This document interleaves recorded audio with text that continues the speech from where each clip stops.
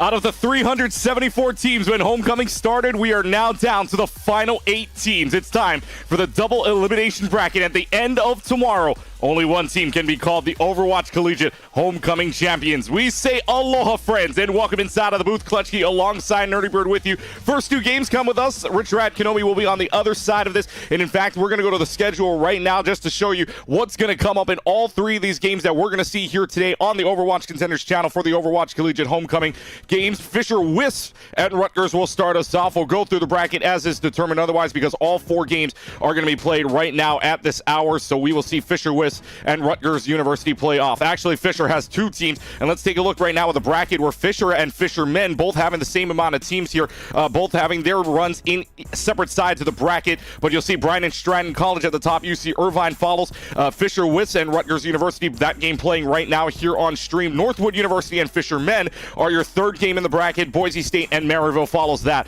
in the 4th game. So all of it playing right now. And Artie, we've got a lot of good games here. You're looking at the bracket side, and this is a really interesting bracket setup, not only for the fact that Fisher's got teams at the top and the bottom bracket, but there's a lot of good matches that are going to start, and we're just at the start of the top 8. I mean, I'm excited to be starting out on this match in particular, the Fisher Wisps. I mean, it's the Wisps. They're extremely powerful. I am stoked to see what they bring to the table for our first match of the day. I mean, if you get to be on broadcast first, you're going to set the bar for performance extremely high and tell everybody else, well, you've got to beat that, so best of luck to you.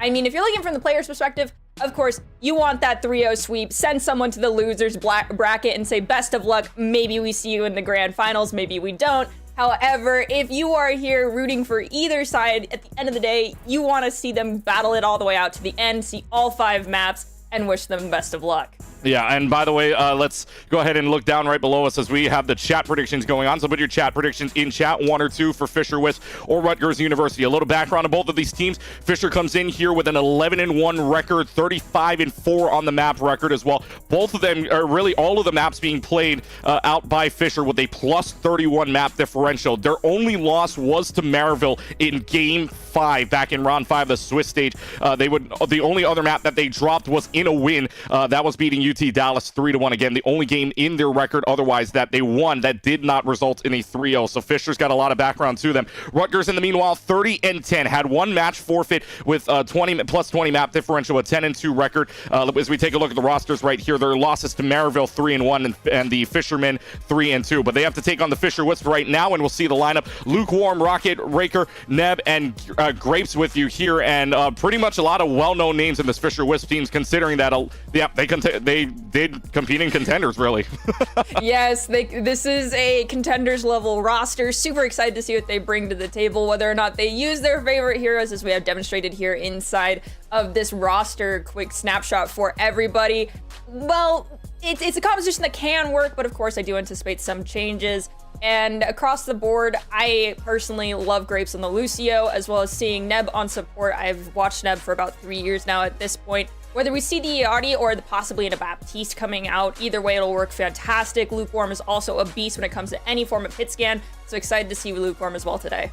Yeah, and so Riker is, I want to excuse myself, I mispronounced the name, but Riker is the tank there. Meanwhile, for Rutgers University, we take a look at the other side. Tap, Iron Man, Ajax, Neutral, and Soap are your lineups there, and could be really anything. I mean, yesterday we talked about both lineups here, but really we're really going to be talking about both of the matchups that could happen, because yesterday, I was watching, there was plenty of lineups to be had here with a tank at the very least. I know the commonality with the healers so far has been the Lucio and the Baptiste, but when you look at the tanks, it's been Sigma, it's been Romani that was playing the Junker Queen. I mean, this could go either way, especially when we get onto our first map of Control here in just a little while. But I mean, Artie, what do you expect from really both of these teams? Because you can see it coming up here, and actually the maps coming up may or may not be confirmed. We'll get that in just a second, but what do you expect? Actually, it is confirmed. Oasis is going to be our very first map here. So really, we yesterday's matches, we saw UCI and St. Thomas go at it with that Romani, I should say, on the Junker Queen.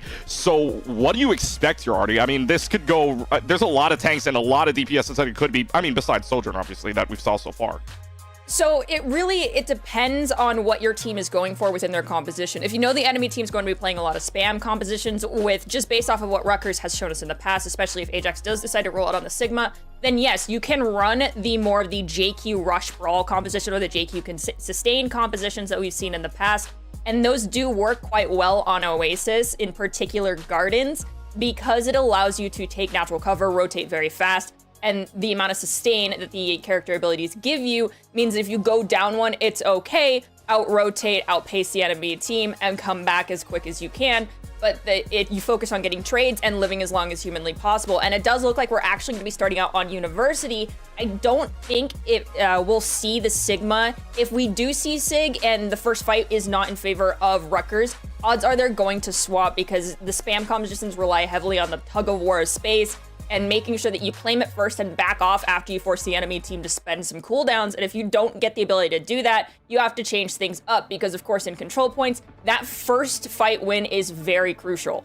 Yep, it will be. As we assemble the Heroes phase, we get to get our first look at both of these teams right now. Is pretty much what we saw earlier on. Fisher Wisps right now, offering the Orisa right now. Meanwhile, Rutgers pretty much seeing what we saw earlier with, or earlier matches too, with Ajax on the Sigma.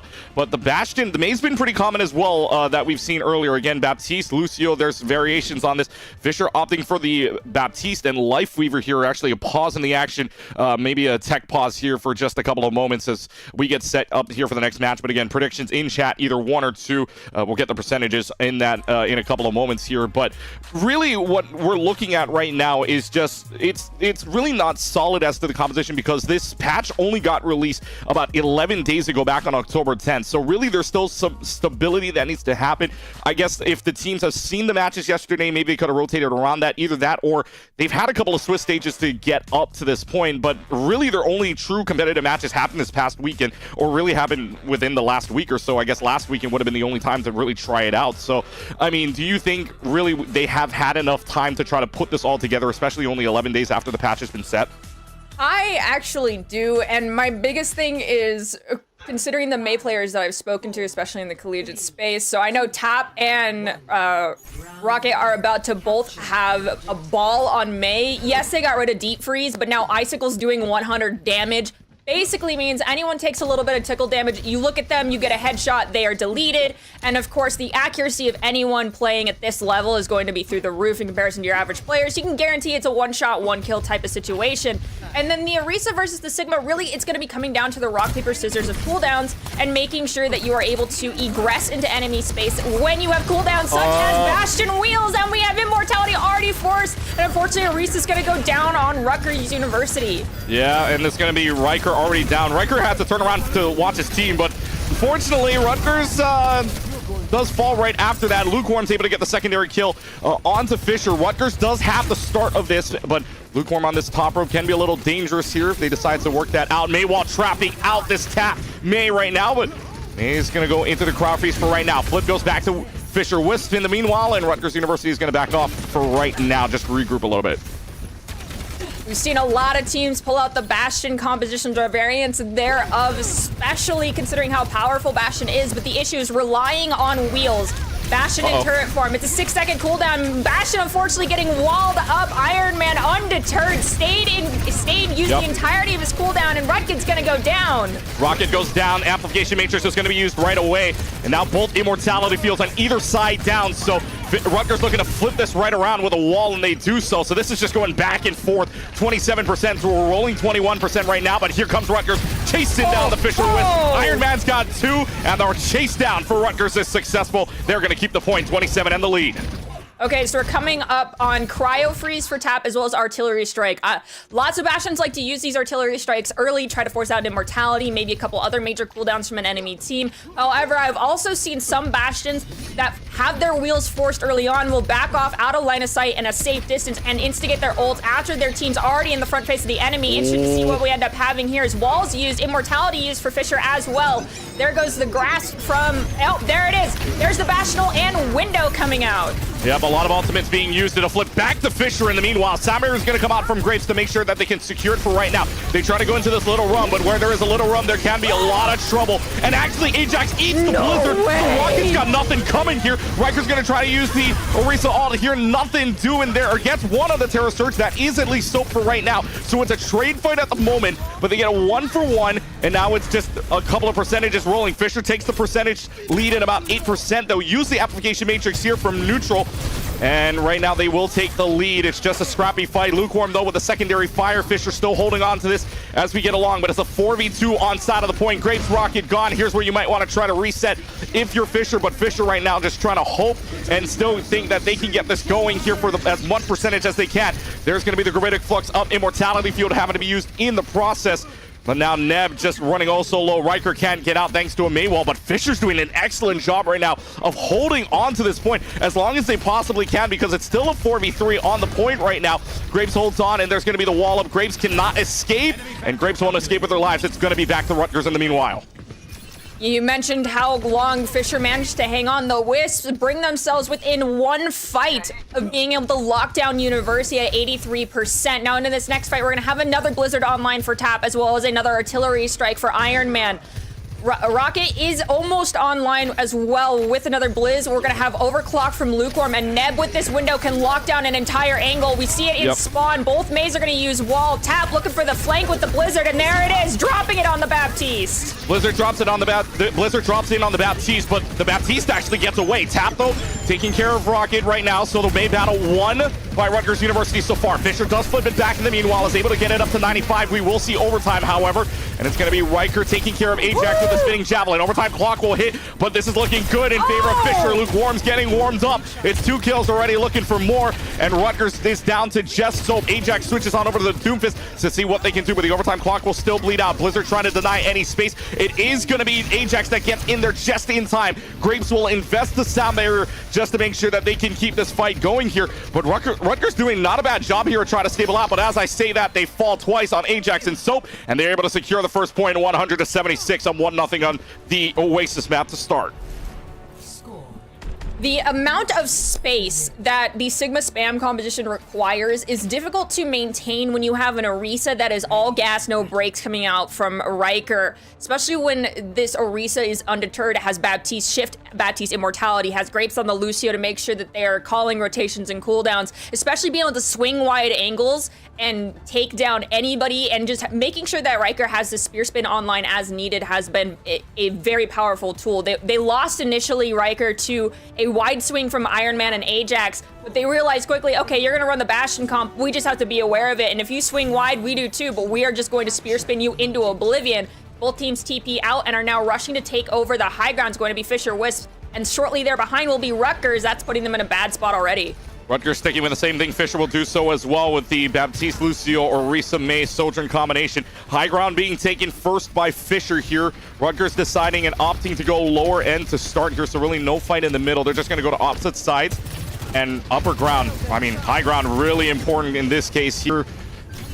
As it stands, three people already trying to rush the point. That's going to be Fisher. Now it's just a rush down. There's the May wall that's going to keep Ajax in, but Ajax stays alive. Wall is broken thanks to the Bastion of Iron Man. Grapes comes around the backside along with the Sojourn of Lukewarm. No, not much damage there either, so it's just going to be a scrap fight left and right. May walls are up on either side. Only problem though, Ajax is trapped. Ajax is falling. Tap will fall at the same token. Immortality field gone from Fisher. They might not even need it though. Riker does go down by the hands of Iron Man, but it's going to be Fisher that starts it off, and with Riker gone, you may or may not have a good chance at this. And it looks like, well, Fisher is just going to back them off. Neutral, first one online with ultimate. That window taking down Neb, going to help clean up other members, and oh, Lucio. Guys, okay, Lucio don't play in traffic, guys. No, this is why you look both ways before crossing the street to anyone that's new. We're gonna have Soap come back, play taxi for the rest of their team, make sure everyone's able to move forward and together, but holy cow, Neutral, that was a fast window. The issue now, though, is that you're going into Rocket with Blizzard as well as Neb with window, and Lukewarm coming up on this overclock, which, as we saw in overtime on University, Lukewarm with overclock is basically the entire backline's going to be deleted. Maywall comes up to start. That traps the entire team out from getting to the elevator, so Rutgers has no chance of the upper ground. Here comes the rest of the team. The Blizzard comes out trying to stave them away for a little while. Soap is able to get the sound barrier out. Both Immortality Fields gone. And Application Matrix also used by Neb. So no ultimates on the board except for Lukewarm's available one right now on the Overclock. Blizzard and now Artillery Form is also going to come out for Rutgers. They have that available to them. Question is when and where they want to use it. Ooh. Graves takes care of Iron Man, so no chance at their artillery whatsoever. Lukewarm's going to pop the Overclock to see just the teams fall here. It's Tap versus Lukewarm. Who's going to win this battle here? Crawfreeze comes out at Tap, and Lukewarm have their 1v1, but in the end, Fisher keeps hold of it with Final Fight territory coming up. Tap went into cryo freeze for just a small amount of time, got enough health to survive the tiny little tap they were going to take, and then got the elimination, but unfortunately did stagger themselves in the process. We are, as you mentioned, in one fight, last fight territory. Rutgers has almost every ult online except Soap with that beat, and it's okay considering that Wisps used everything but Terra Surge. However, beat is quintessential to surviving Terra Surge if Window is forced out during one of these early ultimates. We have Artillery Strike dropped on the high ground, only forces Spear Spin.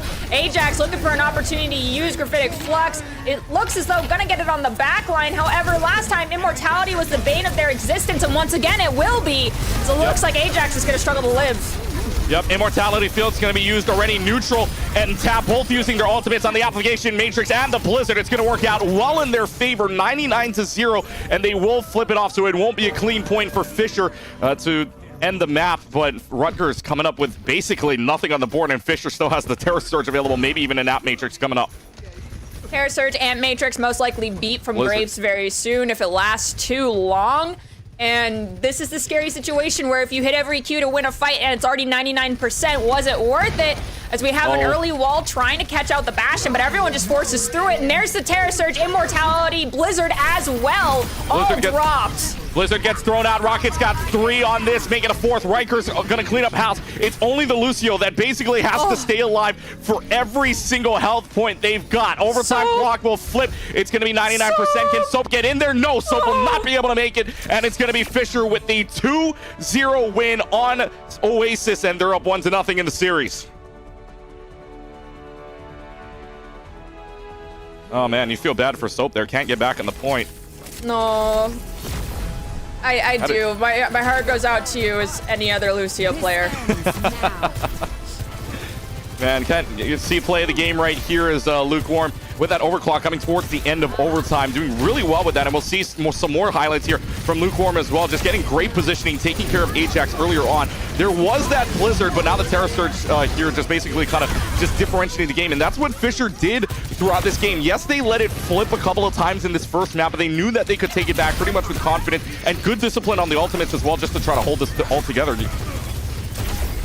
Fisher did a great job of what some people will refer to as coining ultimates. If they knew if they knew Rutgers had an ult that could flip the fight and they heard it get popped, they would respond with their own. However, you could see during those situations where it was close to last fight that they would just choose not to respond. Be like, okay, let them burn everything. It's fine. We're at 99. Happened twice, and then they walk back in with 2 ults nearly online and 2 shortly thereafter. So they play the back and forth tug of war with the ultimates quite well. It comes down to ult tracking and trusting your instincts as well as your IGN and working as a whole unit. No one seemed to use ultimates very selfishly, except for a couple times where maybe the Orisa did it thinking, okay, I need to neutralize this ult with my own ult, but maybe I get a team kill. Yeah, maybe. But by the way, back in the previous game, Iron Man and Lukewarm, both with your top damage, done 10,000 for Iron Man. Lukewarm coming up with 9,000 as well. But in the end, it is going to be the Fisher Wisp getting map number 1, 176 on the University and 132 on City Center. So we're going into the next map right now as we're going to get set here for hybrid in just a couple of moments here. And with the map pool as it stands, I mean, Artie, what are you looking at? Because at the map pool right now, this is going to be Rutgers' pick. And what we've seen so far with that Sigma with hybrid, you've got only Nimbani, Midtown, or Eichenwald to pick from. What are you picking here? I think just because we know, oh man, okay, so honestly, I would suggest Eichenwald, and my reason being is that it's become the Numbani 2, well not Numbani, the King's Row 2.0. Also, when you're on the defensive phase, a lot of teams struggle to get that high ground. However, the popular pick now has shifted over towards Numbani.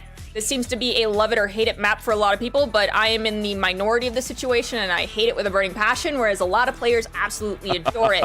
And if you're a great Sigma player, yes, you can be absolutely dominant when you are playing Sigma on defense for Numbani. The issue here, though, is because this is Rutgers' pick, odds are they're not going to have the ability to start out on defense, which means this is going to be an all or nothing type deal. We're either going to see a full hold or we're going to see all 3 points and we're going to be forced into an overtime situation. There's going to be no in between. Yep, so Numbani coming up here in just a couple of moments. Meanwhile, here again, other matches, if you're interested in the what's going on around inside of this Overwatch Collegiate Homecoming right now, you've got the Brighton Stratton Bobcats taking on UCI at the moment. Fisher Wisp, right now you're watching against Rutgers. Other games in the bottom side of the bracket, Northwood taking on Fisherman. That's going on Boise State, which you are affiliated with. You got Boise State taking on Maryville right now as it stands. So we will see who moves on. Of course, right here on stream, we'll let you know that we're going to move on to the next round of the upper bracket. We'll get down to the bottom half of the bracket here with that winner's bracket. So we'll stay tuned for that one. We'll bring you the second game. But first and foremost, we got to get through this one as Fisher Wisp and Rutgers University going to go right into the map of Numbani here. Now we saw different variations with Orisa coming in for Fisher, and then you saw the Sigma coming in for Rutgers, excuse me. So, I mean, does this change here? Do you think Rutgers is going to try to play into the Sigma here? Or, I mean, what are we expecting, especially with some of the heroes coming up in a sec? You'll see it. Well, let's find out. Considering I didn't anticipate really many swaps here. However, it does not surprise me that we have Neb and Grapes pulling up on the Baptiste and the Iari. Typically, your flex support gets to be the one to have fun and gets to play the area where your main support is going to be forced over towards the Baptiste, and we see the same thing coming out from Rutgers. The one thing that we have that's the variant here is Iron Man is sticking to this Bastion. There's a lot of players that are, like, loving on Bastion gameplay. I'm here for it. I adore it. My concern is Rocket on the Echo. Either we're going to see Iron Man strictly be focusing down Rocket, or Rocket is going to be having the time of their life in the backline getting uncontested. It really is going to come down to, can Iron Man be prepared to deal with an Echo that's going to be taking these off angles, pulling attention, taking care of the Echo quickly, and then focusing back up on what target Iron Man wants to focus on. All right, well, here they go. 3 minutes and 48 seconds as the doors unlock from the station. And we're underway here in map number 2. Fisher up 1-0 as, well, arrow shots being traded, but it's going to be Lukewarm getting the better of it for right now as Fisher's just going to take their positions aggressively. Rutgers is just going to try to move up here. The Hanzo just by themselves right now, moving up into the wall and running up the wall for right now. It's going to be Ajax protecting Iron Man because Iron Man is just trying to shred this team, but Lukewarm's going to win the 1v1 on the Hanzo trade, and that's going to signal that Fisher is going to start to win this fight. There is the healing pylon you got to get rid of. Yep, there it is. And so with 3:15 right now, you get rid of the healing pylon, but this Rutgers team really just has no chance to enter, really. So we have Tap swapping over to the Echo, which is great. It allows you to create an off angle, because the first thing that they decided to do, never mind, as I'm speaking about Tap, Neb decides to one tap. The issue with all going into one corridor with a spam composition is spam thrives on having multiple angles. Instead, you're funneling it down into one spot and praying that the one person you're all looking at does not get healing, is able to get deleted. But we have the supports that are going to be able to off angle, not take damage, just focus on keeping someone alive and intermittently disperse a little bit of damage here and there. And we're also able to take this off angle on the left side where Hanzo is able to get more value. We're going to start with this window, but all Riker has to do is move to the left or right and is going to be safe from harm. But Immortality from Grapes is forced very early. Neb will find neutral, and we hear Bastion Artillery Strike coming in as Ajax goes down. Ajax does go down, but it's going to be the artillery coming out from Iron Man right now. See if that finds anything. Riker's able to find Tap in the meanwhile. So nothing happening really again for Rutgers here. They've wasted 2 minutes on the bank. Nothing doing for them, and now you're going to have the Gravitic Flux basically just for security here, but that's Echo's duplication anyway, so free use. But Fisher then again gets it, and Rutgers having nothing on the board except maybe the Captive Sun as well as the Gravitic Flux and a duplication, but Fisher's also got 2 online coming up. I'm interested to see if this Captive Sun actually works out. It seems as though, especially after the changes that have been made to Yardi, a lot of times her ult is now getting eaten. People realize, you can deflect it, you can eat it, or you can dodge it, or you have a shield. Ajax can prevent Neb's ult from finding a whole lot of value in one of 2 ways. Either you use your hands and you take it, or your shield will block most of it. But if Neb takes a strong off angle, such as it's a pseudo mirror neutral here, It's neutral shit. It gets spear spawned into oblivion. The response from Neb is just stronger. Follow-up Terror Surge. It's the wombo combo, but Riker is going to get deleted after getting a little overzealous. Soap gets the kill onto Riker. Tap, meanwhile, getting Neb. So Rutgers has a chance to open the door here, and it looks like they will. There'll be a back off here from the Hansa for right now. They'll have 3 on point. So Rutgers, with using that Captive Sun pretty well, Tap also using the duplication, they'll add 2.5 to the bank, so Rutgers will let the payload move on. Stop the payload.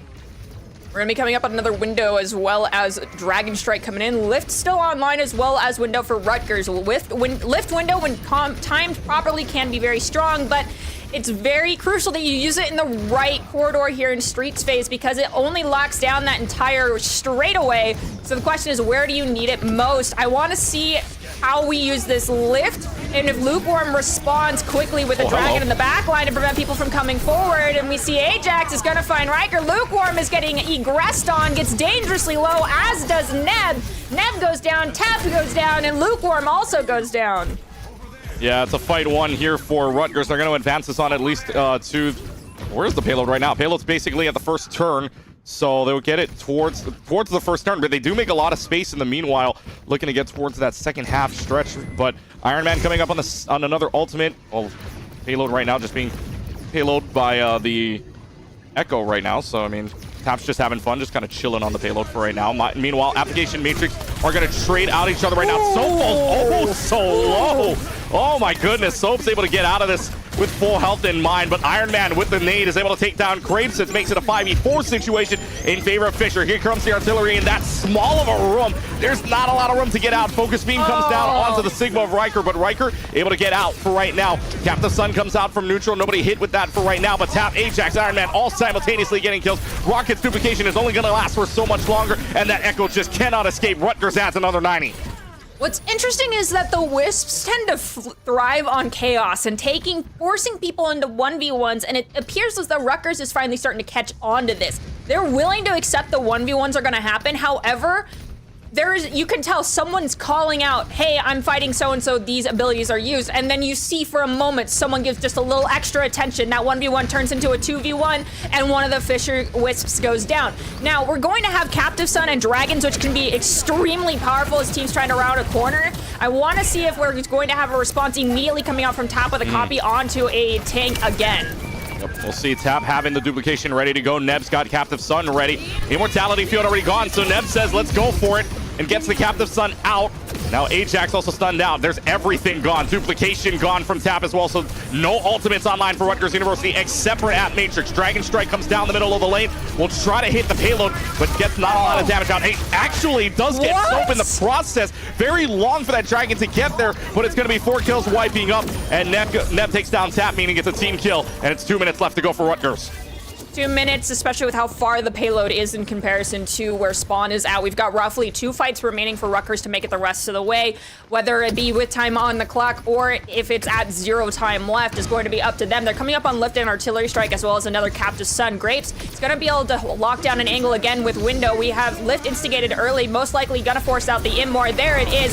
Now that means Iron Man can have the time of their life using this Artillery Strike. Here comes in that Artillery Strike. It's going to lock down and carpet bomb everything up to the payload, but no one gets deleted. No one gets deleted at all. Rutgers is going to try to move in on this. Neutral does get onto Rocket, so here we go. Tap on the backline with a lot of sticky nades onto Neb. That's huge for this team right now, and Tap is just going to go crazy on this Echo right now. Already gets 2. The sticky nades onto Neb and the kill onto Grapes is huge, and now they've just got Riker stuck in the backline, so Riker's just going to have to run away for their lives here as quickly as they can to try to get back with the rest of the team. Can they make it out? Probably do so unless something dire happens here, but good Kiriko Suzu to keep up them for right now. Lukewarm using the storm arrows, I should say, to take care of Iron Man, and now it's looking more or less in favor of Fisher, but as I say that, Tap's able to get more sticky bombs onto Neb. Duplication available to them. Focus beam gets them all the way down. Grapes doesn't have the protection, Suzu in time, and now Grapes is just going to duplicate into the Kiriko here, just to maybe try to 1v1 this for right now, but Lukewarm and Rocket getting kills. That's not a good situation to be in right now. Rutgers might have to back off for this one. The copy from Tab is so big brain. Let me take this duel with you. Swift step away. Maybe have the opportunity to come back around and do it again. Unfortunately, no Kitsune Rush will come online for Tab. But Riker close to a Graphitic Flux. Ajax trailing a bit by about 14%. Graphitic Flux in conjunction with Captive Sun is an instant deletion for all of Rutgers if they're hit. So it's quintessential that Soap hangs on to this immortality for as long as possible during these two ultimates. Amplification Matrix is going to be used. They're actually going to use the Captive Sun early without going for the Gravitic Flux. It does take care of the Immortality field, and in the process, Lukewarm's able to take care of Ajax. Final 6 seconds, and actually Riker eats up the Captive Sun of neutral, so Rutgers has nothing left on the board. They're not even going to have a chance at this. The overtime clock is going to start to run unless somebody C9s by accident here, but it's not going to happen anyways. They clean up house, and Fisher puts up the fence. They deny Rutgers completing the map here, and it's 2 points, 64 meters for Fisher to take a 2-0 lead. That parking spot is so close to the final check mark. I mean, at this point, some players will start saying, you know, we might as well have to push it all the way. Rutgers did a fabulous job of making sure they could take care of what they could. The only issue, I think, is not forcing some of these essential counter cooldowns from the enemy before they use their ultimates. They're ulting first, which normally works, but you have to work around the fact that the other team will have cooldowns to counter. You can take a quick look at these amazing DPS highlights that we have coming out from this first half of the new body map. DPS, of course, always coming in strong, but love seeing these kills coming out from Echo. Yeah, and you also love the amount that Fisher's outputting right now for Fisher. I mean, one of the numbers standing out right now, ultimates used by Grapes has been 5. So Grapes on this support has been so good for this team of Fisher right now. Highest number on for the Rutgers team. Really only standing at 4 for both Neutral and Soap, but Grapes getting 5 is an absolute big help to you. And then Neb, of course, getting that Captive Sun out very early on. You thought it was going to be a combination, but in reality it wasn't. And then Riker just kind of putting the seal on the deal there with that eat on the Captive Sun. But regardless, it's going to be Fisher up for their attack. 2.64.37 meters is all they need to bring this back to a 2-0 series score. And Rocket now opting for the Soldier instead.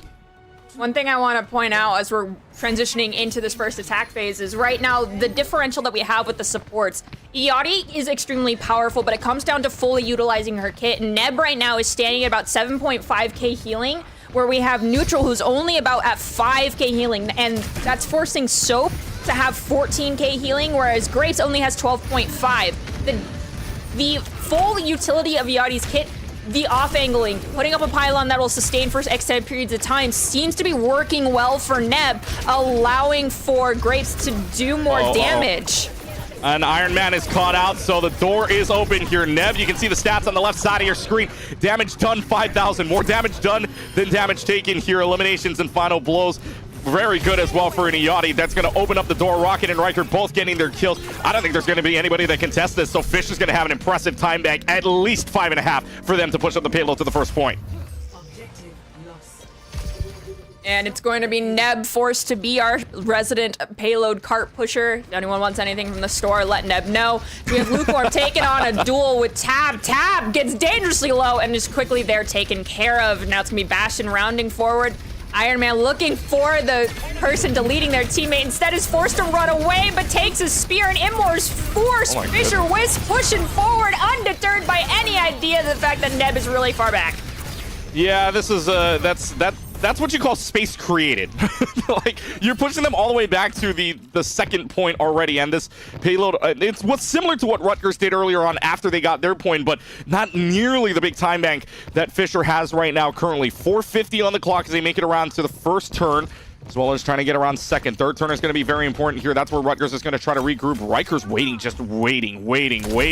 Has a shot at the Terror Surge early on here, but decides not to use it for right now. Uses the Terror Surge to drop down Ajax, so Ajax is now stuck on the ground if they wanted to play this. Immortality field used on either side. It's going to be the focus beam used out from Rocket, or used out from Tap to take care of Rocket, and now with no Soldier, really nothing to take care of the Echo unless Lukewarm can hit that shot there, or Neb can go from far away. It's going to be no ultimates used otherwise. Tap getting a focus beam onto Grapes that should signal back up from Fisher, and Rutgers is going to put up the fence.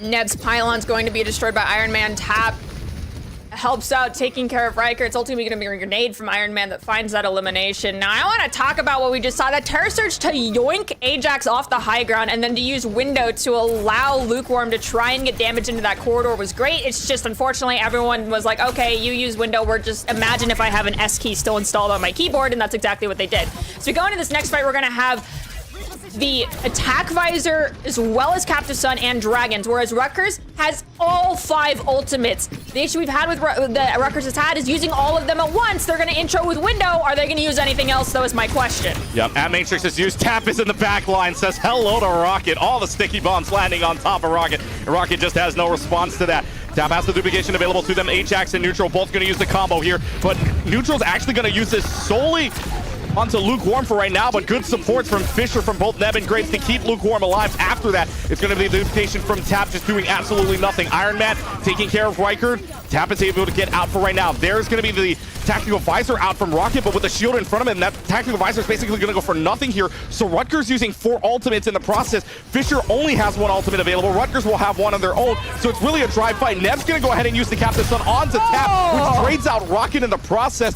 Rocket now just not having a lot of fun, but Graves able to take care of Ajax in the process. Probably means in this 4v3 scenario that Cart can move up just a little bit more. Artillery strike comes down from above. Is this going to find anything is the question. That will not find anything. They make the turn here. The Bastion. Oh boy, the Bastion is found out though behind them. It's going to be the Bastion and Baptiste just sneaking up, but they can't even touch the point in time. It's going to be another 90 coming up for Fisher. In the last fight, we saw Neb and Graves give it their all to protect Lukewarm, and I mean, Lukewarm is currently leading the charge in the lobby with 21 eliminations. The closest next is going to be Neb with 18. So if you've got his DPS putting in that much work, you sure bet your supports are going to do everything they can to keep Lukewarm alive. As we're coming up on yet another Dragon Strike from Lukewarm. You can see here the 21 eliminations with 11 final blows and 11,000 damage. Sheesh. That's a lot of damage. That is a lot of damage. Sticky bombs take care of the healing pylon for right now. There goes the immortality field. There goes Iron Man. Iron Man no longer seen. Rocket switching over to Genji, says hello to Soap. Trying to get some revenge on 3 meters left to go. Somebody's got a touch if Rutgers wants to deny this, and that's it. Rutgers goes all the way around, but Fisher's able to get the kills, and they're able to take map number 2. Series point coming up for them. Can we talk about Graves for a moment? Graves, wait, I'll let whomever has played the game. It's Lukewarm. It's Lukewarm on the Hanzo. I don't know if anyone is at all flabbergasted by this development. Yeah, we're not surprised. Lukewarm absolutely popped off. But Graves, 7 ultimates used this game. Holy cow. Holy cow. Okay, also, everybody knows Baptiste amplification matrix comes online so fast that sometimes you joke that it's a cooldown, just like he has 3 health bars being a joke among the community. But 7, and then the closest next being 5, wow. Yeah. Graves just coming absolutely online with 7 ultimates used, but bear in mind here as well, as we see Lukewarm's Hanzo clips right now. Lukewarm final numbers, 22 eliminations, 3 higher than the teammate of Neb, by the way, on the Iati. But 22 eliminations for Lukewarm, the highest there. 12 final blows, highest as well. Damage done, 12,000, but oh my goodness, Lukewarm popped off there at the end, and then Tap as well was getting a couple of kills, and then Rocket switches on over to Genji, and then all hell breaks loose, and Fisher's able to take this lead 2-0, winning Nimbani 3-2 after Rutgers got stopped 2.64.37 meters. While we come back here to the counts, we're going to take a short break, and when we come back, it'll be map number 3. We will see what flashpoint comes up here, Suravasa or New Junk City. What is Rutgers going to pick to save themselves from dropping down into the lower bracket? You're watching Overwatch Collegiate Homecoming right here. We'll be right back.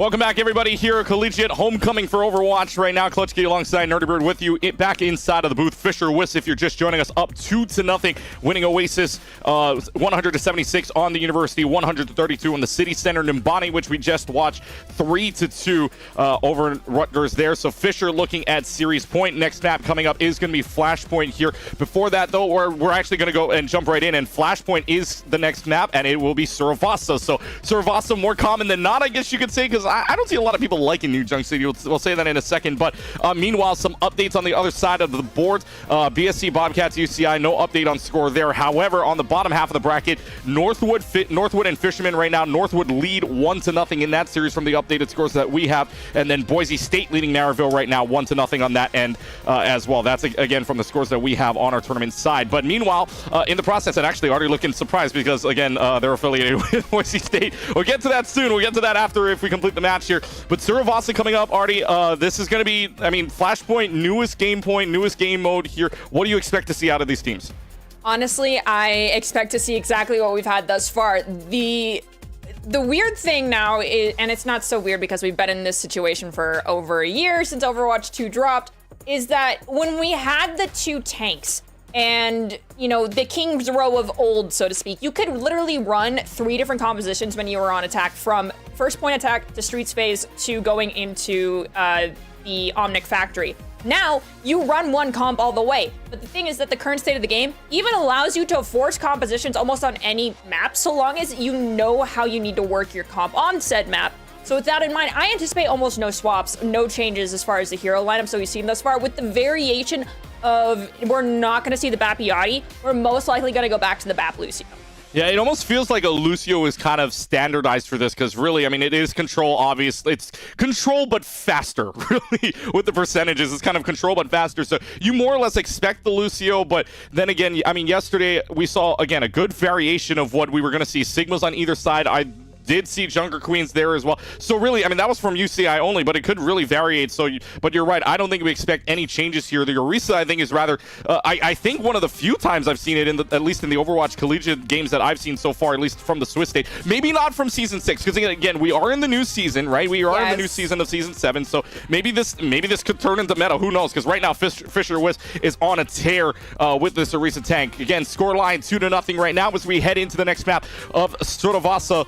And first map is always going to be that market. So again, really no swaps to be had to talk about. No substitutions on either side. So it's going to stay the way that it has been. But if it's anything like the last game, watch out for Lukewarm and Tap, because those two are going to go on a tear. So I want to touch on the fact that we have Riker coming in on the Battle Cattle. And you mentioned it, previous season, Orisa, insanely strong. She received some nerfs at the beginning of the season. However, not to the extent that anyone who knows how to rotate their cooldowns is going to be deterred from playing the Battle Cattle. If it ain't broke, don't fix it type mentality for a lot of teams. We are actually going to see Rocket come out on the Mei. And that's interesting considering they're aware that Iron Man has been enjoying the Bastion for the majority of this series. Your walls are not going to live very long, so we may see Rocket swap off. We'll see. Rocket on the Mei right now, so we'll see how this lines up. They're going to go into Market. Market your first point, as always, then it will randomize after that. We'll find out where they go. But Market for right now, it looks like Fisher's going to be the first one to stay on this point. No side swaps on either side, so Fisher stays in the blue. Rutgers still in the red, as culminating with their school colors as well. 6 seconds until the point unlocks. And really, it's just Rutgers waiting patiently for the opportunity. Here they come. The Maywall comes up, splits up the team just a little bit, but Rutgers is just going to rush right in. Fisher had the upper ground, but now they decide to drop. Immortality Field having to be dropped by Nev already. And now Neutral up to 43% on that ultimate. Nev trying to trade that out right away as well. But this Orisa from Riker falling oh so low, has to drop down below. Crowd freeze already having to be used by the May of Rocket. Rutgers has the point to start, but nobody's died as of yet. And now Riker wants to say, let's go, green light on. And they're going to try to run right in. Unfortunately, Ajax taking care of Rocket means there's no more May walls to be had for the rest of this. No more slows. And this may result in a Fisher loss here. And that nade finding Riker means it's all hope lost. And Rutgers is going to hold on. We saw Riker immediately rush in after we saw the Mei cooldowns, which is pretty standard. You see the Mei cryo freeze, you see Mei wall, that's your go buttons. But Riker then handed their backline, unfortunately, over towards Rutgers because Riker's spear spun forward, used spear, and then quickly used fortify. Left with no cooldowns, you are a sitting duck, and your backline is going to be pummeled. We'll see if they change anything up going into this next fight as we are coming up on Overclock B and Window Pop first, but Tap following up with that Blizzard. Yeah, Blizzard gets pulled up. They're able to escape for right now with the crowd freeze and everybody able to kite off. Riker, though, with a headshot on the Tap. Same thing for Graves on the Lucio. It's Lucio and the Orisa show here. 3 kills total between the both of them. And at 95%, it's going to go to Fisher, who has to hold us on for probably 2 fights. Remember that. Oh no. Oh, they're toying with Rutgers. Oh, just send them back. I get that this is normal, but send them to the Shadow Realm. Come on. Oh wait, does he get out? No way. Did you toy with your food too much? Gets out. Oh my gosh. Too much. Oh my goodness, the Baptiste gets out. That is insane. Blizzard available for Rocket. Here we go. And the Blizzard might come up right now. Samurai is going to drop just in time for Soap to get there. Iron Man has the artillery strike ready to go. And the artillery strike just dropping down. Let's see if that finds anything. It does find a little bit of damage, but nothing else. Lukewarm has the overclock, and Lukewarm might just pop off here. Finds neutral in the process. 56%, looking at 60 right now as they start to trade off. Iron Man's able to take care of Lukewarm, but it's got to be more than that. Graves and Nep both finding their picks. Crawfree's gone from the Mei, and the Mei's just going to die here. And I think Fisher may not have learned their lesson, but they finally get rid of the Mei.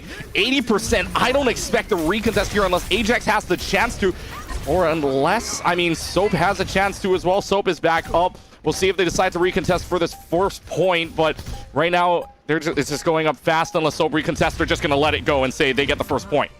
Yeah, Soap was actually back grabbing Tap, which, you know, you are a taxi service when you play Lucio, so expecting Soap to do both at the same time, a little bit unfair. Now, as we go into this next fight, we have Beat online for Grapes as well as Windows, so most likely we're going to see Graphitic Flux, Immortality, and Beat possibly all expunged as Wall is tried to be used to wall off Ajax, but Ajax lives. However, Tap is forced to be sacrificed as well as Iron Man Ajax falling thereafter. Yeah, good kills all around here from Fisher. They've got 3, 4, 5 kills total. That's going to be the team wipe there from Fisher. And again, they start off with the point on their end. Rutgers, though, can come in with a few things. They're going to have a Blizzard available to them as well as an Amplification Matrix. Otherwise, Fisher's got nothing on the board. Maybe a quick Blizzard. That could be huge, actually, as well. Fisher didn't cap the point until just now, so they're going to have maybe a quick fight here up to about 30% before they touch the point.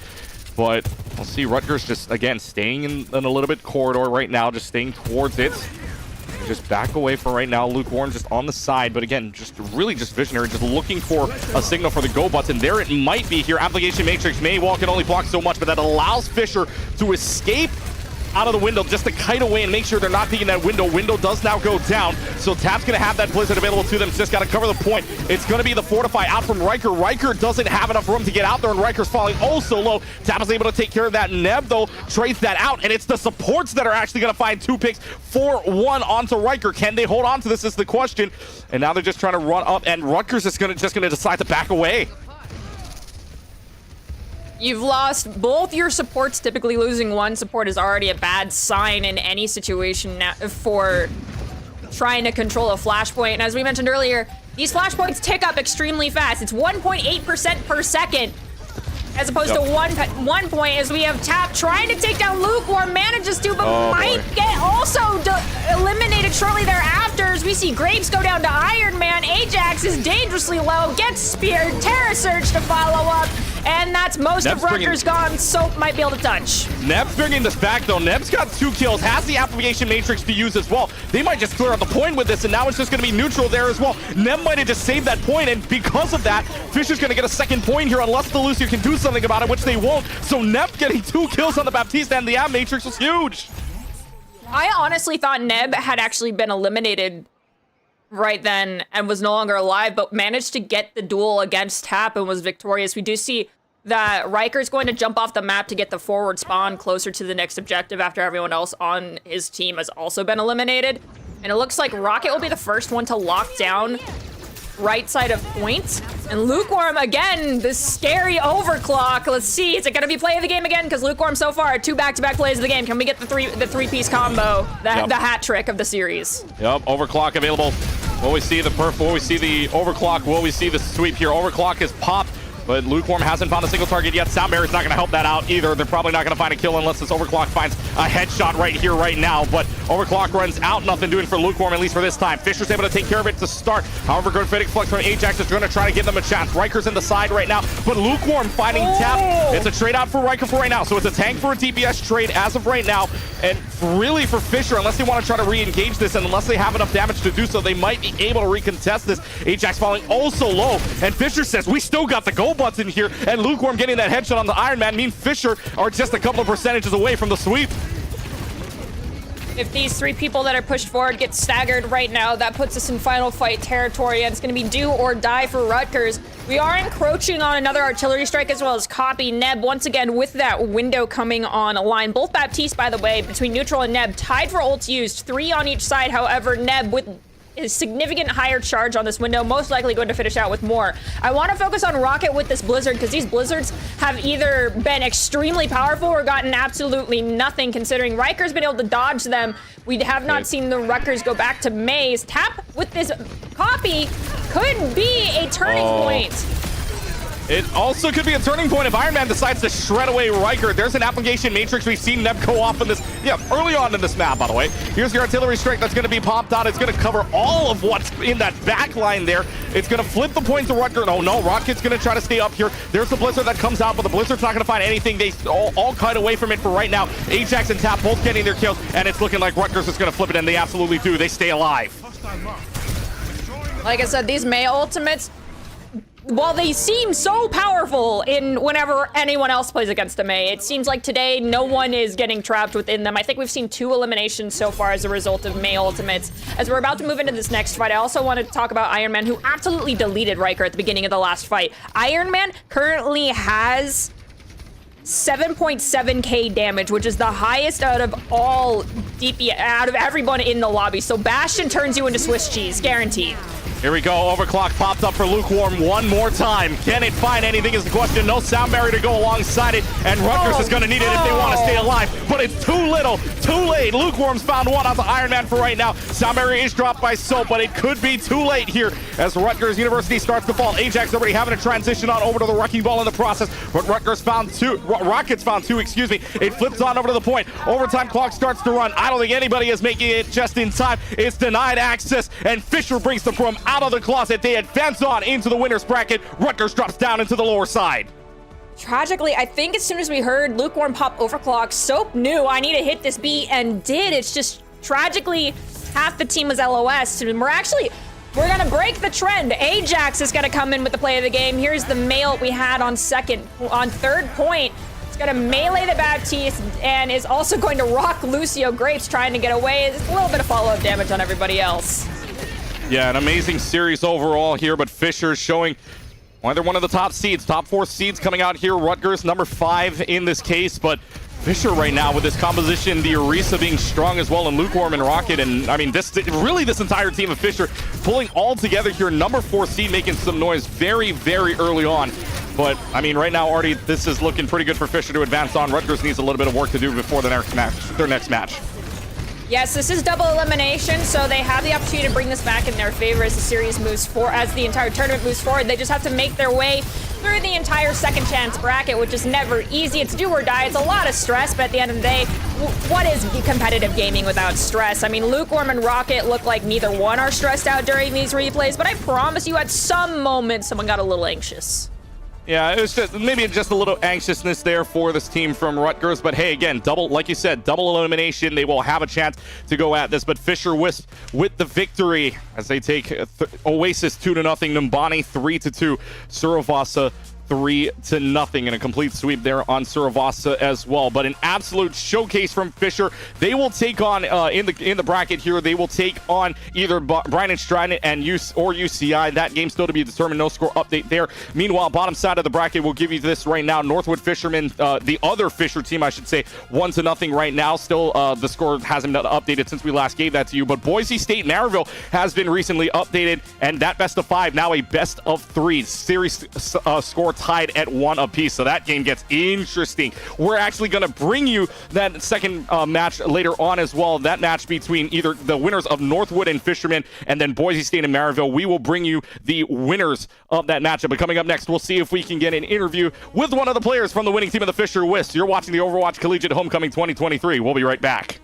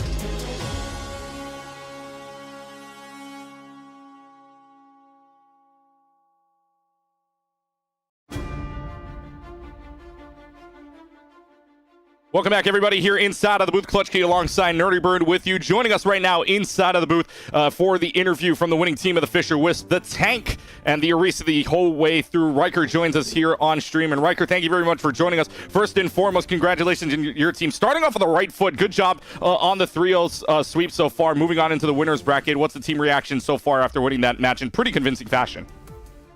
Initial reactions across the board, it played out how we thought it was going to be, and we just stuck to our strategies, and it worked out really well. Okay, so speaking of sticking to strategies, I want to talk about specifically University, which was the first map that we had with you guys, and tragically, I do believe, if my memory is not that of a goldfish today, that you were the first elimination of this entire game, unfortunately going down to a wide swing that came out from Ajax and Iron Man. Did that cause you to decide, okay, I need to change how I'm going to go about engaging on these fights, or was it just a one-off type of situation?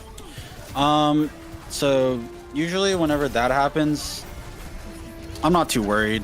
I was just caught off by surprise because usually teams like to play for point there. They just spread out. But this team, something that this team did is they put a lot of emphasis in like trying to kill me. So I did die maybe once or 2 times throughout the series, or 3 times throughout the series where I just died first. But It wasn't too big of an issue. I'm really just playing for my DPS, so it was chill. So one thing I will actually add on to that, because we do have the production is awesome enough to provide us with stats. I can tell you that across the board, every game you did take the most amount of damage, and in the most on Servasa, you had 12k damage taken, and the second highest was Ajax with only 10k damage taken. There was a lot of focus on you consistently, and the fact that you did live as much as you did was actually incredible. Yeah, no, that's definitely something I play towards whenever we're going against Bastion comps. Is I want what they're doing is like kind of what I want them to do. I just don't have to get picked first. As long as I don't die first, we win the fight. Like, because the longer the fights, it's better for Lukewarm, and he's really just chopping it up on the Sojourn. And again, from Fisher Wish joining us right now, Riker the tank here, and a great game again overall from you guys. I want to talk about your next matchup here coming up, which will either be Brian Stratton Bobcats or UCI. Do you see any big things coming up with either one of those teams, or have you guys been watching any of their games and seeing if either side is really a threat to you? I'm not one to really look in the VOD too much, but I watched the game UCI played yesterday. Romani has a pretty good Junker Queen, but I think both of them will just be free. And well, it's already started here, so they are ready to go here for your next matchup coming up here. I mean, you guys did get the sweep. It's 3-0. We don't know anything about Brian and Stratton just yet against UCI, but really for you guys, as we keep going on with the highlights into Suravasa, really just want to talk about what your process now is as you're waiting for your next matchup. Like, what do you guys do to cool down before the next matchup coming up? Probably gonna drink some water and do a couple push-ups, and then just get back into it. Just get right back into it. Well, Riker joins us here from the Fisher Wisps. Riker, appreciate your time. I mean, that was a great game overall. Good luck to you and the rest of the team. I know you are saying that you guys are kind of split online. Actually, one more question for you. Is there any challenges with some people playing online and some people playing in person? You guys got any challenges there? Or you guys just chilling right now? Because it doesn't seem like there's many challenges.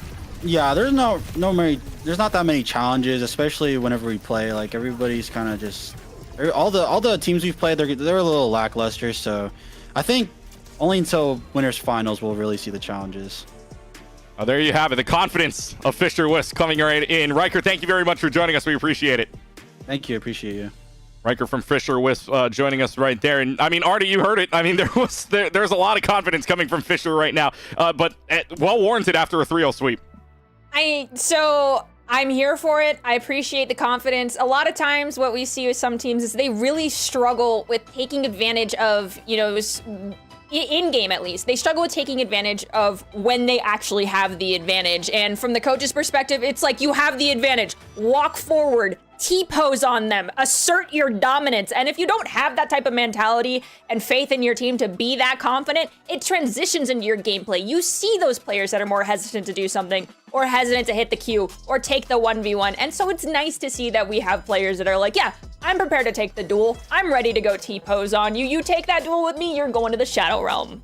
Yep, and so we'll see what Fisher moves on to, but we'll take a look at the bracket here one more time as Fisher Wisps advance on. That's the only known score so far. Actually, score updates everywhere else. Northwood leading Fisher men 2-0, so one Fisher team moving on, one Fisher team on the verge of dropping down into the lower bracket. Meanwhile, for your Broncos from Boise State, 1-1 still tied up on the scoreboard right now. All of these being provided for us, so again, thank you very much to the prod team working very hard to get us these scores. No score yet on Brian and Stratton, as well as UC Irvine. No score reported there. We'll get to you that one as soon as we can. Meanwhile, we are going to take a short break, and when we come back, it'll be more Overwatch Collegiate Homecoming action, so stay tuned for more. You don't want to miss out on some of these matches. We will be right back.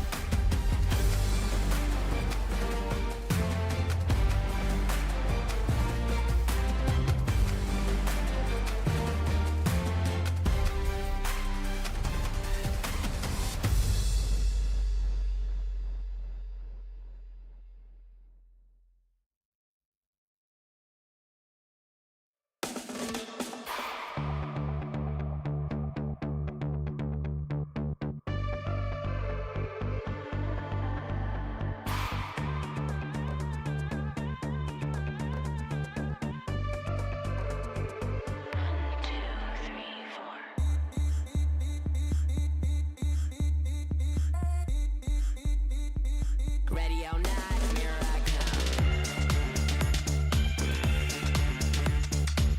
Oh yes we can. Oh yes we can.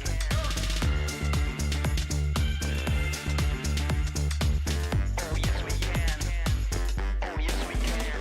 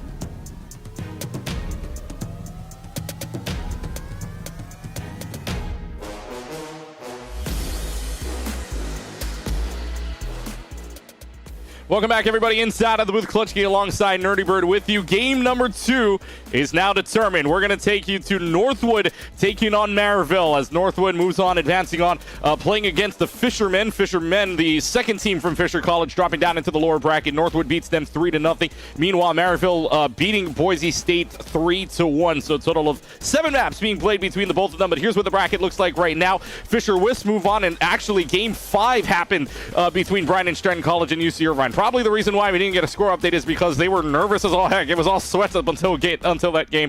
3-2 your final score there. Bobcats move on. Fisher Wisp await them there in the upper bracket. Meanwhile, again, next side of the bracket, Northwood University and Maryville inside of the upper bracket semifinals. We'll give you that game in just a couple of moments. UC Irvine dropping down into the lower bracket, meaning they're taking on Rutgers for their tournament lives down there in the redemption bracket. Meanwhile, Fishermen as well as Boise State University both also playing for their tournament lives at this point, trying to see if they can make their run inside of the lower bracket from the get-goes. We welcome you back inside of the booth here, and really for these games right here, you saw the bracket lineup already.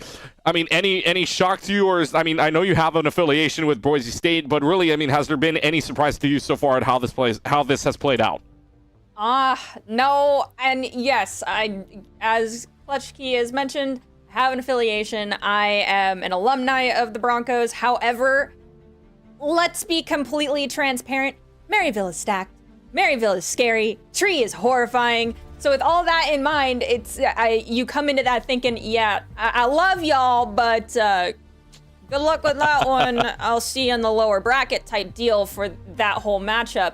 And honestly, I'm excited to see Northwood and Maryville go up against each other in this next best of 5 series. I feel like we actually will probably go all 5 maps, unlike going just 3 maps in our previous series. While 3-0 sweeps are great for some teams, when it comes to actually showing how competitive these teams can get, a best of 5 and going the distance is always the way that demonstrates who is stronger, because it forces everyone to play every map type.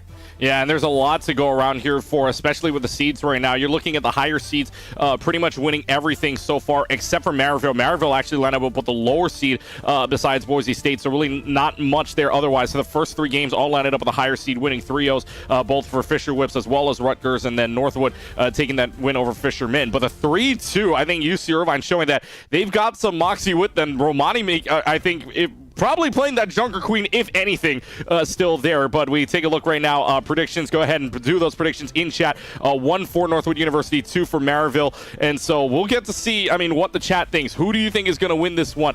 Give you a little background on both of these teams as well. Both for these for Northwood, you have a 12-1 record right now. Their only loss coming to Boise State. They went 0-3 there. Meanwhile, for Maryville, a little bit of a different story. 11-2 at the moment. Their loss was to Northwood 0-3 earlier, so bear that in mind. But that was still in Swiss stage round number 10. So I believe that was still before we got to the double elimination stage here.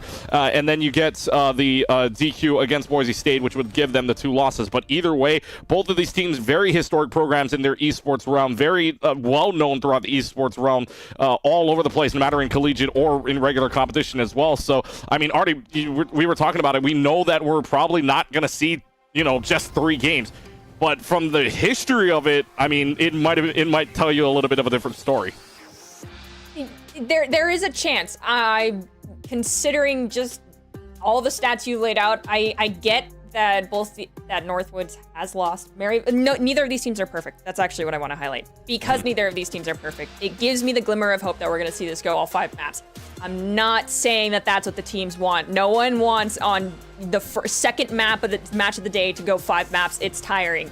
However, I think if you want the opportunity to work your way to the championship, early on having a full 5 map series demonstrates your right and how much you have practiced to be at this point. It sets you above other teams if you're able to do a best of 5 series, whether it be a reverse sweep or a constant back and forth between you and the enemy team. And yeah, plenty of things to look forward to here, especially since rather on stream we really haven't seen anything from Northwood or Maryville just yet. We didn't see them at all yesterday during this round of 32 and round of 16. And by the way, speaking of that round of 32 and round of 16, Rich Rad and Kenobi bringing you the last match that will bring you here for day number 1 later on today. That'll be after we are done with game number 2, so stick around for that. Meanwhile, plenty of things to talk about here, and we'll talk about map choices in a little while because we do have our first map confirmed at the very very least. For Northwood, though, plenty, and we'll talk about the players right now as they're just getting it all together and because Maryville, I mean, just ended, so they're going to try to get them all in soon. But Northwood right now looking at Sam, Boat, Mikey, Landon, and Vega, and I mean, obviously some names in there, including some former Overwatch League member, including Sam and Mikey. Yeah. Honestly, my biggest draw to the Northwood roster is Landon, and one of the compositions that we see some teams pull out is referred to as being hailed by London Spitfire, which we don't exactly see that lineup here. However, it is that Bastion, Baptiste, Symmetra, Lucio, Reinhardt comp, and Landon is someone who a lot of players look up to. Extremely powerful, is coming out of Owl, coming over here and is like, all right, it's time for me to throw down the gauntlet with my squad and show you what we've been working on. So I'm excited to see if we see the London Spitfire comp, I wouldn't be surprised. However, I do think Northwood has something else in mind that is just as creative to counter that composition. And honestly, it could very well be the lineup that we see here with these heroes, with the variant of Boat maybe not being on Tracer, with the possibility of more like a Hanzo coming in, or maybe even a Cassidy or Genji. Yeah, especially now, again, Season 7 has really kind of changed a little bit. It's only been 11 days since that patch release. Yes, folks, we are playing on the live patch, so anything could change. I mean, obviously, you saw that in the last one where the Sojourn was prominent, the Mei was prominent the entire way through, and you mentioned that you mentioned that these things could really go any way with the team comms. You said Bolt was going to maybe play that Hanzo instead. Who knows at this point what it could be, because we saw so many variations depending on what it could be later on as well. Again, for those of you just joining us, Northwood taking on Maryville coming up here, and for the rest of the bracket as well, in case you haven't heard yet, it will be BSC Bobcats, Brian and Stratton take on Fisher Wisp. That game going on right now. Meanwhile, bottom bracket also going live right now. UC Irvine taking on Rutgers, and Fishermen taking on Boise State. Both of those games in the lower bracket as of right now. So I mean, let's talk about the bracket a little bit more here, because I mean, let's talk predictions, because we have chat predictions down below. I mean, right now you're taking a look at the bottom bracket here that we'll see later on today, and I think it will be Rich Rat and Kenobi taking this later on. But between these four teams right now playing for their tournament lives, who's got the best chance of getting out of this? I think UC Irvine and Boise State are going to be the two to move on from this first lower bracket series that we have, and Fishermen and unfortunately Rutgers, this is going to be the end of the road for them.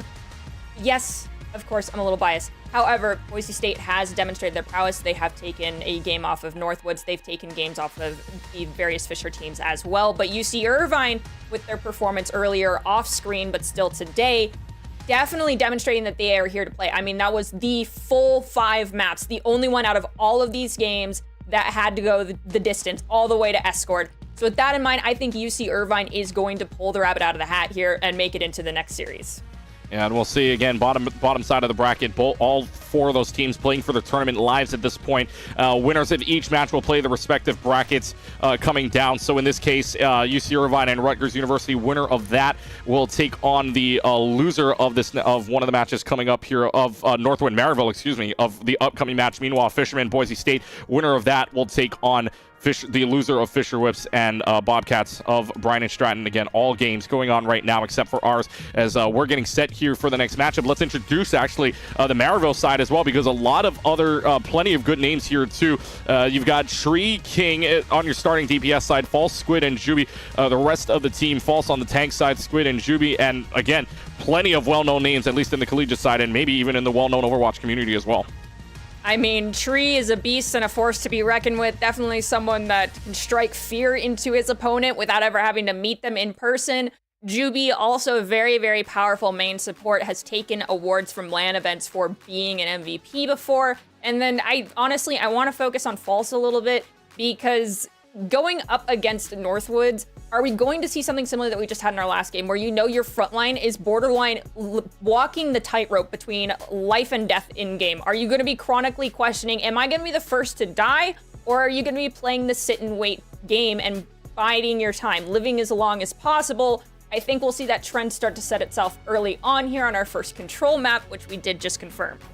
Yep, first control map that is confirmed is going to be Lijiang Towers. So I guess you could say Old Faithful, because I don't think I've seen anybody really not choose this map if they get the opportunity to. I mean, yes, we got the new map Samoa, and that's not enabled, so Samoa out of play. But the rest, I mean, the other maps that you have here, at least on the control side, you had Busan, Ilios, Lijiang Tower, Oasis, Antarctic Peninsula, and if I'm a player of this game and you a fan of this Northwood University and Maryville University game, you like in Lijiang Tower a lot, because that's basically a classic that we're going to see a classic matchup on. It's the go-to. Personally, I would love to see Busan, because I feel like there's more dynamic ability on those 3 sub-maps. However, Lijiang, it's kind of akin to the King's Row, which is, it's such a perfected control map that we can see some level of variation. There's going to be counterplay, but there's also going to be that team that's like, this is our comp and we're not swapping. We are going to play this and we're going to be victorious. And those are the teams that are really scary. And I feel like that's definitely going to be something that Maryville is likely going to come out with. And especially if Northwood does not come out on top of the first map or even first fight, I do anticipate some swaps. Yeah, this is going to be interesting. Again, 2 historic programs between the 2 of these. Northwood University winning a lot of championships. Maryville's University as well winning a lot of championships in their side. Both vying for the right to claim 1 spot into the winners final. So that the fact that they're meeting inside of the winner semifinals means there's a lot of craziness going on right now all over the place in this bracket. All 8 teams are alive by the time we're done here in day number 1. We're going to see only 4 teams come out. But don't forget, folks, tomorrow, another stream as well. We're going to show you 3 matches here again. So tomorrow, stick around for some more Overwatch Collegiate action. And again, 1 more game after us as well, because Rich Rad Kenobi take us to the other side of game number 3, too. So we've been talking about the game so far. We've been talking about the bracket. I mean, there's a lot to talk about here, but not a lot has been talked about the patch notes so far. I know we've been talking about the gameplay and what we've been seeing, but really haven't really gone through the full patch notes here. And I want your take on Sombra, because I mean, the Sombra rework and all, I know we haven't seen Sombra a lot, which means it's not great. Both teams are ready to go. We'll get in there in just a little while, but with Sombra, I mean, are we going to see Sombra at all in this game? In this game, because I mean, Sombra really hasn't been picked at all within the realm of Collegiate so far. So I think no, personally, and that comes with the caveat of, for some reason, every flex support at some point mained Moira, and a lot of Sombra players currently are voicing the reason that, you know, you don't counter swap. Well, you don't start out on Sombra, or if you go Sombra, the counter swap's going to be a Moira. Moira is now how you typically are countering the Sombra, who, you know, insta-cloaks after 2 seconds of being out of fight. So with that in mind, if it's just going to force a Moira swap, and then that's most likely going to transition a team into a rush brawl composition, then odds are we're not going to see the Sombra. However, if you have someone who's become extremely comfortable on the Sombra and is able to land the virus plus hack, and you're doing a dive comp, the rush brawl can be eviscerated. So it's a give and take, and it is a double-edged sword of, are you ready to go up against the counter swap of the Sombra pick? And if so, can your team play against it well?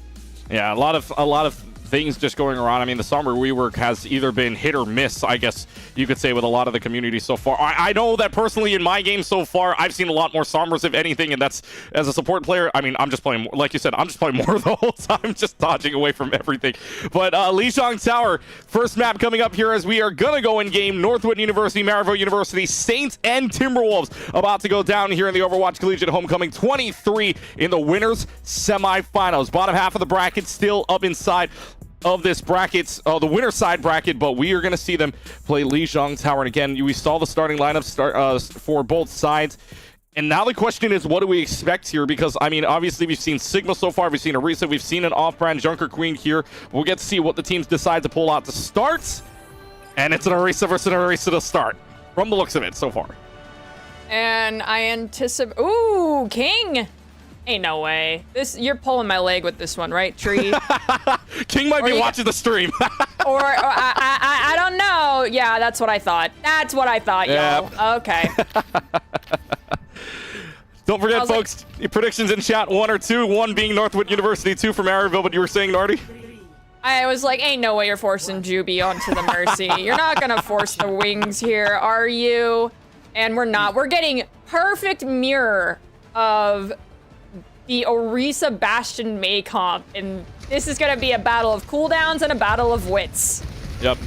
Here we go. It's just going to be one inside Restaurant Alley, the other one in the open air. But there's the wall to cut them off, and now it's just the Cereza fighting for their life. False has to get out, and False is able to find a kill onto Sam, so Maryville's off to the right foot here. Immortality Field having to be used by Landon very early on, but now Mikey falling also low. Good support line. Trees getting their kill onto Vega. False has found 3 in this fight, and it's going to be Maryville just swarming the May, and both got no chance of living. Maryville starts us off on the right foot.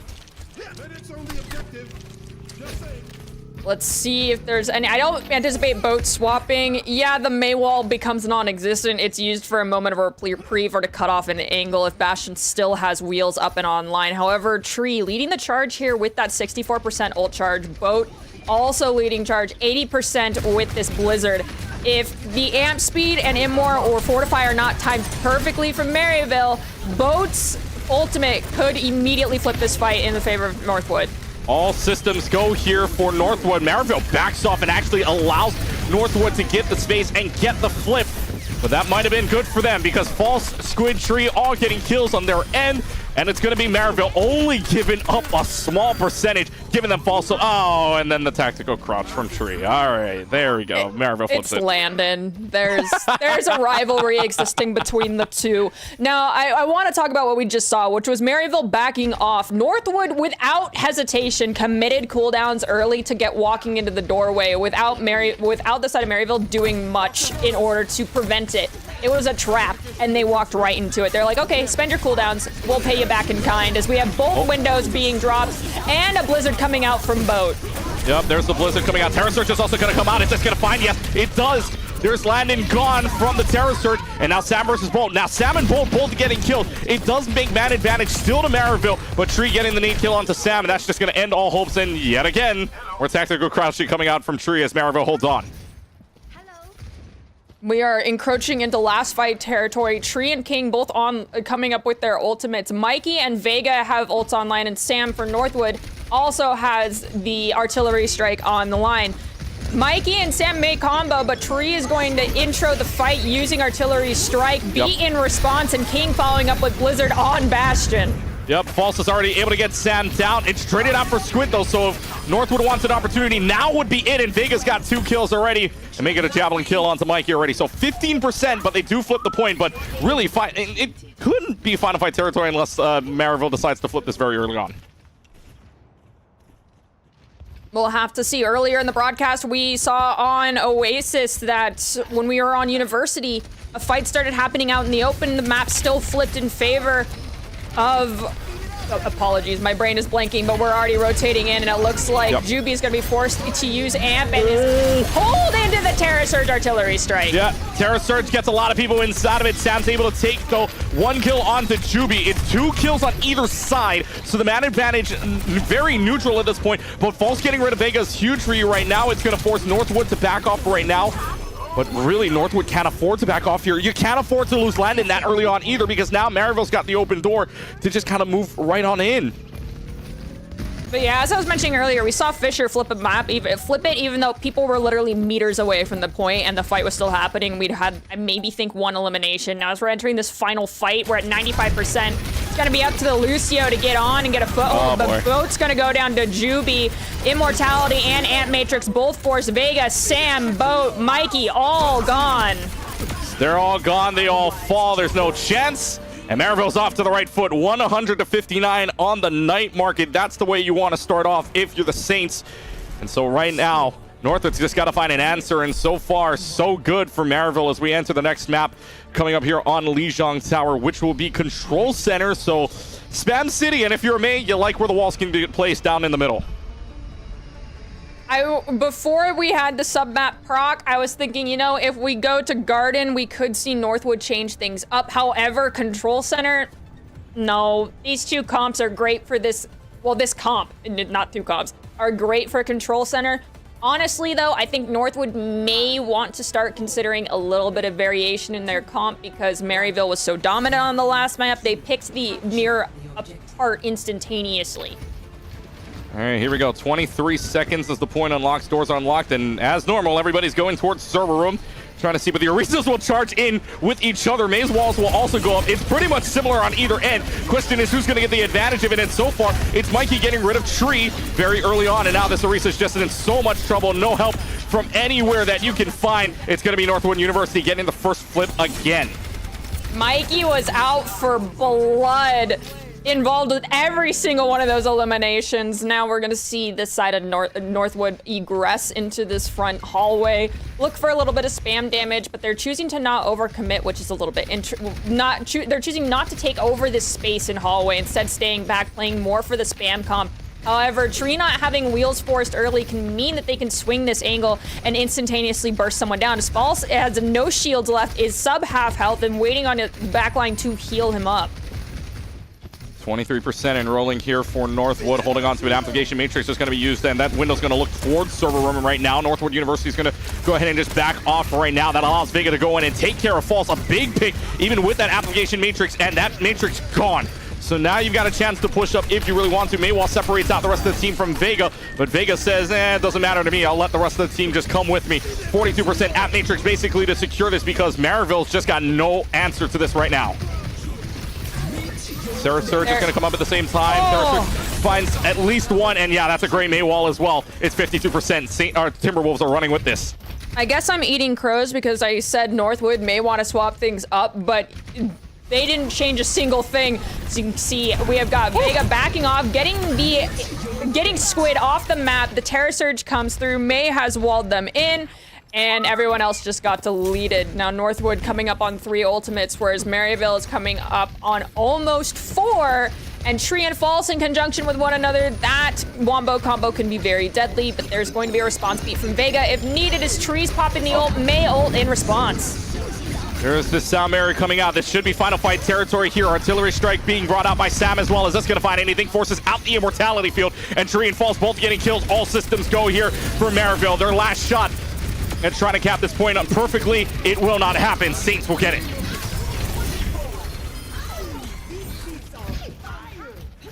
Landon coming up on Amplification Matrix. Mikey coming in with Terror Surge. We still have Terror Surge and Amp online from Maryville, which can shut down an entire fight before anyone even makes it to the point from Northwood. The question is, when are we going to see these 2 ultimates procced? Most likely it's going to be a bait and switch type situation that we saw on Night Market, where they let them in and then they take the space back. There's the application matrix trying to see if this Bastion can shred. Here comes the Terror Surge. Terror Surge has to be big. He gets only rid of the immortality field, and immortality field's gone on both sides, but Northwood's going to take advantage of that and get 3 kills on their own. Nothing falling for the Saints, so they got to try to hold on to this as much as possible, considering it's final fight territory. Juby's able to get rid of Sam, but the Lucio's actually getting involved, getting both of the Bastion. So now it's just the rundown here. Northwood University doesn't get the rest of the point. Maryville's not able to touch. We're headed to map number 3. Now we move on to Garden. With the performance we just saw from both teams, I can't go either way. Are we finally going to see a swap away from this Orisa composition? I don't think False is sticking with the Doomfist from Maryville. Most likely going to swap over to maybe Sigma, but Battle Cattle has been showing her prowess today from multiple teams. I believe, like, more or less you would think that Doomfist was just to touch the point, but yeah, they're going to move on to, that was just to touch the point earlier on, so they're going to go back to the Orisa, so it's pretty much going to stay the same here unless anywhere specified. I mean, you could play the Pharah here, obviously. Pharah probably a common pick here in Gardens, but they're not going to do that. Same mirror, either side. Here we go. They're going to go right on in. No TPs either. It's just going to be speed boost across the bridge. No, Lucio's gonna get cheeky either. There's a javelin spear. Mikey's got Tree off the map. Hello, goodbye. Mikey says Tree sends him to the realm. It's gonna be the immortality field used by Squid, but it's not even gonna matter with no shred from the Bastion. Northwood's up on this fight. Mikey was definitely a lumberjack and said timber in that moment, as we have point locking down in favor of Northwood. Mikey, 47% Terror Surge, False only 17. Definitely going to be one of the first ultimates we see. Squid, though, it's going to be the first one with Amplification Matrix. As Bastion's wheels are out, they're going to wall in the enemy team. Bastion on the other side also gets walled, but the cooldowns being expunged first means Northwood is going to go down. Sam goes down. Vega's gone. Juby playing cleanup on point. False looking to lock it down as Juby's chasing down the Baptiste. Chases down the Baptiste. Saints are going to have their first look at percentages here. 25% for Northwood to start. Mikey getting up to 78% very well was because of that javelin off the map. That was the big thing. That's the big difference in their percentages right now. Otherwise, I think they'd be pretty even. But here they go around. They don't want to take any chances with the Lucio, obviously. Lucio and an Orisa to try to spear you off. Even the nade is a problem at that point. So they're going to try to take the safer way, take the path right inside of the building, and now they're just going to go all systems go here. Maywa separates out the Orisa, and now Mikey's in a little bit of trouble, but they're going to use the application matrix to help this out. Terra Surge available to them, and Immortality Fields used early on, so now they're also going to use the Samurai at the same time. Mikey's gone before that Terra Surge can even drop, so King's got a lot of assist to help that out, and now it's just a scrum fight here in favor of Maryville, and there's going to be both taking down King with a great Maywall to counter that. So now it's a 4v4 man advantage, but it's a tank gone versus a DPS gone. Who's got the better of this so far? It looks like Maryville might have the better of it right now. False and Tree both getting their pick off, and it's going to be the Saints that look to be holding on to this for right now should anything change. But the Saints are going to hold on, and they're up to 55 and counting. Mikey got instantaneously evaporated, walking in with Terra Surge, expecting to survive against a window as well as be and an Inmore that was still procced for, I think, just a fraction of a second. Now Northwood is walking into this fight in neutral territory for themselves.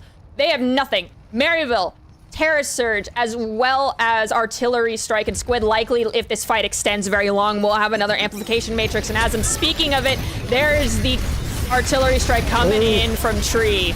The Artillery Strike actually gets some damage done because I believe that was Mikey that actually bumped, or I'm sorry, False that bumps everybody in, but regardless, Northwood's got to find a way in, otherwise this is game over right here. Juby tries the sound wave off, no boots there, off of the map, but Tree still finding an 8 kill, and that's going to be huge for them because there's no more big heals other than this Lucio Juby that's got to do some work, and with no sound barrier available, this Terra Surge is so free, and Maryville University is going to go up in the series 1-0, winning 2-1 on Lijiang Tower.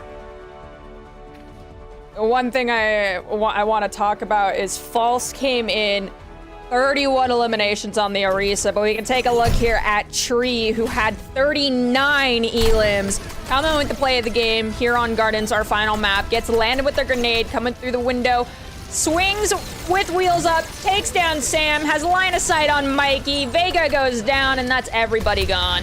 And you can see all the damages. I mean, the Bastion meta right now just shredding through everything if you can get there, but really for Maryville doing an excellent job here on Night Market, winning 100 to 59%. But yeah, I mean, you were talking about stats right now. Tree getting that almost 15k damage, 39 elims on 5 deaths. I mean, that's an insane elimination to death ratio. That's just absolutely nuts with 15 final blows to counter. False also getting 15 final blows as well. Shows you the power of Maryville right now as they're really feeling pretty dang good going into map number 2 here with Northwood picking coming up. And considering map 2 is our hybrid, do you have any predictions before the teams can lock in on what map they want? Yeah, I mean, what the way this is going on the Numbani Eichenwald, or Midtown, take your pick. I mean, you were talking about Eichenwald earlier on. We'll get to see that in a couple of seconds, but still, I mean, plenty of highlights to go around here. I think our production team didn't run out of clips here because, I mean, there were so many to talk about before we get to the maps. I mean, there's so many to talk about here, especially on Northwood. Northwood looked really good on that second map of City Center. It just all culminated down into the Gardens right after that, and that was the map win right here. But I mean, yeah, watch this Javelin Spear, by the way. Watch the Javelin Throw. Yep, and Tree's just gone. Yeah, that's a clippable moment right there. It's a great thing we got the overhead view. Kudos to the observers right there for getting that one. But yeah, great map overall. If I'm going to make a prediction here, I would say Numbani or Eichenwald. No, I don't think we're going to... I really do not believe we're going to see Midtown. It might be considering this meta, but I mean... We've seen Midtown. We saw Midtown in games past, obviously, but who knows at this point? I think it's going to be Numbani or Eichenwald for me.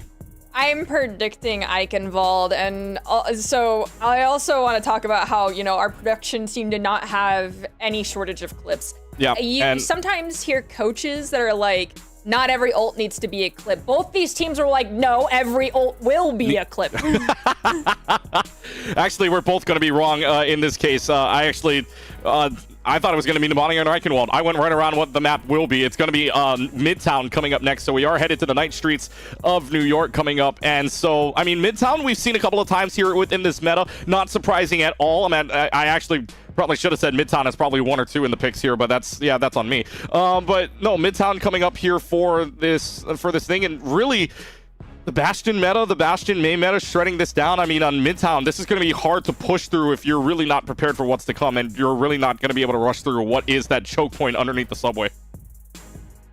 Midtown, you can get pretty silly with it if you want to force the Bastion, so I'm excited to see if we do have the Bastion forced by Maryville, because Northwood, we are getting intel that we're having some roster swaps, indicating that they have plans on what they want to be playing here for Midtown, at least on the attack phase. Yep, so we are getting a look at some of the swaps right now. I believe this is going to be Cowman in for the tank position. Haven comes in on the DPS as well. Otherwise, Sam stays in, Landon stays in, Vega stays in. So a couple of swaps because, yeah, False was in for Cowman. False is going to be, was the tank last time. Cowman is up this time for Midtown. Meanwhile, for the DPS side, it is going to be, it's actually going to be King and Tree out, I believe, for Sam. And oh no, I'm sorry, my apologies, I can't read. They swap sides. So Maryville stays the exact same because Maryville's going to be on defense.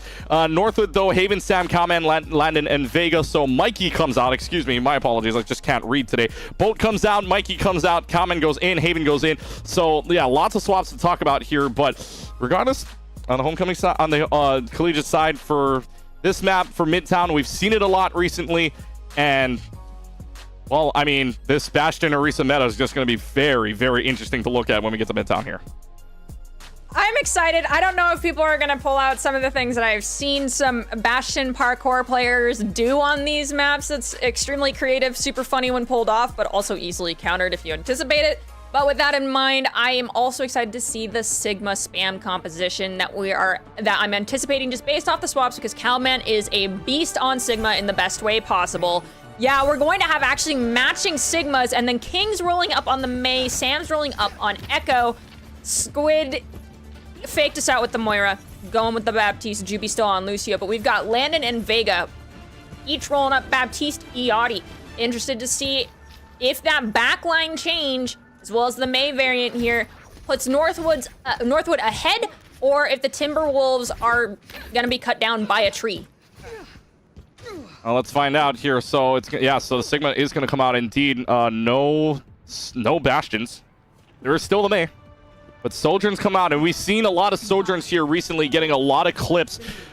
So Haven and Tree, you're up this time. 4 minutes on the clock. We're underway here, and immediately we go into a pause.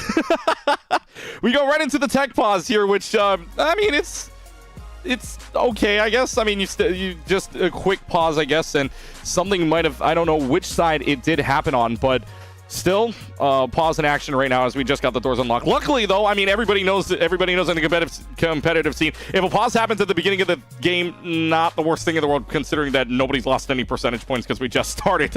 So, Artie, not too shabby if the pause is going to happen right now. No, and the rule is, as far as I'm aware, that if doors have dropped, a fight has started, and then an elimination has occurred, we must continue. So having both of our tech pauses today start like right as doors are dropping or right before doors drop, great. It gets the bad juju out of the way early on. Now, we saw the lineups. We're running Sigma spam on both sides with the variant of King on this Mei. What Mei provides is the opportunity to either wall off someone and get them eliminated if they over-engage or take too much space before and don't have cooldowns with them, or their backline doesn't have cooldowns to make the saving grace immortality throw or amp speed, what have you. So King with this Mei is going to be the decisive changing factor. Are we going to see walls that facilitate rotations, prevent spam, and lock off someone from their support line? Or are we going to see walls that accidentally lock your own team into a small angle and they get spammed out? Yep, so, all right, here we go. We're back into action now. Looks like both sides are ready to play, and we're underway with 3 minutes and 50 seconds on the clock. Northwood on the attacking side, Maryville on the defensive side. So Maryville in blue now, and opposite of their respective colors, really, from their schools. They're going to take this back alleyway, and they're going to separate off the Echo, but Sam's, of course, the Echo, so you're able to fly away for right now. But Maryville University, I mean, right now, False building up 28% on Ultimate, a little bit of a differential for right now. We'll see if that makes the biggest difference. Eotti comes out for Vega. We'll see if that comes in as well, but it's just slow and steady right now. Really nothing doing. That's a lot of sticky bombs, but Tree turns around onto Sam and says hello. But Sam still lands up the sticky bombs, and without a Lucio there, it's not a lot of speed, not a lot of big AoE healing, so this is going to be Northwood University trying to ram their way right in to this point, right into the fire station. And they might get at least one tick without this Lucio coming into play here. Being at a questionable wall, walling off an Echo who still has Fly. That's a go button for a lot of teams. Yes, they're not running rush, but they still have the capability to spam people down. However, we're gonna have a response window. Vega goes down first for Northwood, and then we have the rail shot. This is an op. This is basically an op shot coming through the window. One shot, one kill. Tree though goes down to land and getting a little overzealous, and King will find Sam. Yep, so kills start to fall every which way from Maryville. They will put up the fence for right now, 56.4, but really in this situation, that doesn't matter until we get to the final ticks. Because right now, Northwood only has one tick, unless you got that 66.6. So, ultimates available for Northwood right now. You've got the Application Matrix alongside the Captive Sun. Sam, meanwhile, having that duplication ready. Northwood also coming up on 2 more ultimates. Maryville, though, only in the bank secured right now is False. Tree coming up on an overclock. So, and really, I mean, no sound barrier available to them. No, unless, I mean, it comes up quickly. Juby can build that up pretty quickly, though. And then Squid, Application Matrix only at 42%. Gravitic Flux starts us off, though. False is going to go upstairs. It doesn't really matter, though. Haven and Landon both getting 2 kills on their own, both on the Tree and Squid. Gravitic Flux does get onto Haven, but really, this might go to no avail for False using the Gravitic Flux here. Vega might fall down to 10 health, has to use the outburst to try to get away. I mean, this is Vega just staying alive. And it's Sam in the backline taking care of False, means Vega stays alive, and it's all 3 ticks for Northwood. They at 2.5. Vega got absolutely bloodthirsty, saying no, False. You are joining the rest of your team at spawn. Coming up, we have Cowman with this Gravitic Flux. Juby will be very close to beat if needed to respond to the Flux. However, Immortalities have been the name of the game lately in responses to Fluxes, so if beat is used to avoid something else, it's going to be okay. King with May Ultimate. Again, these May Ults haven't been seeing as much value as they have in days past, just people have been able to avoid them, amp speed out, what have you. It's gonna come down to how the DPS use these ults in this next fight as to who comes out on top. 3 minutes and a half left to go on the clock. Here comes Sam. Gonna make the sticky bombs happen, land up on the main, but the good thing you have the cryo freeze for right now. Secondary fire shot lands up on the tree. That's the go button here for Maryville, as they're just gonna go ahead and wipe away this team. Oh, this Sojourner falling oh so low, but is able to get away for right now. Too bad it's gonna be King getting the rest of it. Northwood, no answer for right now as they back off. We've seen a lot of people underestimate the tree with this Sojourn just walking into an angle. I don't know if it's not being aware that tree has rail shot online or not, but we're seeing a lot of one-shot, one-kills coming from Tree early on fights, and the target focus is on Landon, getting rid of that Baptiste, the majority of the sustain. As we intro into this next fight, Cowman is going to use Gravitic Flux to no avail.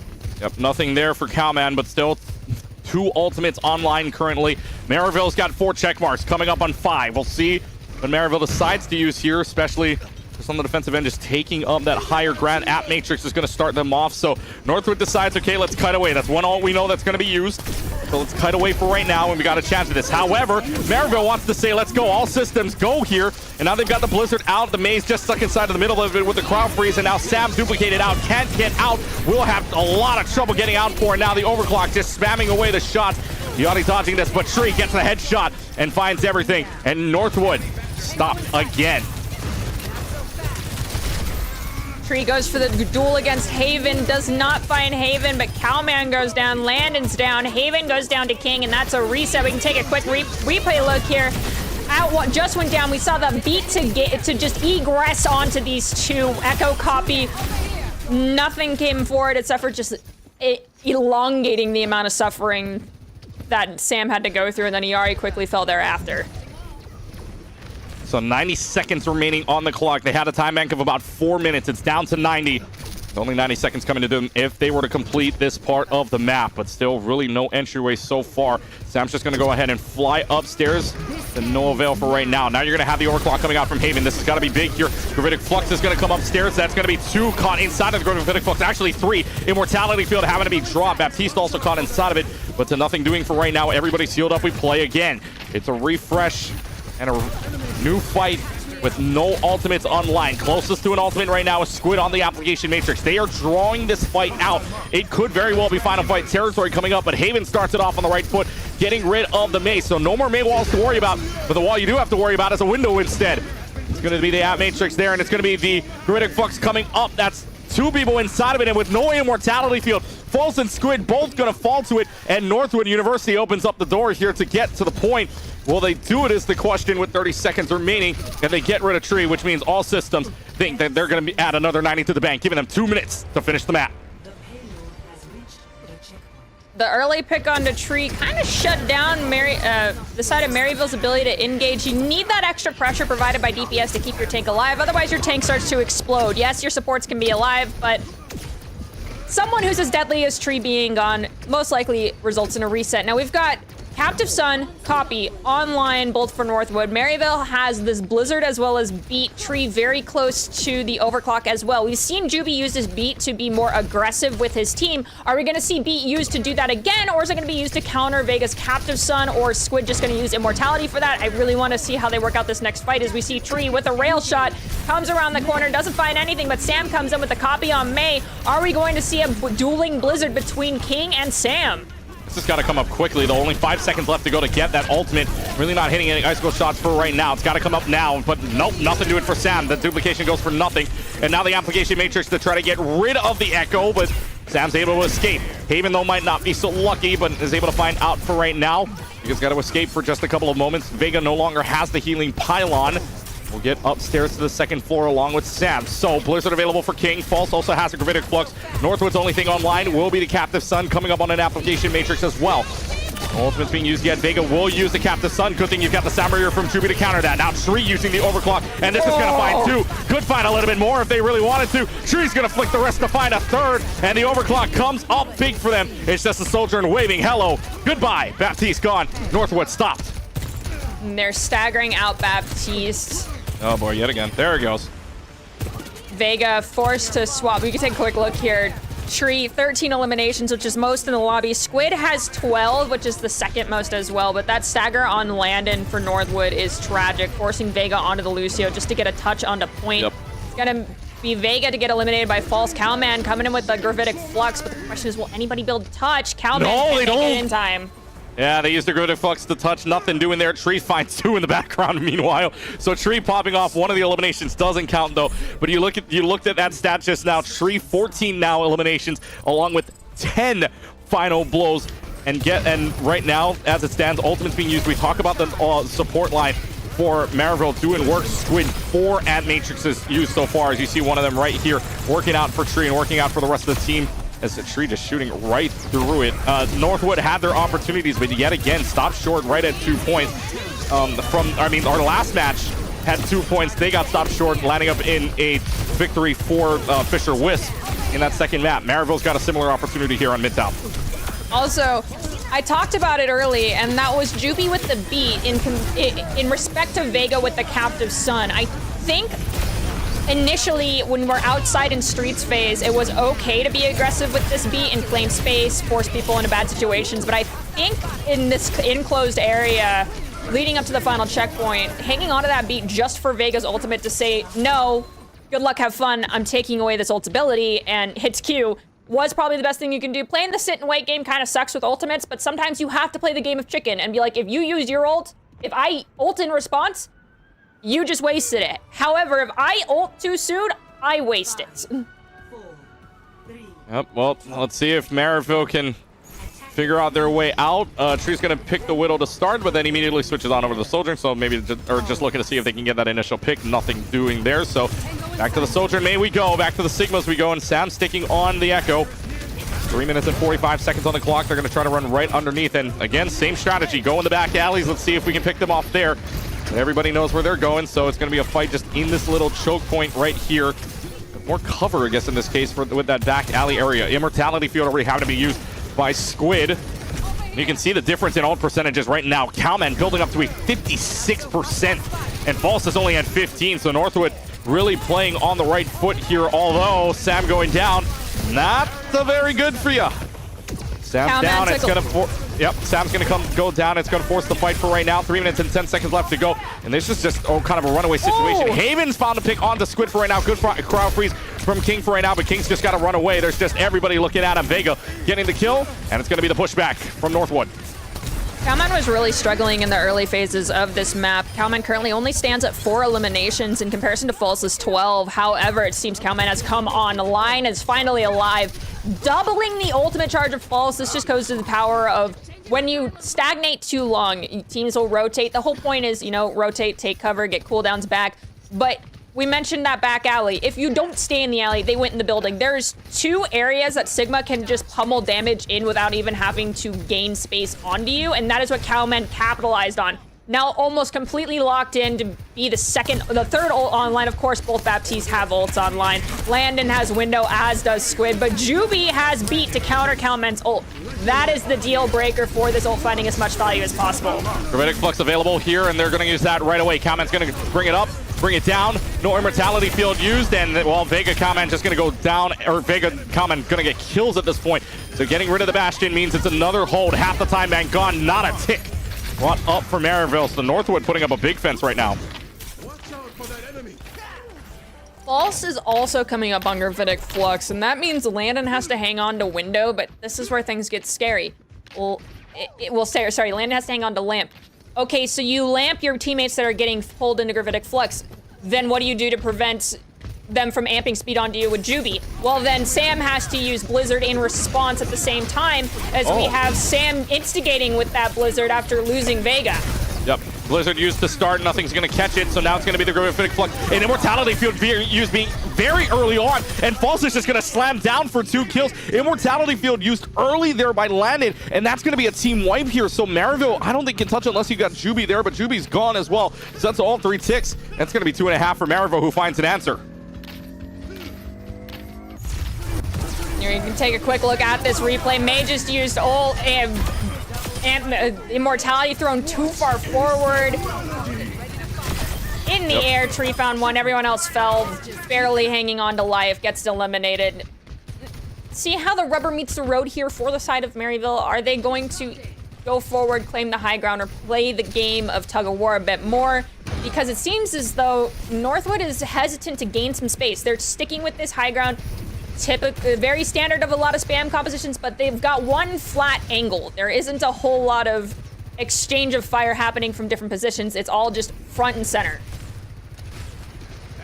3 ultimates available for Northwood right now. Maryville uses one of their 2 ults available to them, once it's the Amp Matrix. Haven's gonna use the overclock, trying to find a kill underneath the car, underneath the police van. It's no avail here, and now they've got the mate trapped, seeing if they can freeze them out. King's gonna be able to escape. Good immortality field to keep them up. Captive Sun does hit, and Captive Sun does get rid of the immortality field, and now it's just Juby stuck in this room and no chance to escape. And Northwood, the Timberwolves, no answer here either, as the card is stuck on the first turn.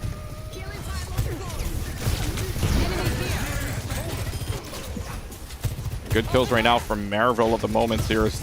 You're looking at really 4 ultimates, 1 online on either side. King's going to come up with a Blizzard as well. False and Comment battling for that Gravitic Flux, which should very well be huge if they get rid of the Immortality field early on. Again, we're going to have Juby with that beat, however, so if we see it charge as quickly as we have in the past, theoretically should have it online in time for this full engage. Yeah, Juby most likely will. Again, the concern comes with False's Gravitic Flux. Are we going to see Immor forced in a bad spot? Is Sam going to respond with the mail to prevent the full engage with the amp speed? That is where my question lies. As we see the initial wall, there's window from Landon to lock down this entire street.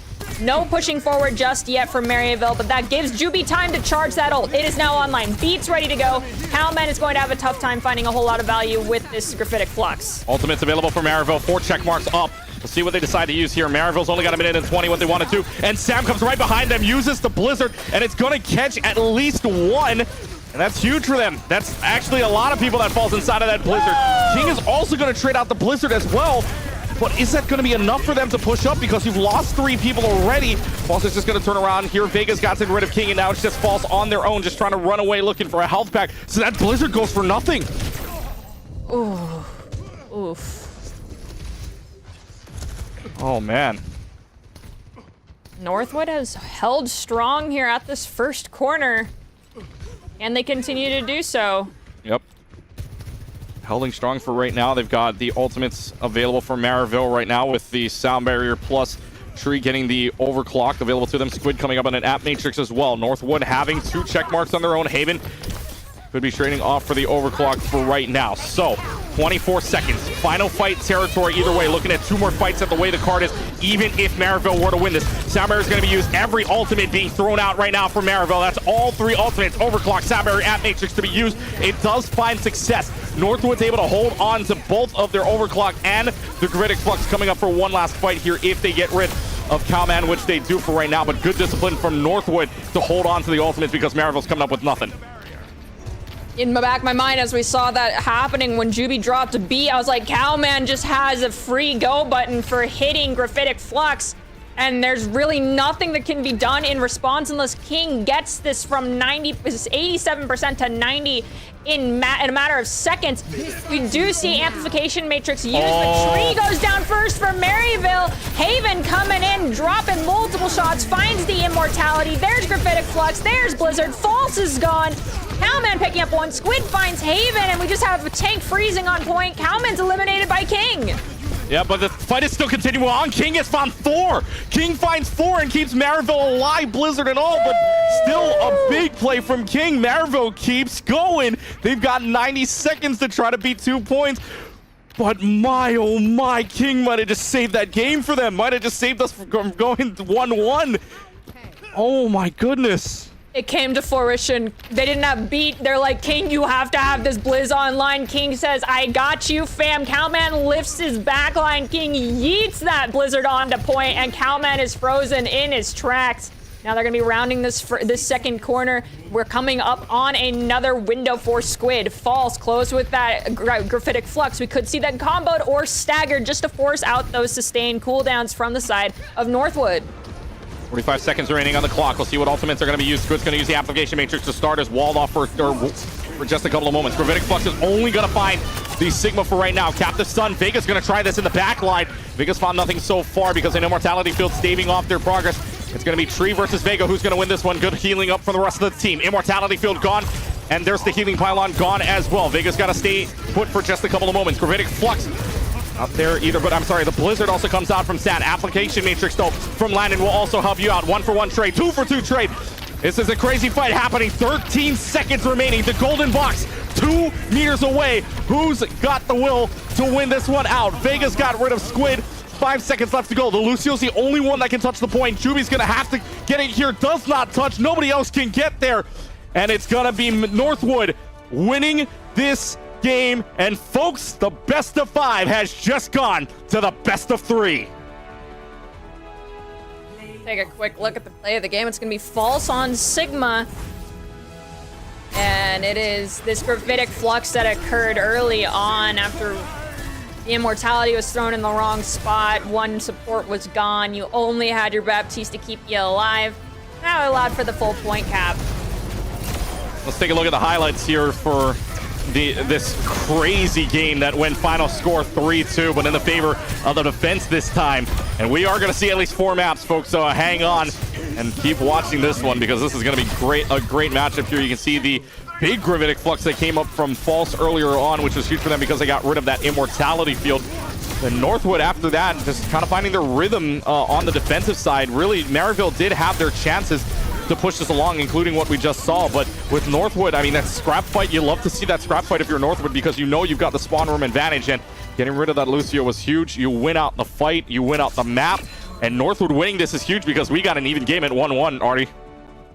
I'm excited. We're moving on to Flashpoint, but odds are, even though there's 2 Flashpoint maps, we're going to see 1 Flashpoint this entire weekend, most likely Servasa. I could be wrong. If I am wrong, I will be awkwardly surprised, not really pleasantly, because I mean, New Junk City is just way too open.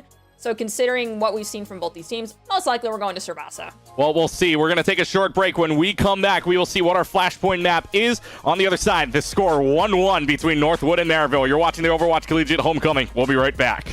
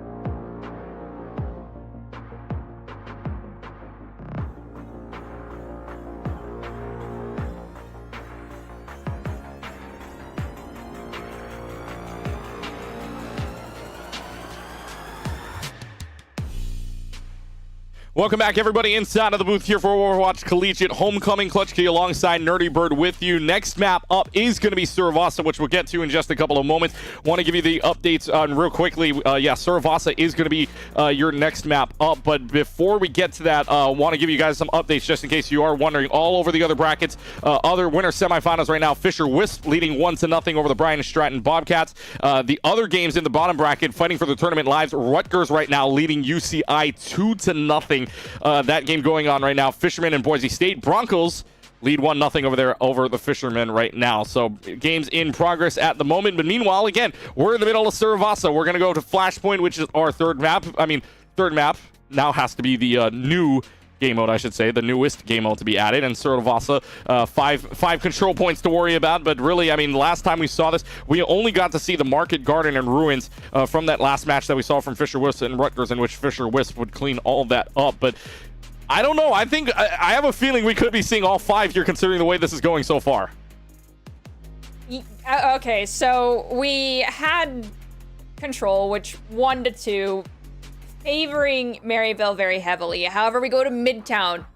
Northwood struggles a little bit. Northwood brings it back. They manage to hold out millimeters away from the final parking lot. With that in mind, the back and forth is showing itself. We have the strength, though, demonstrated from Maryville on control. So does that transition into the control on steroids point of Flashpoint? Possibly. So I'm wondering, how is Northwood going to respond to this? Timberwolves versus the Saints. Just based off of what we saw from Control, it seems like Flashpoint may favor the Saints. Yeah, for those that don't know here, that weren't watching before this, back on Lijiang Tower, map number 1, Northwood will not take that map. Maryville taking 2 maps, but it would be 2-1. Night Market going to them was first map 100-59. Would go to Northwood after that on Control Center 100-38, and then on the Gardens, Maryville would clean up house at 100-25. So, I'll use your phrase because I'm quoting you here. Control on steroids, aka Flashpoint, coming up next. For those that are wondering about swaps, nothing doing on either side. Northwood staying on the red side, Maryville staying on blue side. It is Flashpoint, but yes, Calm and Haven are still in. No swaps to be had here. So this could very well make a difference because I guess don't fix what's not broken here for Northwood, considering that they did win with both Haven and Cowman here. So now as we head into Suravasa, first point going to be Market. With this in mind, Sojourn is probably still going to come out here. May is probably optimal as well. Sigma's, though, we saw Junker Queen versus Sigma here before, and the Junker Queen won out. This could be a plethora of things, but I'm assuming the mirror is going to come out, considering nothing has changed on either side. It's Cowman. I fully anticipate seeing the Sigma. If Cowman swaps over to anything else, I will be shook. We also have Tree swapping things up a little bit, but I'm not fully trusting, showing us the Reaper early on. Sam and Haven going for the dive? No, Sam's sticking with the Genji. Haven's going back to the Sojourn. Yeah, Tree's going back to Sojourn as well. We've got King most likely just going to be TPing the rest of the Maryville squad out of spawn and then swapping to either Genji, maybe Tracer. Not until... Oh, nope, it's May. They're not even going to TP out. I need to stop talking about these before the doors drop. Doors are open, and no Symmetras allowed here, and the only team that's going to have the Lucio is Juby, so the assumption is Maryville's going to be the first one here to this point, and it looks like they will be, so they'll get the higher ground at the very least. Tree looking for a back-end pick, but nothing doing. So first on point is going to be the Lucio-Baptiste combination for Maryville. The point hasn't unlocked yet. We've seen this wait before. We saw where I believe it was Rutgers saying, hold on, let's just wait for a sec. We'll know when the all signal goal is. There's the main wall, which could signal the go button here, because now you've got nothing blocking you except for a shield. So now Northwood starts to creep up just a little bit, just ever so slightly here. Point still being fought over right now. No picks have fallen just yet. This Genji pick very interesting here from Sam. See if it pays dividends right now against the May, but Cowman they're already having to use the Immortality Field. Landon having to throw that one out to save his Sigma, and right now with 2% and rolling, it's Maryville that takes the first point, but the fight's not over just yet, Artie. You have to keep in mind what the Genji brings to the table for Sam, and it comes down to, is Haven going to be able to chip damage someone low enough that we have Sam then come in, dash through, play cleanup, and dash back out with the dash reset. We see the adverse of that as Genji dashes through the backline, no one low enough. Both Amp Matrices used, and Falls is the first one to fall for Maryville, and we hear Captive Sun come down. Landon will fall in response. Vega then healing up the rest of the backline. The fight is still going on, mind you. I mean, ultimates have been used left and right. Squid and Landon both using their Matrix that you saw earlier. Vega dropping the Captive Sun. Now there's no checkmark online. The only checkmark you were going to have maybe is King and Trees coming up here, but Northwood able to flip it back. Maryville says, let's regroup for right now. Wait for this sound barrier now. Sam is in the back line. Blade available, and now it's going to be the Blizzard coming out from King, and even if Sam gets the Blade, there's no chance he comes back. It's going to be Maryville that flips the point with 63 and rolling. False, 83% on this Gravitic Flux. I theoretically anticipate one of two things happening. We have Sam hit this blade and either get rocked or is going to immediately dive bomb looking for Tree to eliminate Tree, who's been this deadly force for Maryville. However, we hear Overclock, Blade in response, insta-deflect, trying to torture someone with their own teammates' abilities. It picks up King, picks up Squid, Tree goes down to Haven, Vega goes down, but Sam taken out by Juvie. Fight still continues on. Doesn't really matter, though. They've let the point flip on over. So now we go to our next point. Just down below inside of the Palace. So we're going to get to see Palace now for the first time today, at least on our stream side. Pulse has the Gravitic Flux available to them. 122 to start on the market. That one going over to Maryville. So the Saints off 1-0 here. But again, first to 3 in this situation. Best of 3 inside of Flashpoint. Head on over to the Palace right now. Gravitic Flux available for False. See what they want to use. Haven coming up on their own. Their overclock, I should say. Calman's going to use the Gravitic Flux. Has at least 4 upstairs. The Immortality Field drops. Haven's able to find a kill in the process, though. Takes care of Juby. And now this is a runaway situation. Maryville can't get away. Northwood starts it off. Front line gone. Back line is cut in half. King goes down. Squid is eliminated. Calman's just walking back. Vega's running away for his life. We're coming up on window and as well as Overclock for Northwood. We've seen them comboed enough times to know that that's a deadly combo, but we have Lift and Window as well for Maryville. It's really going to come down to who forces cooldowns first to find the most value out of these two, but King almost has another Blizzard. These Blizzards from King have been absolutely incredible in comparison to what we've seen earlier. They've been making and breaking the plays of Northwood. Overclock comes out from Haven's not going to find anything. Haven has to slide away for right now. Ab Matrix also used from Squid. That breaks off. Calman's able to find Juby, though, so Juby's not able to slide away any longer. False has to use the Gravitic Flux is up, but a sound barrier just to counter that out. 74% in rolling, but because the points go quicker here, really with Maryville losing so many early on, I don't know if there's going to be a recontest, and yeah, I mean, they back off for right now. Oh. Yeah, they get rid of King. That probably signals a back off, and it's going to be 1-1 here on Flashpoint. Okay, as we're transitioning over to the next point, we might see some chase play happening. Yes, it is going to be the chase play. And the Ruins are going to come up next here, so spawn room in favor of Maryville right now. Northwood having to run a farther distance than Maryville. We get to the Ruins right now as they will move on over here. A little bit different. It's a little more enclosed, if you will, in the Ruins, but you still have windows to peek out of. Meanwhile, Landon having that amplification matrix. They're going to go all the way around. First to point, Maryville with that spawn advantage, with that running advantage that Juby does have. Sound barrier available. King also having a Blizzard. King's not going to get a chance, though. Through the window, Sam gets the Icicle kill onto King, and now it's going to be the sound barrier coming out. There's from Juby. Juby's going to try to keep Maryville in this fight. Immortality Field gone. Sound barrier gone. Not a lot of help left to go from the supports that can happen. Northwood trying to fight for their lives here, but Maryville trying to fight for their lives. Northwood gets the flip. That tragic elimination on King took away one major win condition. Calman looks to stagger everyone now using Gravitic Flux. False, Juby, Squid, Tree, all eliminated. Forced back to spawn, and again, these points tick up fast. This could quickly turn in favor, keep Northwood at pace to put themselves in the lead by 1 and putting themselves on map point for this best of 5 map within the map series. Lots to talk about with maps and, placements and all that in Flashpoint. You've got essentially 5 maps in one here. 58 seconds, 58%. Now rolling here for Northwood down to about 70%. Maryville's got to find a way in. They're going to start off with the Blizzard. Blizzard comes in. Blizzard's going to find everything. Perfect wall coming out from King. That's going to line up a few kills. Blizzard's going to be traded out, though. Sam using theirs to see if they can find any picks. Nothing doing so far. Sam's able to find a kill. from King. However, Maraville looking to flip this. They will indeed flip it. Overclock available for Tree. Decide if they want to use it. Now they will with the application matrix out. Seeing if they can trade some blows here. Tree falls low through the window though. Tree finds one onto Landon, but Sam trades that right back. Sound Barrier from Vega. They still want to fight this if you're Maraville. Falls down. And now Maraville basically has to regroup here because I don't think there's a chance that they can win this one. They do have point control, so that is likely why we see both supports just falling in one after the other. Squid touched first, Juby touched second to get them that extra little bit of percentage. However, Juby falling last means they don't have that extra speed. We are now at map point favoring Northwood as we transition onto the what could be our last flashpoint. Northwood winning the last two flashpoints here, Palace and Ruins.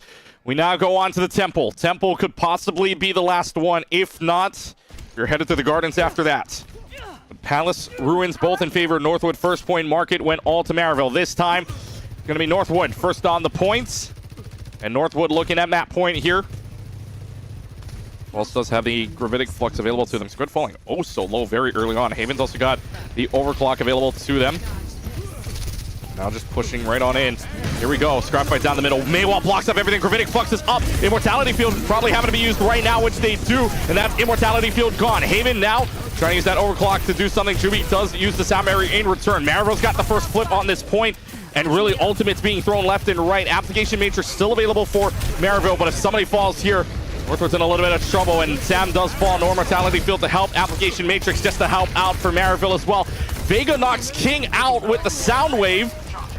Now it's just an even scrum fight here. Vega, if you're Lucio, you kind of like this point because there's some potential to get some environmental kills on, but the fight still continues on here. Cowman's gotten rid of Falls in the mirror fight, and now they flip the point back to Northwood in this process. It's a back and forth fight still with nobody relenting here. Vega is currently eliminated, which can spell disaster for a lot of teams because you don't have that mobility. They also lose land into a rail shot from Tree. No supports alive, but point is in your control. That means fight and die on point. We have Lift, Beat, Blizzard all committed. Immor committed. Cowman will find the elimination on King. Looks to try and also take down Juby, but Juby will escape with his life. Vega has returned. Has the opportunity to heal up the rest of his team. Landed almost close to this window. Battling it out on the side. Sam finds Juby, and then we're crossing into the 60% territory for Northwood to lock down third point.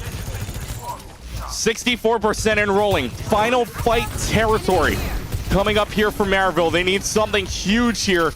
And they've got Shri and they've got King with ultimates. Northwood only has the app matrix so far unless Haven can build up that ultimate very quickly. We've seen Comment also build up an ult quickly as well. Here comes Northwood. App matrix to start the fight. Blizzard and Overclock still available to them. Two support ults available as well. How much does Maraville want to throw at the window here? 99%. That point on the line right now. Good Maywall. Out from Sam, blocks a lot of the damage, and Comment's taking advantage of that. Taking care of Falls. Blizzard is out, hits at least the tank of Comment. Good Immortality Field to keep him up for right now. Comment is somehow still alive in this case, but King finding the pick there, at least one. Sam trades that out. Still overtime clock running here. It's going to be the wall that comes up, keeping Comment in place. Cannot escape at the moment. No Immortality Field coming for landing unless it's in the next couple of seconds here.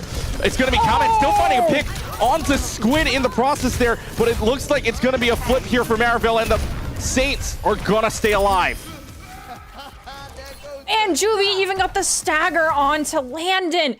That fight was dragging out so long. Things started to get a little bit desperate for Maryville. We have False coming online with this Graphitic Flux, as well as Squid with another window. Landon, window as well. Another lift from Cowman. Haven with another Overclock. Sam with another Blizzard. This is going to be all Qs thrown onto the Flashpoint one after another, but Northwood has the advantage here. Will they take it, as this is now last fight territory? Last fight territory coming up. Blizzard available. Here comes the App Matrix to start on both sides. They will trade kills Landon and King, but the bigger pick there is Landon because you have no more Immortality Field, no more chances here. Maraville's got the man advantage now, and now they've got the Gravitic Flux up from Comment. No Immortality Field means there's a lot of damage poured out. Maraville is going to hold on to this 199. We are headed to the Guardians. It all comes down to this. Oh my goodness. This is scary, but looking at what we have on both sides, we still have this Overclock from Haven, Beat from Vega. We're gonna have, I'm just gonna say now, Tree will have this ultimate online by the time this fight is fully in tow. King almost online with this male, Juby almost with Beat. Amplification matrix. That last fight came down to who ulted first. That ultimately spelled disaster for Northwood. I wonder if they're going to learn here and have Haven pop this overclock early and try and force out more cooldowns to gain space as needed. The game of cues, as they say. Here we go with the final flashpoint. No matter what happens here, it's either Maryville or Northwood taking the lead right now. Tree gets the headshot onto Haven. Haven uses the overclock, but nothing doing. Northwood University able to flip it off to them first, and man advantage belongs to Maryville, or belongs to Northwood. Now the sound barrier is going to come out. King also used the Blizzard. Blizzard gets rid of the immortality field, but nothing else as the fight continues on. Here comes the overclock out from Tree. Tree's able to find Vega over the top. Can't find Calman, but it's going to find more. Tree still finds a second, looking for Landon as well. Landon's your only chance left to go. Landon's going to get staggered out, just going to fall off the map. False takes care of it. Maryville holds on and will take the lead. Did you see King get dangerously low? Well, sorry, Tree get dangerously low and use King's cryo freeze for unnatural cover being produced in the middle of that fight? It put a smile on my face because that is taking advantage of your teammates' abilities to the fullest extent. Now, as we go into this next fight, it's really gonna, well, there's the first window, and Sam's gonna meet the blunt end of an open barrel, as will Cowman. Ulting first and trying to make sure you capitalize on what advantage you have definitely is the name of the game right now for Maryville. Yep, not a bad way to go either. You do stagger out. Landon is going to, yeah, so Landon and Haven just gonna keep each other company for a little while as the rest of the team starts to regroup thanks to the taxi of Vega. So 78%, final fight territory. Maryville can win it right here and go up 2-1 in the series, or can Northwood keep themselves in this game? Landon using the application matrix, and it's just gonna be traded out right now. They just kite away around the corner. Juby has the sound barrier available. Gravitic Flux available for False. Comment's going to use your Gravitic Flux first, though. Blizzard's also out from Sam. Gravitic Flux is up. It drops down. Tree's got a kill onto Vega, though. Blizzard Immortality Field gone. Sam can start this all the way around. Sam's got 2 kills on the Icicles, looking for more. And now it's just a stagger game. Sam's got 2. Tree's found a kill, but it might be all for nothing. Landon is the hero, too. Gets 3 kills. And this map is going to flip back. It's Northwood's time to take the point. Holy cow, Landon, you just popped off. If that's not play of the game, I'm gonna be a little disappointed in the algorithm. But with that being said, we're gonna look at what's up ahead. We've got Haven coming online with another overclock. Tree as well. The last time those two exchanged fire and overclock, it was Tree to be victorious. Will the tides turn and Haven become out on top? We'll have to see who has the better crosshair placement. False also with this Gravitic Flux. Squid with window. We intro with the overclock from Haven. First shots fired. Doesn't find anything. Tries to get Tree, but Sam, Haven, Landon all picking up 1 apiece. Looks like Northwood is going to fall. Northwood does get the kills that they need. Maryville and no one else can touch it on a very, very close game. A 199 for the last 2 points. Northwood takes map 3. My, oh my, though, so close on either end. But Northwood prevailing on Palace, Ruins, and Gardens. No matter the way you look at it, that was the closest map that we've had so far. And it goes the way of the Timberwolves, and the Timberwolves now 1 map away from the winners finals. I mean, no shade, False, but it's POTG. I thought, okay, well, we also have Sam popping off on the Genji Blade, which we don't get to see as frequently anymore. Yeah, and you have a lot more plays coming out here with that Gravitic Flux coming up from Calman, which dropped a lot of damage on him. That allowed the team to move in and really make some space. But the big thing here on this 3rd point on Ruins was that Northwood is able to take advantage of that, and then Northwood on the Temple as well, just putting on a show here. 199 was able to flip it all the way back to them. I mean, Maryville had their chance to flip it, but then it was Northwood yet again on that 199 flip. They had their ultimate, they had the advantage. No ultimate there, as you can see, for Maryville in that fight. And then we get to a crazy 0.5. And this was back and forth again, 199. And if that's any significance as to what we're going to see here in map number 4, I am interested to find out what escort map or what hybrid map we're going into next. Well, I believe the next map. Oh, actually, excuse me, Push. Push is going to be the next map. Sorry, I did mix up the 2. But I'm excited to see what Push is going to be here because you've got, I mean, all 3 maps available: Coliseo, Esperanza, New Queen Street. Yes, so it is Push that's going to come up next. But man, oh man, this is close. I am predicting Esperanza, and I'm saying that because off screen we had Maryville take on the Broncos, and they went Esperanza, and they were very victorious. However, that was likely the Broncos pick, but Esperanza seems to be a favored map for a lot of teams. It isn't the most free map for a lot of different for a lot of snipers, but we're not seeing that come out. Yes, we have, you know, Haven and Tree locking in on the Sojourn and playing the cross-map snipers as Sojourn. However, I believe Esperanza plays into these spam comps just a little bit more than we would see coming out from Coliseo. New Queen Street a little bit, and if we do see New Queens and we also see Comment swapped out from Northwood, I do anticipate we might see a JQ sustain / rush composition coming out, but we'll have to wait and see. Yeah, wait and see. Indeed, we will, because again, map 4. I mean, that Flashpoint was crazy. No matter where you look at it, 122, 100, 130. But if you're looking back at the VOD, 199 for the last 2 points. I mean, absolute insanity. Great gameplay from both sides. We'll get the map here in just a couple of moments. Want to give you an update on all of the games that are happening still so far. And actually, we do have 2 finals right now from from the bracket side. Fisher Wisp able to defeat the Brandon Stratton Bobcats 3-0. Fisher moves on to the winners final. Will take on the winner of this one.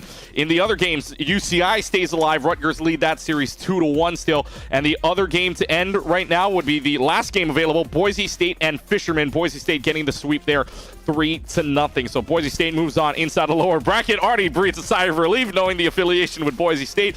Next map, though, coming up for us right here on stream, Esperanza. We are headed to Push coming up next. And for Esperanza, this is Maryville's choice. And, well, again, as I'm looking at the rosters right now, no swaps either way. No, but like I said earlier, we didn't see it on screen, but off screen they played this earlier. They're warmed up on this map. They know what they want to do. They have the execution, well, the plan in mind. The only thing is, can they execute it? I do think that Flashpoint might have come as a little bit of a shock to them. It's very back and forth, but ultimately having Northwood win out against them, that's maybe a little bit of a bucket of ice water thrown on any team that was so successful previously on Flashpoint in the earlier matches, to have it go that close. Now we'll have to wait and see how things shake out on Esperanza. I don't anticipate full composition swaps. In fact, like I said, I think we're borderline going to see the exact same thing we saw on Flashpoint.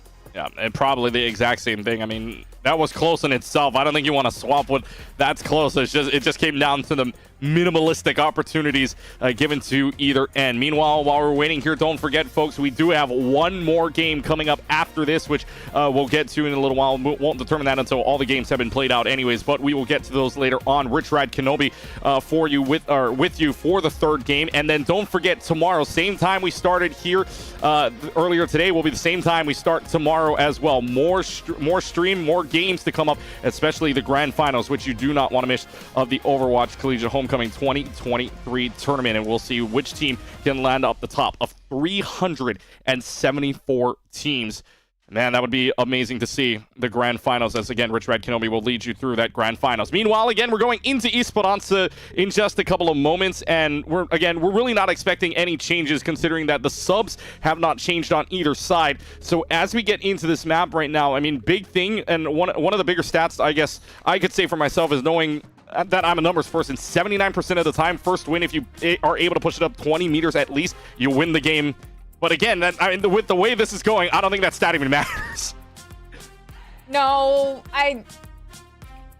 when push first dropped, there was also teams that are just like, we fight for the first checkpoint and then we fight around there. That is it. Because you push it any further, and even though you have forward spawns, it kind of feels a little redundant. So you play the tug of war around, the middle point and each team's respective first checkpoint. With that in mind, we've kind of shied away from that, especially because, this is a borderline 10-minute long map. With that in mind, I'm not positive we'll see that play style anymore, because it has kind of gone with the transition of the different metas that have existed. But what has not gone away is the compositions coming out from both these teams. We still have the Sigma, we still have Lucio, we still have Vega starting out on the Yari, and Vega ended up swapping to Lucio and sticking with it on Flashpoint. Will we see that again here is my question. Let's see what happens here. This is going to be series point for Northwood. One team here moving on to the winners finals. Northwood on the cusp of it. Maryville needing this map to stay alive. Take us to game 5. take us to escorts. Meanwhile, though, we got to get through this first map. Sam already building up to an ultimate 14%, and rolling here is really just a push up from Maryville, just very quick already. Already spawning out the healing pylon. For right now, the cat can destroy and it's underneath, but right now already Immortality Field having to be used. It's going to be healers traded out. Landon and Juby both going down, but Vega gets rid of Squid, means 2 healers are down, and Northwood with man advantage here, especially when both the healers are down. It's going to be the first push coming up for Northwood. Now, do they hit that 20 meters that you mentioned prior to starting this map? But we have one get walled. King attempting to chase. Instead, Vega returns the favor in kind, getting the elimination. False pushing forward is trapped between 3 people. Vega getting another elimination for himself. 88% on Captive Sun. Squid almost has window. And because we did see those eliminations early on, Juby is trailing behind for the support ult charge. Landon is equal, though, because they are both sent to the spawn at the same time. I'm interested to see if we have it take long enough for Cowman to get Flux online for it to be countered by a beat. But Cowman has been getting them quite quickly ever since Midtown, so let's see as we intro with Vega using Captive Sun. Captive Sun does come out. Everybody's able to cut away from that. That is first checkpoint. First fight won by Northwood. First checkpoint gotten by Northwood as well, so they're looking good. 53 meters, advance gone already. Although the application matrix does come out, is this going to be enough damage poured out? Right now, that answer is yes. Tree's able to get rid of Landon through the window yet again. Tree's able to get rid of Cowman too. And this is going to be a fight back here for Maryville as they'll take the robot and get their first meters. Lots of teams start to stagger on to the bot when it is so close to that first checkpoint, but the commitment from Vega for the Captive Sun, everyone from Maryville just can set, as a unit, hit the S key, disengage, said, okay, we'll give you the first checkpoint, but we're going to respond with an ultimate, and you better be ready. We also have King swapping over to the Genji. No more Mei. They're realizing those walls aren't worth it. Now, is the Genji swap going to be worth it is my question as we lead into this next fight. Is Haven going to meet the blunt end of their own rail shot? Well, Haven's got the railgun going, but Sam's got the focus beam going as well. Tree goes down. Now it's just a run down here for the team. Northwood got a little bit more of a push, but not much more other than that. Maryville looking like they've got man advantage. King, though, taking care of Vega. However, Northwood swapping it all the way back. And King getting the deflection kill and land. It's not going to be enough. It's going to be Northwood taking control again. Blade, Gravitic Flux, Overclock, all online. Copy window. Almost another Captive Sun for Vega. I anticipate that Captive Sun to be fully ready to go by the time this fight starts. Again, with that in mind, is it going to be deflected? Is it going to be eaten? Is Vega's ult not going to find value? I'm not thinking so. I'm not thinking that will happen because Vega's gotten so much value. We have Sam doing an initial copy onto the Sojourn. It's dangerously low. Gravitic Flux comes from False. Nothing to save Vega and Cowman. And looks like this is going to be Maryville egressing, taking control of the bot. False gets 3 there with the Gravitic Flux +1. Great start for Maryville, although Northwood haven't pushed up already 60 meters. The difference 40 meters right now, just barely 40 meters actually. Now it's Maryville's turn. Can they get up to the checkpoint? One fight can do it. Ultimate's online for Northwood right now. Application Matrix alongside a Captive Sun. Maryville's got 2 DPS. Ultimates in their pocket along with Squid coming up on the Application Matrix. Maryville, if they wanted to take the lead, now would be the time to do it. As if they can, but now they're going to fight in the side room here. There's going to be the Sigma v Sigma battle down below. Here comes the Dragon Blade that's going to try to swipe up at Sam, and King's able to reach the sky. What? Sam goes down, dash away in the air. Sam can't get out of there, and there goes the Immortality Field. Matrix is also used at the same time. King goes down, so that's traded out right away, but now you're going to have Tree. There's the Captive Sun coming out. Landon and Vega both using their Captive Sun and the Application Matrix. Tree's able to find Cowman, and just as quickly, Maryville's going to try to take this checkpoint, which they do. 7 meters left to go, but Tree finding 3 is a good signal that the Saints are going to take the lead. Oh, Vega started chasing after Juby, and in that moment, pulling the attention of a healer that does a disgusting amount of damage, opened up Tree's ability to just sweep. We've rounded the corner, and now Maryville has claimed the lead, but we still have 5 minutes on the clock. Tree with Overclock online. Juby would beat Haven very close to the response. Overclock. Cowman almost with Gravitic as well as False. It's going to be Tree, the first one to pop ults. Tree pops the ult. You can see the stats on the left side of your screen. Might be even more here. There's already first ultimate used, and Tree gets nothing on the Overclock, but does find 1 pick on the Vega. Traded out for King right away, though. Now you're gonna have no ultimates online for anybody. A dry fight here, if you will. Cowman coming up on an ultimate on the Critic Flux. Maryville does have the lead. Saints have the lead by 24 meters. Could very well be the biggest difference here. Critic Flux available now for False. Cowman coming up on theirs as well. There's both check marks. And now if they want to fight, they can. But Haven getting rid of Tree early on. Not good news if you're Maryville. It's a clean wipe here. Just the Genji left to go, trying to sit on point. King does get rid of Vega. In the process, it's not enough. Team kill. And Northwood takes it back. Vega will be a little slow to catch up with the rest of his team, but not to an extent where it's an end-all, be-all fight breaking. You push the bot up, get halfway, take away the forward spawn, and then back off if you need to, because that extra speed that's coming from the Lucio for Maryville can make things a little more difficult. And so to balance things out, introing with Gravitic Flux might force an immortality. It does, so there is Squid's Immor. Means we're gonna have to use beat on the next ultimate. It's Haven following up with Overclock. Lift is going to be from False. Does not find too much value. Doesn't force any cooldowns either just yet.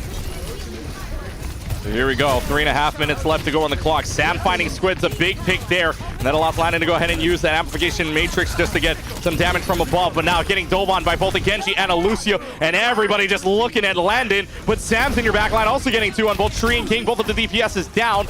And now it's just Sam showing off right now. Gets a third kill. And it's going to be Maryville losing the lead because Northwood's going to hit the line unless somebody can hit it here. And especially with 3 minutes left to go on the clock. Losing the lead, not great. And they will take the lead. The Timberwolves up. It's not worth staggering on at the point if it means that they're just going to end up eliminating you and your team's going to then stagger again and you have to go for a second fight. That lead would be increased even more. We have Blade and Window for Maryville. Also Beat. Then we're going to have Captive Sun for Northwood. Vega hits it first, says, okay, what's your response? We do see Shift is going to immediately be used. Pylon is reinstigated by Vega. There is Window, and now we've got Vega who's forced to run away and take a wide swing, which can be deadly. Immortality is also forced, but King is eliminated for Maryville, which is exactly what Northwood needs in order to maintain the space control. South Mary used as well to push up Maryville for right now. They want all systems go here. They know 10 meters being the difference with only 2 minutes to 22. They got to do all they can here. Be not perfect, but they actually got to try to stop this. But now, as Juby falls and using that sound barrier for nothing here, it's going to be Northwood getting more meters into it, unless they try to stay right here in this small room. But in a small corridor comes big problems. And this right now is just going to be False as well as Squid just trying to hold on. Dragon Blade is out from King. In a small room like this, it could very well be big. False finds 2. But now the Gravitic Flux also finds Squid in the process here. King finds nothing, at least on final blows for the Dragon Blade for right now. And just has to dash away. It's going to be Vega and Cowman just trying to hold on, just trying to let their teammates come back for this. Tree's got 31 health, just living on a prayer right now. Living so low, so dangerously to the edge. Doesn't matter when the rest of your team is pushing up. And now they're going to use the Captive Sun. Vega's going to try to make a turnaround here, and they absolutely do. The Captive Sun gets rid of King, and they're going to get more meters out of this with 90 seconds left to go. There was a moment, Tree standing in this trolley zone to the left of where Sam is looking right now. There's a health pack in there, Tree. I'm not trying to throw shade, but I know the feeling of a support who's struggling to keep other people alive. With that being said, Tree still has this overclock. Haven's very close. Sam has copy. We're gonna have Squid insta-pop Window to try and lock down this entire forward corridor. Sam looking for a flank to the left side building. Hand is already forced from Cowman, but King gets deleted by Focus Beam. Losing a DPS early and a copy coming out. This is looking heavily favored to Northwood. Spawn runs though still in favor of Maryville. 45 seconds remaining on the clock. We've got the overclock happening for Haven right now. Maryville needing to win this fight to stay alive. It could very well be a completed map if everybody gets wiped out right here, right now. They know that, so they use the sound barrier up. Haven's in a lot of trouble, and Haven's going to get taken down by Tree. Meterage right now in the difference is a lot. 45 meters being the difference here. My oh my, what a hill they're going to have to climb with 20 seconds left to go, Artie. Not to mention the hill they'll be lifted up on by Cowman coming up with Gravitic Flux. Again, relying on Squid to guarantee you have that immortality field. We've seen it forced out early quite a few times. Are they going to be able to survive? Because that is not just a team elimination ultimate. It can Sigma 9 you off this point. So now Maryville needs to play very carefully. King's coming close to Blade, which has been able to find some value, but not as much as we've seen from Genjis in the past. And there's Cowman hitting Gravitic Flux. Who's going to touch the points? Somebody's got to touch right now. They do so far. Here comes what very well could be the final fight. Gravitic Flux used to no kills. King falling also low. King's gone. No blade coming. Northwood looking good for right now. Captain Sun's in your back line. Vega gets rid of Tree. It's a trade-off fight, but the trade-off fight's landing up in red, and Northwood University clears the board of Maryville. Saints are gone, and the Timberwolves are headed to the winners finals.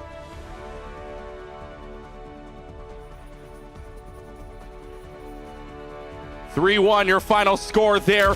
Northwood beating Maryville in a 3-1 series. Maryville winning the first map on Lijiang Tower, 159, 138, 125, but in the end, Maryville would win that. But the next 3 maps, all the way of Northwood. Midtown, 3-2. Servasa, 3-2. Esperanza, of course, the 1-0, but the meterage just too much for Maryville to come in, and they will win. And they will move on to the winners finals to go ahead and take on Fisher West to see who will get the 1 spot or one of the 2 spots inside of the grand finals. As we take a look at the highlights real quick, you can see this one. I love this play from King right here, the skyward bound blade.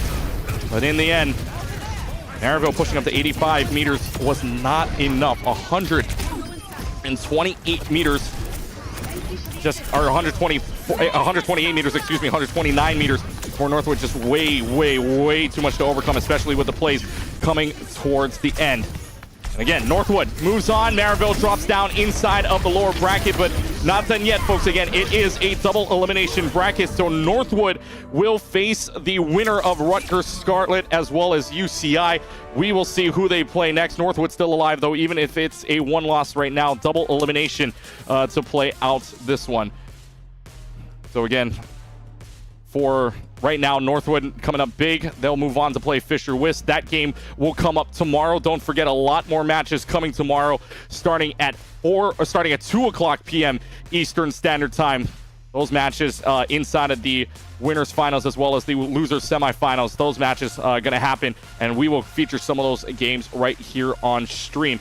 Don't forget another 3rd game coming up as well, and we are going to take a short break. When we come back, we will have an interview from the winning team. It'll be Vega on the other side. You're watching the Overwatch Collegiate Homecoming. We'll be right back.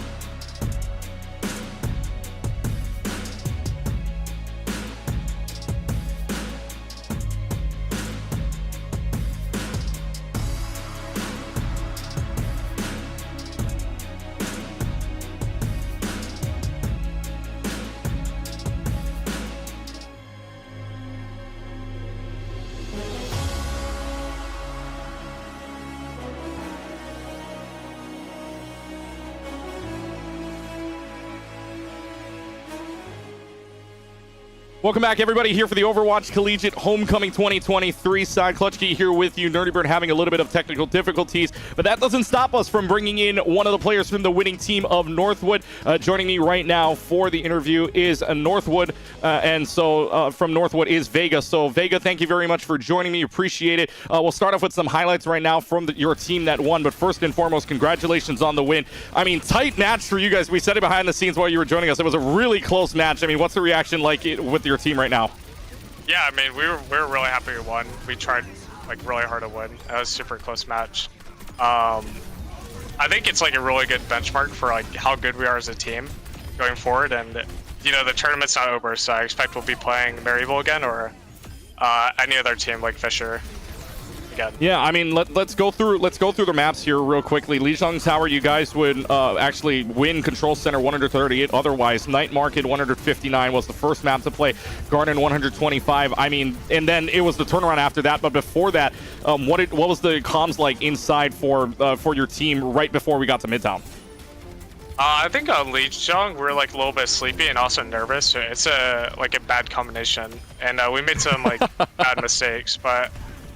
After that on Midtown, we warmed up a little bit and we like played the matchup, and we just won from there. Even though it's super close, we adapted. Yeah, I mean, all the matches there afterwards, Midtown super close, 3-2. I want to go to Suravasa though. I mean, how crazy is it that the last two maps there for Temple and Garden both go to 100 to 99? I mean, that's got to be crazy what's going on. I almost feel like everybody's like shouting at the same time trying to figure something out. I mean, our team's pretty quiet. I don't speak that much. Like Ultrack and Lennon like does a lot of the talking, especially the fight plans. But for the most part, like our team's pretty calm. And we never have issues like comms being cluttered and people screaming.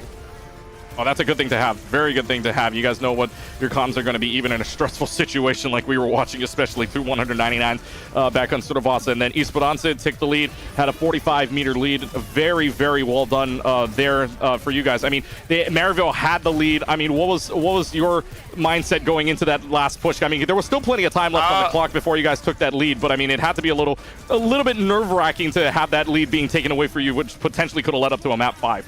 Yeah, especially retaking or attacking on that like Alari comp is harder, but I'm glad that we're able to like pull through on Esperanza. Yeah, Esperanza. Yep. It was just a good map to play for all of us. We played it and we did good on it when we did play it. So and scrims. Yeah, and you guys are gonna move on into the winners finals now. You guys don't have to wait for anything else. You guys are going to play another match tomorrow in the winners finals, and actually the matchup already known, if you haven't known yet, Fisher Wisp are your next matchup. And so with this big team known as the Fisher Wisp team, I mean, is there any concern, or what are you looking out for, I guess I should ask, when you're coming up for this next matchup? I mean, there's not much to look out for. They're a good team, and you know, they're all Contenders players. We all know them. We're all friends with them, so it'll be a fun match. Yeah, very fun match. We will see indeed. Winners finals coming up tomorrow again, 8 o'clock p.m. Eastern Standard Time. Winners finals between Northwood and Fisher Wisp. Vega, thank you very much, my friend, for joining us. A great win. And before we go, yes, I know you wanted to shout out somebody. Who did you want to shout out here? Yeah, so can we vote for Aiden Frosch for the Student Leader of the Year for the Scholars Award? It's my manager, Cheap Stock. Yep, there you go. Yep, the esports awards coming up as well. So yeah, I mean, go out and vote. Those votes available right now for the Collegiate Awards. So check that out. Plenty of good schools. But again, you've got Northwood up there. Northwood's always up there, and Northwood would continue to be up there. And yeah, for you, in Frosch, one of the votes that you want to go out for. So again, for you guys, congratulations. Have fun in the winners finals. Good luck the rest of the way, and we'll see you soon.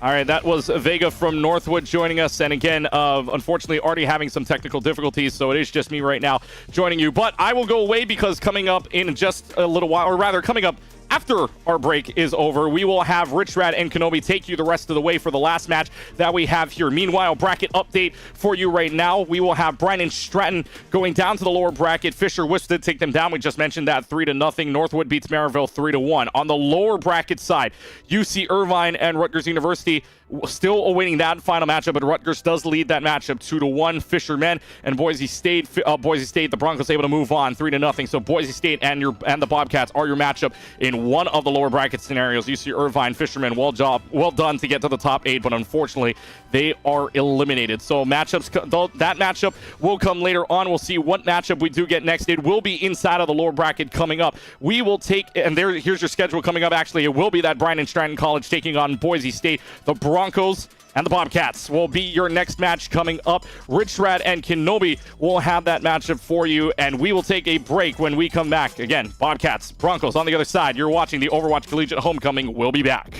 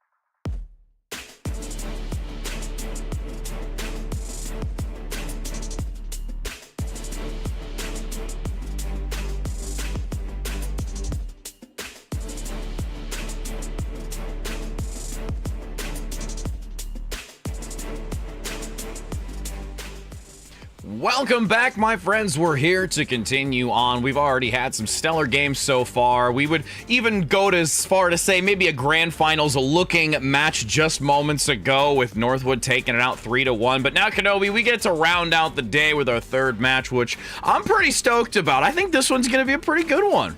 Yeah, I mean, definitely, if there's anything we've learned about Collegiate, you and I casting it, Rich, as long as we have been, Northwood University versus Maryville University, almost a guarantee to be that grand finals a lot of the time. But, you know, we have still some games to play before we get to tomorrow, so let's not count our chickens before they hatch. But we'll round out the day here with one last game. It is in the loser's side of the bracket, so obviously a lot to play for both of these teams, as we have Bryant and Stratton College taking on Boise State University, two teams that I think especially for Bryant and Stratton College, kind of came out of nowhere, right? Number one seed with all of these other incredibly large organizations that we have in the collegiate sphere. And then Boise State getting to this position, it's the highest they've ever actually gotten to in one of these collegiate tournaments in terms of that positioning. So for them, they definitely want to take this as far as they can go towards tomorrow in that side of the bracket. But Bryant and Stratton College, they're trying to, make it seem like it's, they deserve to be here, and by beating Boise State, that's definitely one way to do it.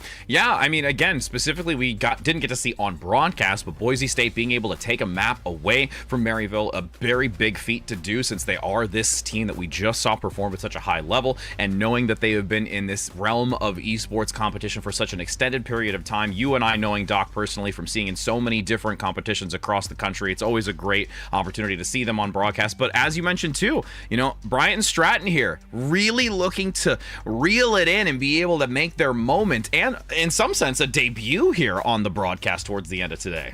Yeah, I mean, it's not like they're no slouches. I mean, they won 3-2 against UCI, who we saw yesterday, and it was a very close, 5-map series between those two. But I think beating a team like UCI kind of gives you that momentum, right? Because it's like, that's a very hard team to play. We saw yesterday how hard that team is to play, especially with Romani and how good he is at the Junker Queen. So vanquishing that already tells me that this team is legit, right? There are teams that kind of lose to that gatekeeper team that we call UCI a lot of the time, and then there are teams that manage to vanquish them, and that's what happened with BSC today. So now going up against Boise State, it's another chance for them to beat a really foundational, I'd say, collegiate Overwatch program. And we get to take a look at the roster here, and we get to see these players up close and personal. Again, some of the names might be known and seen amongst competition, but it's, again, for us, a more opportunity to really highlight what they're going to bring to the table. Again, Manually and Slater are those that I'm going to be focusing on a lot. We've seen such a massive contribution when it comes to the DPS, and finding those types of selections. May has been very monumental in a lot of play that you and I got to see yesterday, and now looking to try and see if it does the same today. And really just the synergy as a whole of these 5 individuals playing together. Yeah, I think the synergy is going to be the biggest factor here, because this is going to be the first time they're on broadcast. So for us in the audience, it's going to be a learning experience to be like, why is this team so good? Because it's not, packed to the brim with these Overwatch tier 2 players that a lot of these other teams have. It's kind of a lot of players that aren't necessarily as well known as the players that we see sometimes on Fisher, on Northwood, on Maryville, even to some extent Boise State as well. But seeing how their team operates is going to be incredibly interesting to me, to see what really makes them tick. What is that little bit of information and bit of edge that's gotten them as successful as they have been, having that first seed, like I talked about, beating some good teams along the way. I believe in the Swiss format, they 3-0'd Northwood, which is a incredible feat in and of itself. So we'll see if that can continue here in the losers bracket. But already I think Bryant and Stratton have made a name for themselves throughout this tournament, which is a big deal. And going against their opponent, Boise State, again, these are names that you and I have seen when it comes to Hugh in the past, or just a number of other collegiate tournaments before this specifically in previous years. Names that we are very used to. Clear, who's going to be leading on that tank role, again, has a very prolific Sigma type of play, which we've seen so significant within the recent meta. Even got a chance to talk to Bagel as well just a couple of days ago, and their expectations going into this. They've had a lot going on, especially Bagel working, with the Canada scrims and things like that. So just all in all, the big factor too is Matt Merck here being on this DPS role. We have seen Matt Merck consistently when it comes out on this tank role, but because it's not typically favored, it's been a sole focus for Matt to play on this DPS role and contribute in a very different manner. To be fair though to Matt Merck, I think one of the things that is so impressive about Matt Merck and his stint kind of throughout the entirety of the time that I've seen him play Overwatch is that, yes, there is that ability to like play tank that's very good, but he's been very versatile. I think that's one of the biggest things. Like Brigitte is something that Matt Merck was very good at, now moving over to a DPS role. I think it's definitely possible for Boise State to not lose too much steam in that regard, putting Matt Merck on this DPS, especially when you've gotten already to the top 6, right? Like that's already kind of indicative of how successful this team has been. In Clear, I don't really think you could ask for a better meta for Clear, right? It would probably be like Diva, but Sigma is also something that you mentioned Clear is extremely good at, and this meta, from what we've seen, tends to favor those very high quality Sigma players like we saw in our last series when we had False versus Cowman, 2 very accomplished Sigma players in their own right. And again, with a few moments remaining, you can make sure that you get those predictions in. 1 for Bryant Stratton, as it's going to be 2 for Boise State, as we do have the selection going into Control, which is going to be a unique one, not seen as much, and it's going to be Ilios in comparison to more of that Lijiang Tower that has been heavily leaned into, or Antarctic Peninsula.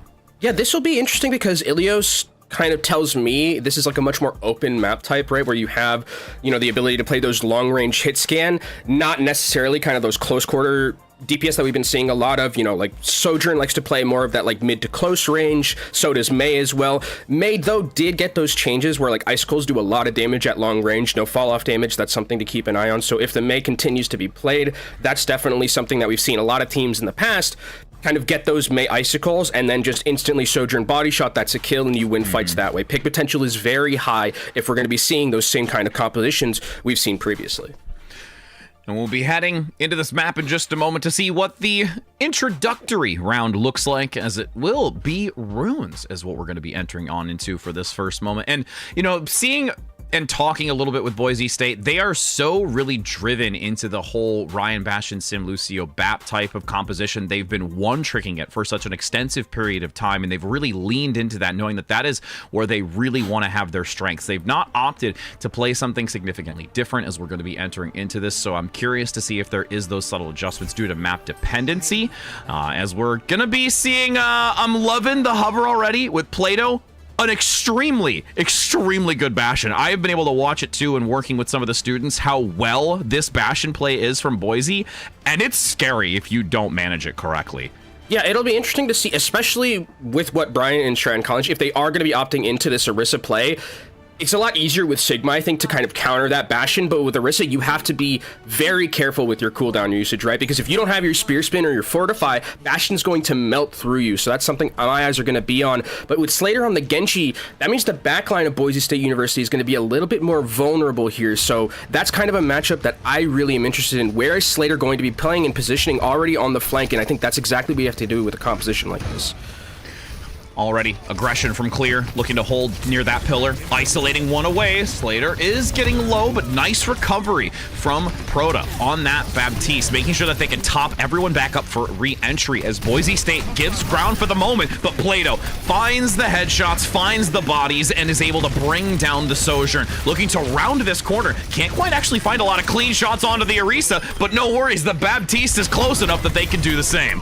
Yeah, Grenade might have been nerfed, but it's still very good if you just get it direct and someone's like half health. It instantly kills, takes that fight down with that pick. Manuel's not able to be there for the fight to continue pumping out that damage, and then it's just an easy win for Boise State University. It was a good idea from Brian and Stratton College to kind of wait for the wheels mode to not be there and then go in. They definitely have the timing down, but that grenade really just wrecked what they were trying to do. Now it's Boise State who have control here. Plato coming up towards that artillery strike. A lot of damage already pumped out. I mean, the highest in the lobby right now, so this Bastion, like you mentioned, working wonders. Contention onto the point. Boise State giving ground once again for now, but will re-enter when absolutely necessary. The ultimate active. Plato looking to get rid of the Orisa on the front side. Cyber, unfortunately, right in the center of those 3 shells, guaranteeing that Boise State can keep taking dominance here and forcing back the rest. I also love that we're on the Lego skin. I think it has the best shooting sound, I think, out of any of the skins that I've seen. I love the Lego skin for the Bastion. It is absolutely my favorite one. Boise State University looking calm, cool, and collected right now. Ant Matrix available, comboing that along with Plato on that wheels mode. Definitely something Brian and Stratton College is going to have to deal with, but they're about to have a 5-pack of ultimates themselves, so this one's going to be a lot of ults flying left and right.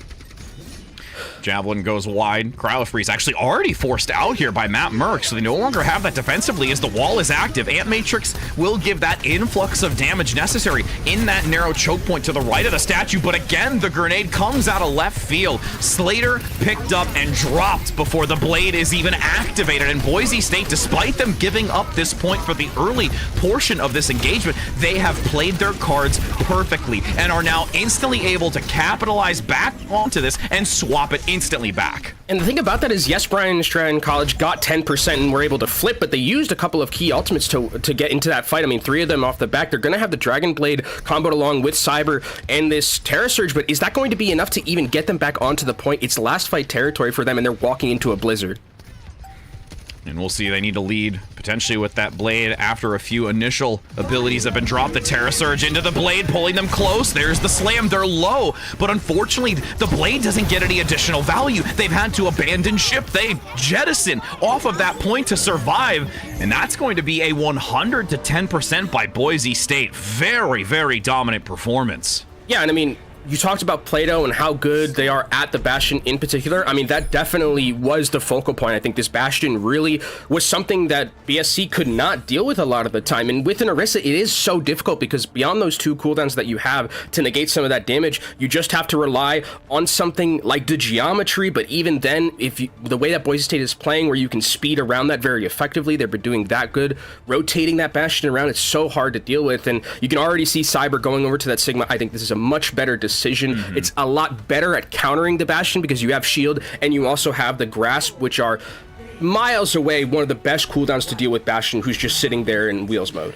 And we can see that Blue and Orange is the favor here from the predictions. 65% for Boise State. We'll see if BSC is able to counteract it going into the second round to bring it to a third as they opt to mirror that segment play. Still operating with the Sojourn and the Genji, so the Crossfire is going to be something that Boise State is going to have to be aware of. They don't want to get picked in these rotations, and they're doing a great job. Nice wall gets them up here. Now they're going to go aggressive with the wheels. Oh, big pick, though, by Manually out the gate onto Chosen, so you've lost a significant amount of healing, where it's really only traded for the DPS, so work can still be done by BSC as they posture onto this point. Boise State, though, a little bit separated. Matt Burke down below alongside Plato to hopefully swing this back into their favor. Great two-piece comes through onto both the Lucio and the Genji. They've lost that utility and the mobility necessary, where Boise State, despite being down Chosen, they actually recover this. Yeah, that was such a weird fight, all things considered. It felt like Boise State actually was the one who was doing a little bit more of that flanking and side angle pressure instead of Bryan Stratton College, and Boise State take control of this first point. Now this is a great position for that Bastion to be in, right? You can kind of sit towards the back. You can really focus down as Bryan Stratton College tries to engage here, and it's up to the DPS to find a way to make sure the Bastion is nullified in some aspect.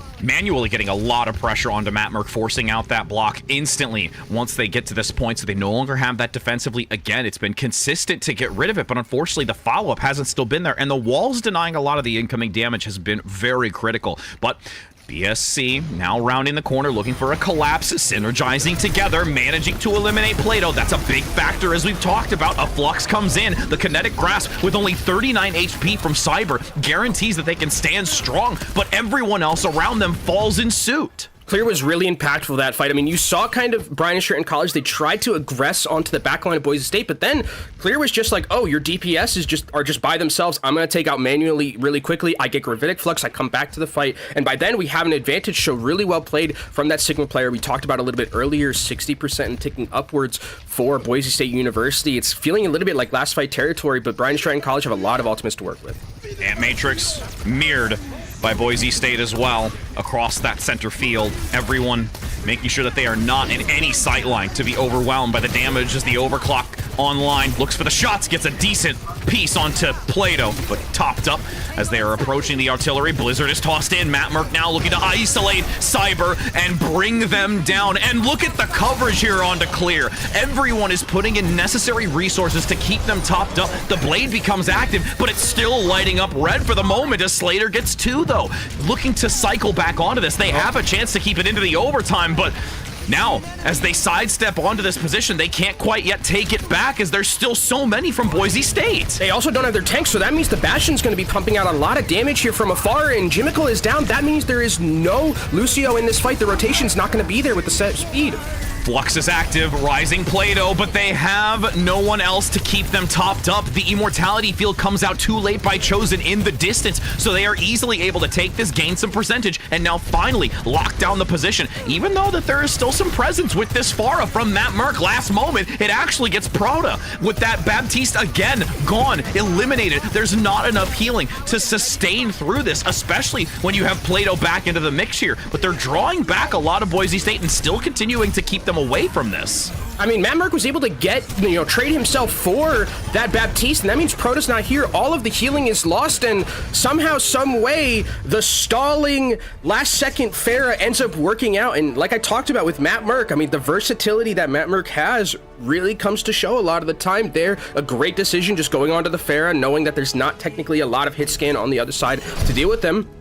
It's a fantastic pick on the Baptiste. That's all the healing lost, and then it's just up for Boise State to clean the rest of that fight. So really good start for Boise State with a 1-0 lead here. And again, I think that you talked about kind of this team playing more of that Bastion style and one-tricking it. Essentially, it obviously shows with how well that they're rotating around. Like, they have a great understanding of how to play this composition, and Play-Doh being the focal point, but I think Clear deserves a lot of credit too, and how Clear's been maneuvering as this Sigma in some of these mid-fight areas, basically making it very difficult for Brian and Stratton College to ever get a foothold.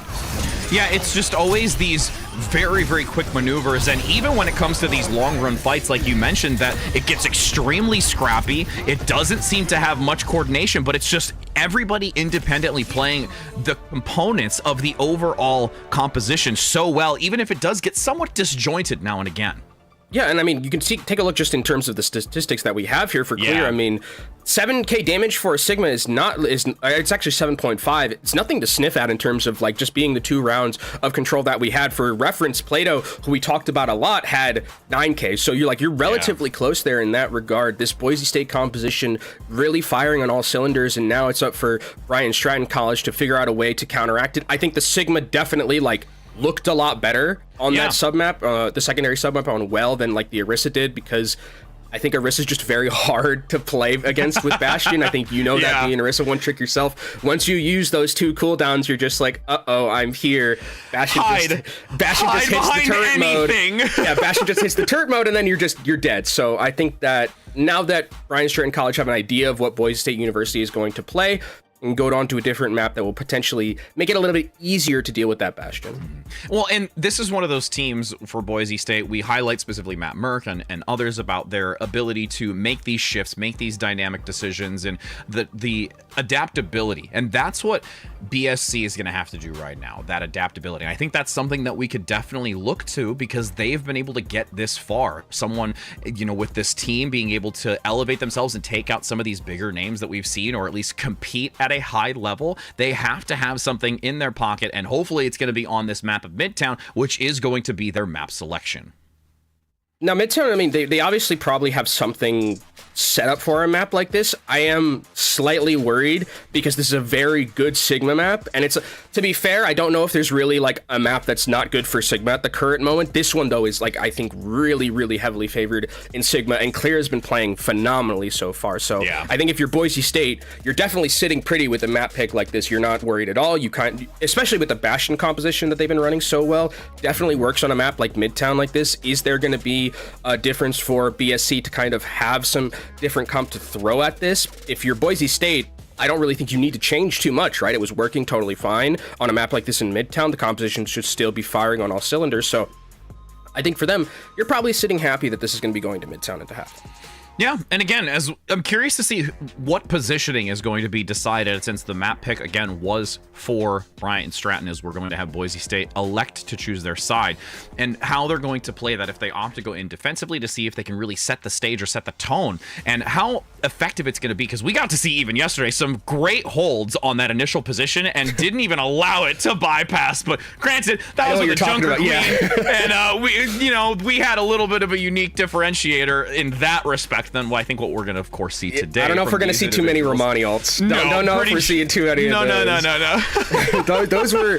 that matchup was a fever dream, it felt like. And wild. It was just yesterday, but a lot of mental RAM was exuded trying to analyze that one. But I think here it's going to be a little bit more standard, like you mentioned, probably going to be the Sigma mirror matchup. And what I want to know from BSC's standpoint is, do we continue to play the Genji Sojourn? Because I think Genji Sojourn can work in this regard. You just have to find a way to set up that crossfire and then get to the backline. The backline is very important because against like Mei Bastion, you don't really have the survivability to take them out. I think even Sojourn, I don't believe with Rail Shot can 100-0 a Bastion like that unless they're taking down a little bit low at the start. So that'll be something to keep an eye on as well as we go into Midtown.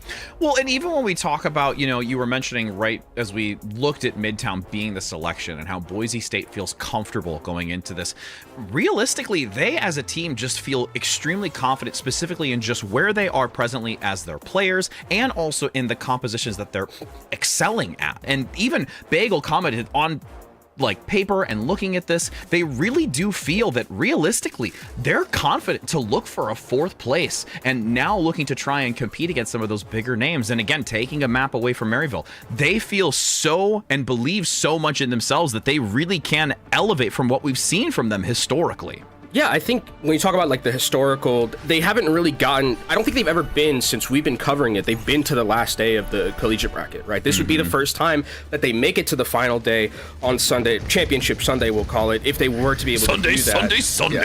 Yeah. Championship Sunday, live on pay-per-view. AKA, we'll just call it this for Collegiate Homecoming.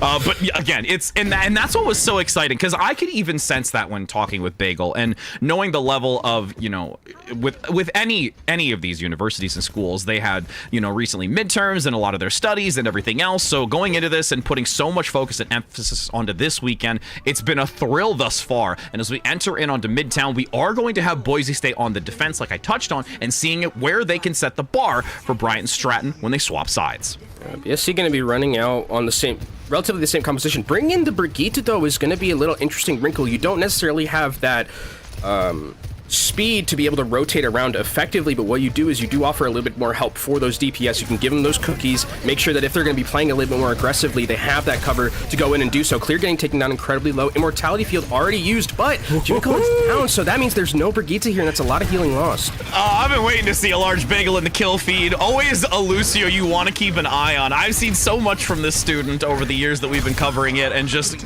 great, excellent Lucio play that's synergizing so well, though a little bit of an overzealous position, at least, as you do see Plato go down. And there's a couple of pickups with Clear eliminated too. Yeah, I think that's a little bit of over-aggression like we saw there, and this is going to give BSC a chance to be able to get back into this fight, especially because Clear will not be here for the next 10 seconds, so now this is going to be a great position for Bryant and Stratton College to go to that point and start ticking it up. Looking to see when they want to enter into this. Boise State going to give as much as needed until they can have the best point of entry, but Slater up top, no one quite knowing just yet. The damage comes in, so they are aware that there is a high ground flanking angle. A pickup onto Clear is not what you want to see, though, that early, especially when you've already got a tick and a half on this, and gets a second rail onto Matt Merck. This is very different coming out from Brian Stratton, and they are going to be able to transition into this payload phase quite effectively. And I really love the positioning from Slater there. I mean, just threatening the backline, that's really all you have to do. You don't need to really show up in the kill feed too much, but if you can threaten the backline and really have them focus on you, that means they're not focused on healing Clear. Clear goes in a little bit too far forward, ends up going down because that healing is not being focused on them. It's being focused on trying to keep Plato alive because of the threat of the Genji. And now Ant Matrix used very aggressively here. I actually don't mind this, just taking control of that high ground. The cart's going to continue pushing. I think this is a totally fine decision. They just have to be worried about now the Ant Matrix on the other side taking it away. Yeah, the retaliation factor is something extremely high value as Boise State leads in with the artillery shells launched from on high. Plato now getting covered along with everyone else from that sound barrier. A large Bagel guaranteeing that everyone is easily covered to make this a nice defensive hold, but in the back, Slater with the blade underneath, sticking close. There is still payload movement here as they wait for an opportunity to, well, basically look for Boise State to drop down. Yeah, I mean, Boise State here was probably going to wait till they drop down now and then use that Blizzard to go in, but here comes Slater on the flank. And then you also have the early pickup onto a large Bagel. Matt Merck with the Blizzard really locking them down underneath this archway because it is such a small room underneath the bridge that they can really gain maximum value. Really great patience, I think, as well for Boise State. You know, just giving up a little bit of percentage or a little bit of meterage on that cart, but knowing that as soon as they're like under, we can just drop down, easy blizzard. There's not going to be anything that can deal with it, and we're going to be able to win that fight. They do have to be worried about this next fight a little bit because of the fact that you've got Slater with that Dragon Blade, but Clear has a Greatic Flux. Actually going to be using it very aggressively. I don't think that hit anyone. That's a complete whiff. Yeah, Cyber actually dropped off the edge of the stairway, so it was underneath the flux, and they didn't get anyone out of it. They could have potentially gained value onto the tank, but still eluding it. Plato gets the Baptiste, though, which is going to be really challenging. The rally is giving armament, but unfortunately, I'm not sure if it's going to be enough out the gate until Brian and Stratton just throttles forward, overwhelming Plato and Clear, and continue to move this fire truck through the underpass. I really like the decision-making from BSC right there, using the Dragon Blade comboed along with that rally. It's kind of like using Dragon Blade and Sound Barrier, but just a little bit slower, and it works out perfectly for them. Boise State University going to try and get back onto this cart. Plato on the flank, used wheels mode already, but here comes Clear. Plato's down, though. Big pickup. Yep, and again, they constantly are finding these eliminations out the gate, whether it's on the support line or Plato, making it so much more of an uphill battle for Boise State to come back into this to deny their progression. 0.29 meters, 2:20 still on the clock. There is a decent amount of time to work with if all fails in this moment, and Boise State does have the chance to anchor themselves behind that inner wall. Plato now with that artillery, nice evasion coming out from Manually, but the second dash isn't there, so it lands onto the DPS, which again, the overclock doesn't get nearly as much value potential. With Cyber also low on the front line, it has to be super cautious, but the Flux now active, looking to grab one, and it's Clear for sure, but the Suzu is there, guaranteeing that they will not be brought down. A great double tap though onto Matt Merck with a swivel of the cam to make sure that that elimination comes through as Clear comes back tenfold. I've got a Flux myself, friend, and looking to get some double taps of my own. A lot of commitments there from BCS to try and win that fight, and it felt like they're thinking that that's last fight territory. They used that rally, not really getting a lot of value. The Greatic Flux doesn't either, and Brian Stratton College, I think, had everything they wanted there, but they just weren't able to clean up those kills, and that fight lasted so long that the time bank that they had has now been dwindled down to only a minute, Rich, and with where the card is, they're only get to get this one chance to win this fight, and they're walking into a blizzard. We've seen how good Matt Merck has been with them in the past. Here in this enclosed area again on the cart, it's going to be even more deadly, I think. The win condition set for Boise State to hold the defensive line. Big pickup onto Slater. Chosen finds the shot. That is not what you want with 55 seconds, but since there's enough, you're going to see BSC actually abandon until they can get back to 5. Now you definitely have to leave here, and what is BSC going to have going into this fight? It's going to be Ant Matrix, there's going to be Dragon Blade 2, but again, Dragon Blading into the 2 DPS ultimates that Boise State University has is such a hard thing to be able to accomplish, and with 30 seconds left, this is the last chance they're going to get. Here comes Artillery Barrage. Plato dropping the pain from on high, able to get rid of the Immortality Field on the first shot and follow up with another for Cyber. A melee to boot on the Omnic Ninja, 24 seconds, and the hope of pushing that checkpoint is just fading. Yeah, I love what we're seeing here from Boise State University, just pushing as much as they can up towards those spawn doors. It's going to have to be desperation for someone to try and touch this card. It's either got to be the Lucio or Slater here with this Dragon Blade. Oh, ultimate active, looks to land on the back, going for the follow through. The Immortality Field is the first thing to land it, though. Plato gets the follow-up. This is the overtime now, and it is Brian and Stratton unable to be as a full force of 5 as Matt Merck goes to what we love and truly believe he can do. It's hammer kills attempts for days with the kill feed lighting up and Clear. Matt Merck, you never, ever disappoint us. I love watching Matt Merck play Overwatch, man. Dude, it's so funny. Good. It's amazing that you're just like, oh, it's last fight. I'm going to just start whacking this Sigma with my hammer, like whatever. I mean, it was the good thing too, because that Sigma was grasping during that. So like, if you shoot him, you're just gonna be feeding him that shield charge.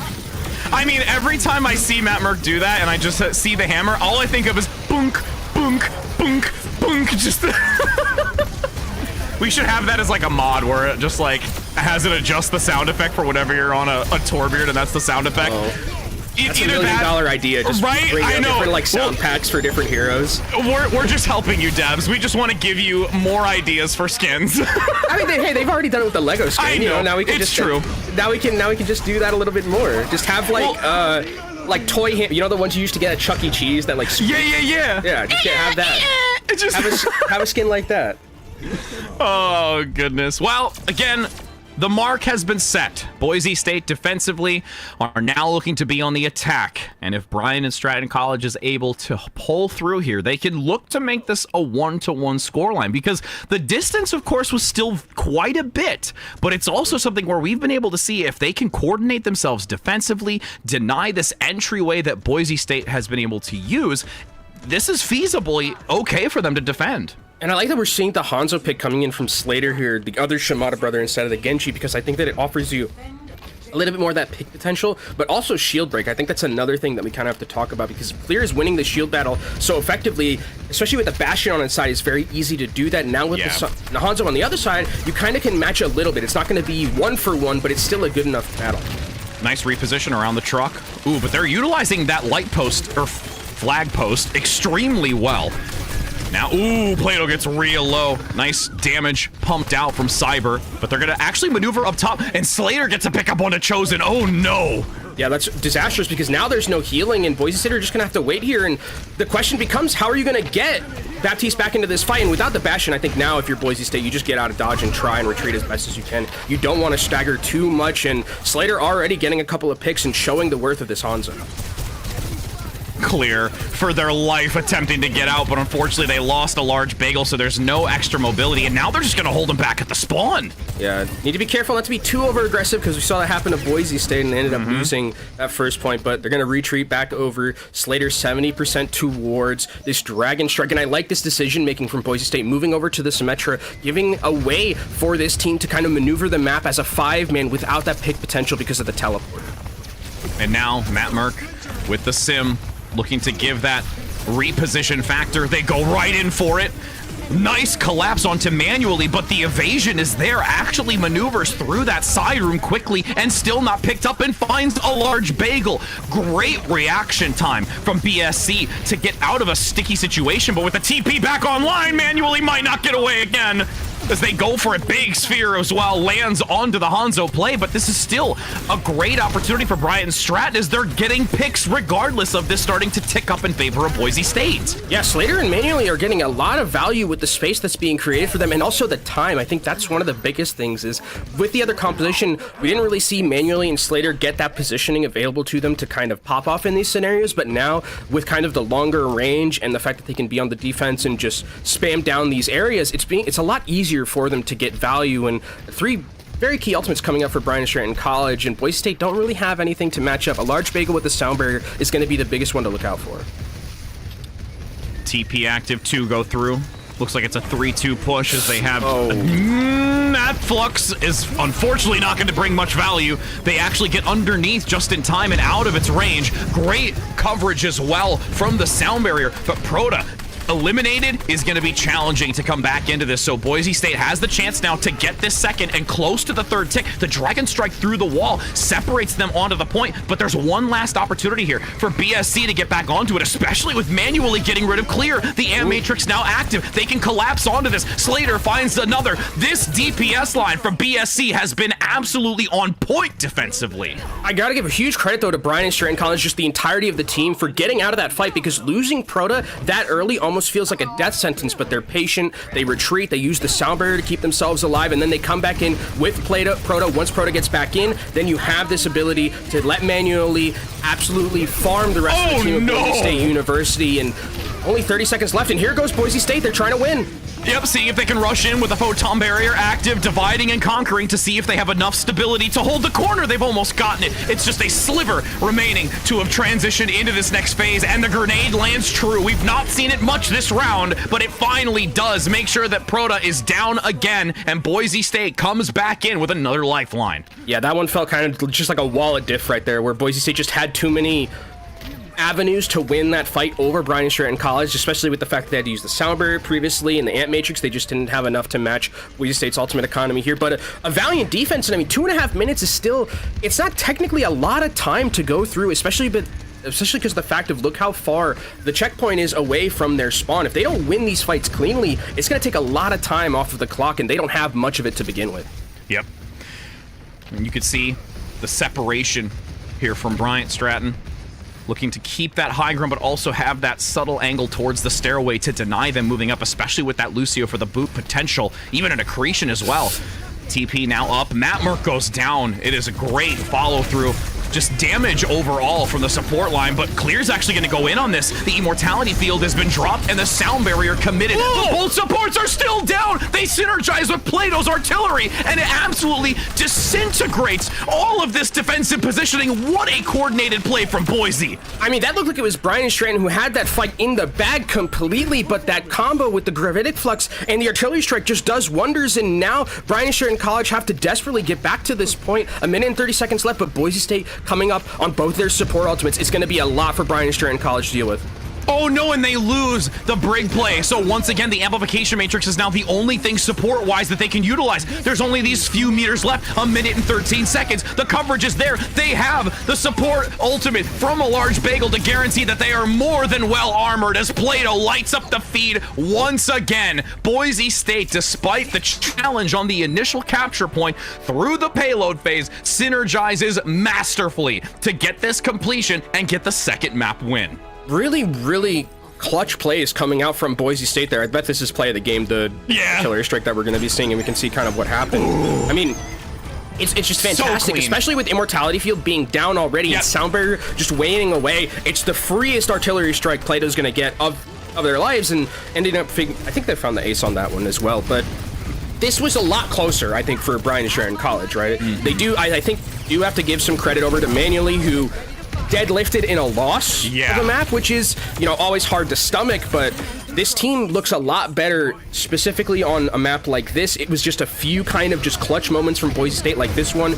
Utilization of the wall just so, I think, what's the word I'm looking for? Decisive. When like Boise State has an idea, they're just like instantly snap of the fingers, we're going in. And I think sometimes it catches Brian Strand College off guard, like we see in a couple of these fights, and they're not expecting kind of the onslaught like this. I mean, this was just absolutely brutal. Well, and the part of this too is right at the bottom of that kill feed, you notice that Chosen instantly fixated that Immortality Field, and they were able to remove it just in time so that those shells can guarantee that many eliminations. And again, all in all, we got to see that yesterday even when it came to, I believe it was an ultimate follow-up where the Immortality Field was focused by the support line. Again, they notice instantly where that is so that they remove it. Oh, it was the Flux on Esperanza, where we had that same type of synergy and understanding of those micro moments that can really basically shift the tides. And it was just crazy to see the way that Boise State has been playing against it. But all in all,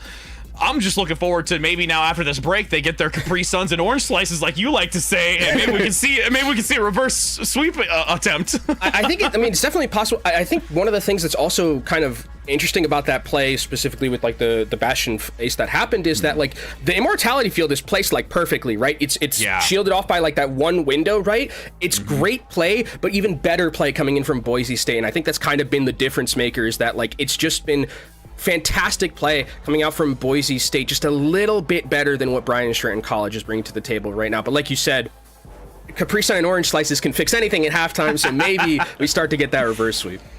And with that being said, we're going to head to that short break, making sure that you can also get your food and snacks that's necessary for this potentially final map. So don't go anywhere, as we'll be back after the short break.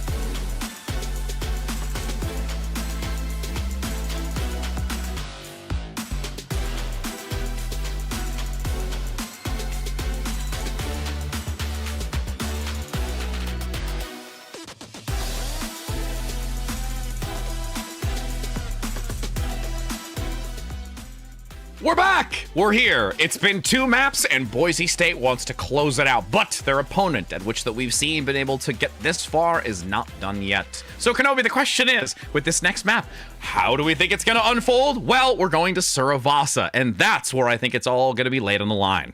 Yeah, I mean, this is where you got to really start the reverse sweep. We talked about it a little bit. Hopefully, they got the Capri Sun and the orange slices, because we want this to we want to have a competitive series, not just for us, but also the people in chat that want their Kiriko skins. I see. Yeah, when right. I was looking earlier, I was like, everybody's like, oh man, just got to get a little bit more of that percent, and I bet there's still people in chat doing that. So we're gonna try and get those for you. Remember though, there is a stream tomorrow, so it's not all doom and gloom. If you don't get it today, you got tomorrow as well, so make sure to keep that in mind. But going into Suravasa, I mean, this is an interesting map. Obviously, it's kind of new to us as we haven't casted too much Flashpoint before. We have yesterday, and like we're starting to get a little bit accustomed to it. I don't see a reason for Boise State to really swap anything in terms of their composition right now. It's been working perfectly for them. I think the swaps, though, that Bryan Strand College have used have actually been pretty beneficial, right? I think the Hanzo was really great. I think also if they maybe want to try and match the Bastion, I think that's also a possibility. Going over to the Sigma from the Orisa has been a good swap, so they definitely have that ability to adjust in the mid set, but we'll see if they can take that now to Suravasa after halftime, where they, you know, kind of just like have a chat with the coach, figure out what to do, and try and get this to a map 4, and then start to go from there. Well, and the bigger part of it too is those changes are getting them closer and closer to finding the answer. Like, that's the thing, is it's not like they're bashing their head against these ideas and finding themselves still in a pitfall. Like, they are edging ever so close to being able to turn this around, and this is that final moment that they can do that. Again, this is the lower portion, so they are being sent home, that they are moving through this. And the other part of it too is it's unfortunate that there's a little bit of RNG revolving around this because of which of those places specifically open up. You and I were even talking about it yesterday when it came to some of the actual openings, when it came to Palace or Temple opening up first, depending upon when their spawn location is. So there's so many different variables and factors into here that really keeps you in such a heads-up mentality. Oh, yeah, I think the other thing about kind of this matchup, like you're talking about like keeping it heads up, is that there is a little bit of that kind of like good luck you need in terms of like where the spawn is. Like, I think it's definitely something that we saw yesterday, where it's like if you get to that point first, especially with these compositions where like the poke setup is very important at the start, especially with like Bastion, May, and things like that, you definitely need to have a little bit of luck on your side. But there's also that ability to just kind of like force your way through a setup like that, and we'll see Bryan Strand College kind of go back to what they were playing a little bit earlier with the Genji and with the Sojourn. Again, you have that crossfire potential, but you don't necessarily have that same increased damage from the Bastion as the wheels modes go out. I also just noticed that there's a D20 on the Lego Bastion too, so that's just like a win-win right there. Oh, yeah. As you just rolling a nat 20. Oh, big stun though onto Plato. Needs to be cautious. Gets the immortality field coverage. Whoo! Manually gets out of there scot-free with only a chip worth of damage left on their health bar. 10% though already accumulated by Boise State, taking a dominant position as BSC looks to fall back. Nice trade 1-for-1, but again, Proto goes down early, and this is going to be that much harder for them to recover. And I'm really liking what Boise State has been doing, specifically Clear with the Sigma play, is just kind of foregoing the Sigma versus Sigma matchup and just going with the rest of the team into the backline, knowing that with my damage and a Bastion damage comboed along with it, the supports are not going to be able to live, the squishies aren't going to be able to live, and then they turn back around and start trying to win that front line when one of the supports is dead or one of the DPS is already dead. I think they've been rotating very effectively, and seeing those openings from Clear and the rest of the team kind of pouncing on it has been one of the difference makers. And you look at Boise State University, I mean, Ant Matrix available with the Bastion. Wheels mode is going to be incredibly difficult to deal with for Bryan Strand College to go into this. They probably have to just take that out and then go back in with their own Ant Matrix. I don't think you want to battle Ant Matrix versus Ant Matrix here. It'll be a challenge as you have the artillery shells being unleashed. Plato looking quickly for the back line. Manually gets picked up, doesn't even have the chance to elude the damage. And entering into this, BSC is just dwindling. They will instantly have to give this up and look for a regroup to see where it's going to be. They've drawn into the back to try and swap it over, but there's so few that realistically, there's no way that they can recover from that. But again, look how quick and decisive it always is with Boise State University, right? You see Clear is like looking walking between the Sigma and the Baptiste, sees the Immortality field is already out, instantly turns and just one-shots the Baptiste. Like, that decisiveness is something that has made Boise State really dangerous in this matchup so far, and only having to use that artillery strike to win that point. Now go to second point. They have the positioning to work with. They're walking into a blizzard. If you're Brian and Stratton College, it's just going to be very difficult for Brian and Stratton College to win this fight without committing heavily their ultimate bank. And for Boise State, it was a nice, easy transition from that middle position to Garden since it's so close from the one out the gate. Nice cryo freeze, made sure that Matt Merck is alive. 4 ultimates available. They offer to draw back up the stairway, goes for the flux, but Plato is down. Look at so many getting low, but that barrier is there from BSC to give them extra protection, as now you're going to have clear up top, hiding ever so slightly, as this does favor Brian Stratton. Yeah, especially without Chosen here. That means no Baptiste. A lot of healing has been lost, but there's still survivability. Oh, no. With Matt Merck and the cryo freeze and Brian and Stratton College manually tries to win this one back, but with clear still here, there's no way for a lonely Lucio to win that. And like I said, Rich, a huge ultimate commitment used there from Brian and Stratton College gets absolutely nothing for them. They still are able to keep the overclock from manually, but that was a very costly fight for Brian and Stratton College, and they aren't able to take anything away from it. We're back to square one, where Boise State University have control of this area, and Brian and Stratton College, they have to make the aggressive move to get on. Yeah, I mean, they've got at least the overclock to lean into this if they want to take it, but everybody else's ultimate is only in that 30% realm, so they have such a massive amount to accrue if they want to have ultimates for a potential second contention onto this. Overclock is active, looking as they are stuck onto the wall. Nice, beautiful reposition up top to utilize Matt Merck's wall to get the high ground angle necessary to blow up the back line. It is still Brian Stratton taking dominance on this point, but still Boise State drawing out the time, lasting for as long as possible to get as close to that 99. And manually, actually, with that overclock, canceled the artillery strike from Plato, who was going down into that mode, but was killed before it could even go off. So Boise State sends that ultimate into the void in a loss, but it is a good position for Boise State. They are in kind of that one fight win territory, but for Brian Stratton College, now this is going to be great for them, especially with the Sojourn. You have a lot of those angles to work with now. You can farm up towards that shot and try and get maybe one of the squishies in that backline before Boise State University can get into this point and set up their bastion. You can hear, oh no, manually finds a massive rail shot onto Matt Merck. The blizzard still has been thrown out, and you can see Clear capitalize on it. Proto goes down, no longer being able to give that fluid amount of healing to the rest of the team. They have to play so synergistically and close together to guarantee that the Lucio can keep them topped up and also provide the mobility around this. But with Chosen's amplification matrix, that's going to make it extremely challenging for BSC to survive through it. A stray grenade lands as well onto Slater, and it's able to swap back over to Boise State. Yeah, that pick on the Proto was absolutely huge. Losing that Baptiste completely screwed that point for Brian and Stratton College, because they lose all of their healing, and against Ant Matrix with Bastion, there's almost no way to win a fight like that, and we'll see if Brian and Stratton College even attempt to get back onto this point. Manually misses that rail shot, so doesn't have that for just yet.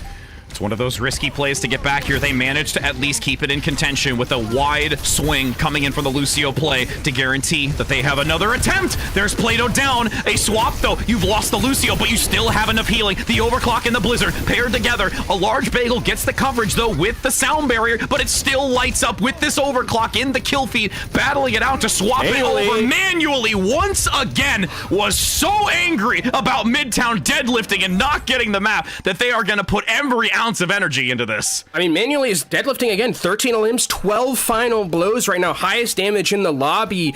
Manually trying to bring this team to a fourth map, as we're going to be going to our next point. I believe this is going to be Temple that we're going to next, and we'll see who gets there first. I think Brian and Stratton College just have a little bit of a quicker time to get there instead of Boise State University, but one of the big things is that artillery strike available again for Plato is going to do great at zoning off Brian and Stratton College as they try and get back onto this point. The Pro is down again. You don't have the Baptiste. This fight is over. You have to leave. Yep, you have to give that up.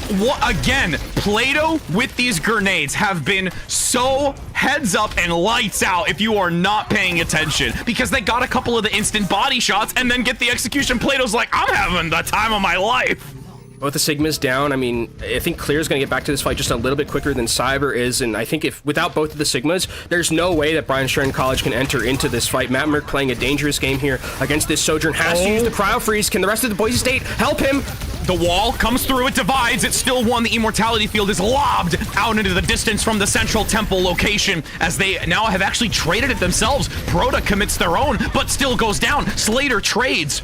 Plato in the back with the artillery activated to find a flanking angle behind. Is manually going to get hit once again? No, unfortunately not. So Boise State is actually still getting value though. Cyber is down again. The sound barrier wasn't able to connect onto Cyber fast enough, so Boise again capitalizes on this position. I mean, this aggressive posturing from Clear is really hindering Brian Stratton College's ability to play because Cyber is going a little bit aggressive themselves, but with Clear in the backline, the Baptiste simply just does not have the mental RAM to be able to heal that front line and also try and heal themselves and dodge away from Gravitic Fluxers or dodge away from artillery strikes. The way that they're utilizing these cooldowns is so effective at just causing mental anguish to Brian Stratton College. Cyber instantly rushing onto the point, guaranteeing the contention. This amplification matrix, though, is not what you want to funnel into, and it's such a devastating position, and you've got the Blizzard as well, locking down Cyber again.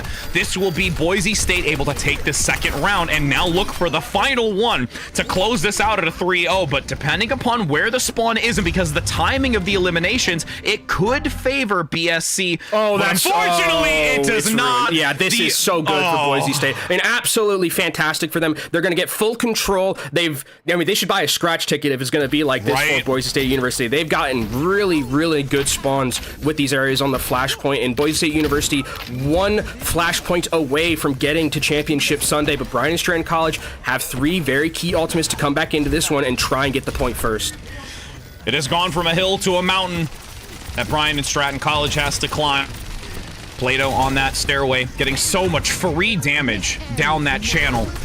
Approaching as the Blizzard is consumed. Clear, as we've talked about before on the Sigma, continuing to excel, denying a chance to swap this back. It is early percentage gain from BSC, but again, Boise State buying their time, playing strategically, looking for Cyber, separating them back. The wall is active. Matt Merck is actually close enough so that they can slow this Sigma play down, but the Immortality Field comes out, instantly denied. Plato gets another grenade to bring him out of the fight, and it's Boise State looking to still take this and actually start surpassing in percent. Yeah, they're going to get it as well, and now it's just about Brian Stratton College trying to just get out of dodge. Jimiko goes into the drink, and Rich, it's looking dire here for Brian Stratton College, especially with how much they had to commit to that fight. Clear eating that Blizzard, like you mentioned, an absolutely huge pickup, and now look at Boise State. They have a Blizzard of their own. Matt Merck has been deadly with them so far, and when you're walking into this enclosed shrine area, Blizzard just does so much in terms of winning you fights. Boise State digging the heels in deep. As the Amp Matrix comes out, nice wall to deny the initial damage as the Flux proactively placed here by Clear. Synergizing, hopefully, with Plato's artillery, but unfortunately the synergy isn't there. Manually finds Matt Merck, so they don't have the Blizzard. That was an instant win condition, but the grenade and the Amp Matrix, that is a window of death when Plato is behind it. 95% approaching its zenith, and the overtime active. Proto is down, no healing available. It's a hope and a prayer for the Lucio to keep it contested with a Doomfist and a May to turn this around, but unfortunately, the weight of Boise State will cause Bryant and Stratton College to buckle, and this is going to be Boise State able to take this as a 3-0, can move in to that Sunday. Yeah, and I mean, what a way to do it as well, with Plato getting top damage by a significant amount. Another deadlift for manually on a losing end, but that's just the way it goes, and unfortunately for Brian and Stratton College, their Cinderella run ends here, but Boise State, like you mentioned, finally getting to Championship Sunday to prove that they can play with the big boys of Collegiate in a meta that seems to fit them so absolutely perfectly with how they've been playing Clear, an absolute menace on this Sigma. Plato playing absolutely out of his mind as well. This just seems like it's a perfect melange for this Boise State team to finally get to that top 4 like they want. And they've put in so much work as well. Everything lines up great for them, and that's why they do take a map off of Maryville, and they do find themselves in this position. And what we saw over the course of this live on broadcast, because again, we haven't been able to see Boise just yet until today at this moment, and every credit to them, and they are so deserving of being in this position. Even though they are in the losers bracket looking for that redemption round, they still deserve to be here. Yeah, I mean, they've had some good moments, you know, taking a map off of Maryville. That's not anything to sniff at. And now, as we go into Sunday, they'll have that time to recoup, and then they'll play tomorrow. Have some footage on the people they'll be playing as well. Manually tried, I think, this was a great play from the Sojourn, from Manually, but unfortunately just not enough to beat Boise State, who just seemed like a well-oiled machine of 5 members who are just working so well together. And I think a lot of it really does have to do with Plato and Clear. Their synergy, it's weird to kind of say like the synergy of a Bastion and a Sigma, but they seem to have a lot of it just by the usage of their cooldowns, right? Gravitic Fluxes into artillery strikes, using Gravitic Fluxes in the flanking potential of Plato to make it difficult for Bryan and Stratton College to really operate in a lot of these fights. Just really well played, and I think they deserve a lot of credit. Definitely deserving to finally kind of get the monkey off their back that they've never been to that top 4, top 6. Now they have kind of everything to play for going into tomorrow. And the fearless leader, Doc, probably sitting in the background saying, I'm proud of you boys, because literally I just see him right now with his stat sheet. With his sheet, just like this. That's what it is. This is what we're going to do. You got those headsets. Like, all right, let's go, boys. We've seen it so many times in Collegiate. You and I just see him in the back like, all right, this is our strats. This is what we got. Here we go. We got it. I know he's feeling it right now. Somebody's going to clip that. He's got the mic out like this. Yep. Just like talking like a true football coach. True sports fan. True sports leader, just overall. But again, what a spectacular set of games that we've had today so far. Boise State, again, major hats off to them. I know they're all feeling ecstatic in the way that they've performed today and getting ready to go into tomorrow. But again, there's so much for us to, talk about still. We'll be able to have an opportunity to get a few words from them. I'm curious to see who we're going to be ending up to talk with as we'll be heading to an interview here. So don't be going anywhere, friends, as it's going to be Chosen we get those few words with. So we'll be back in just a moment after this break.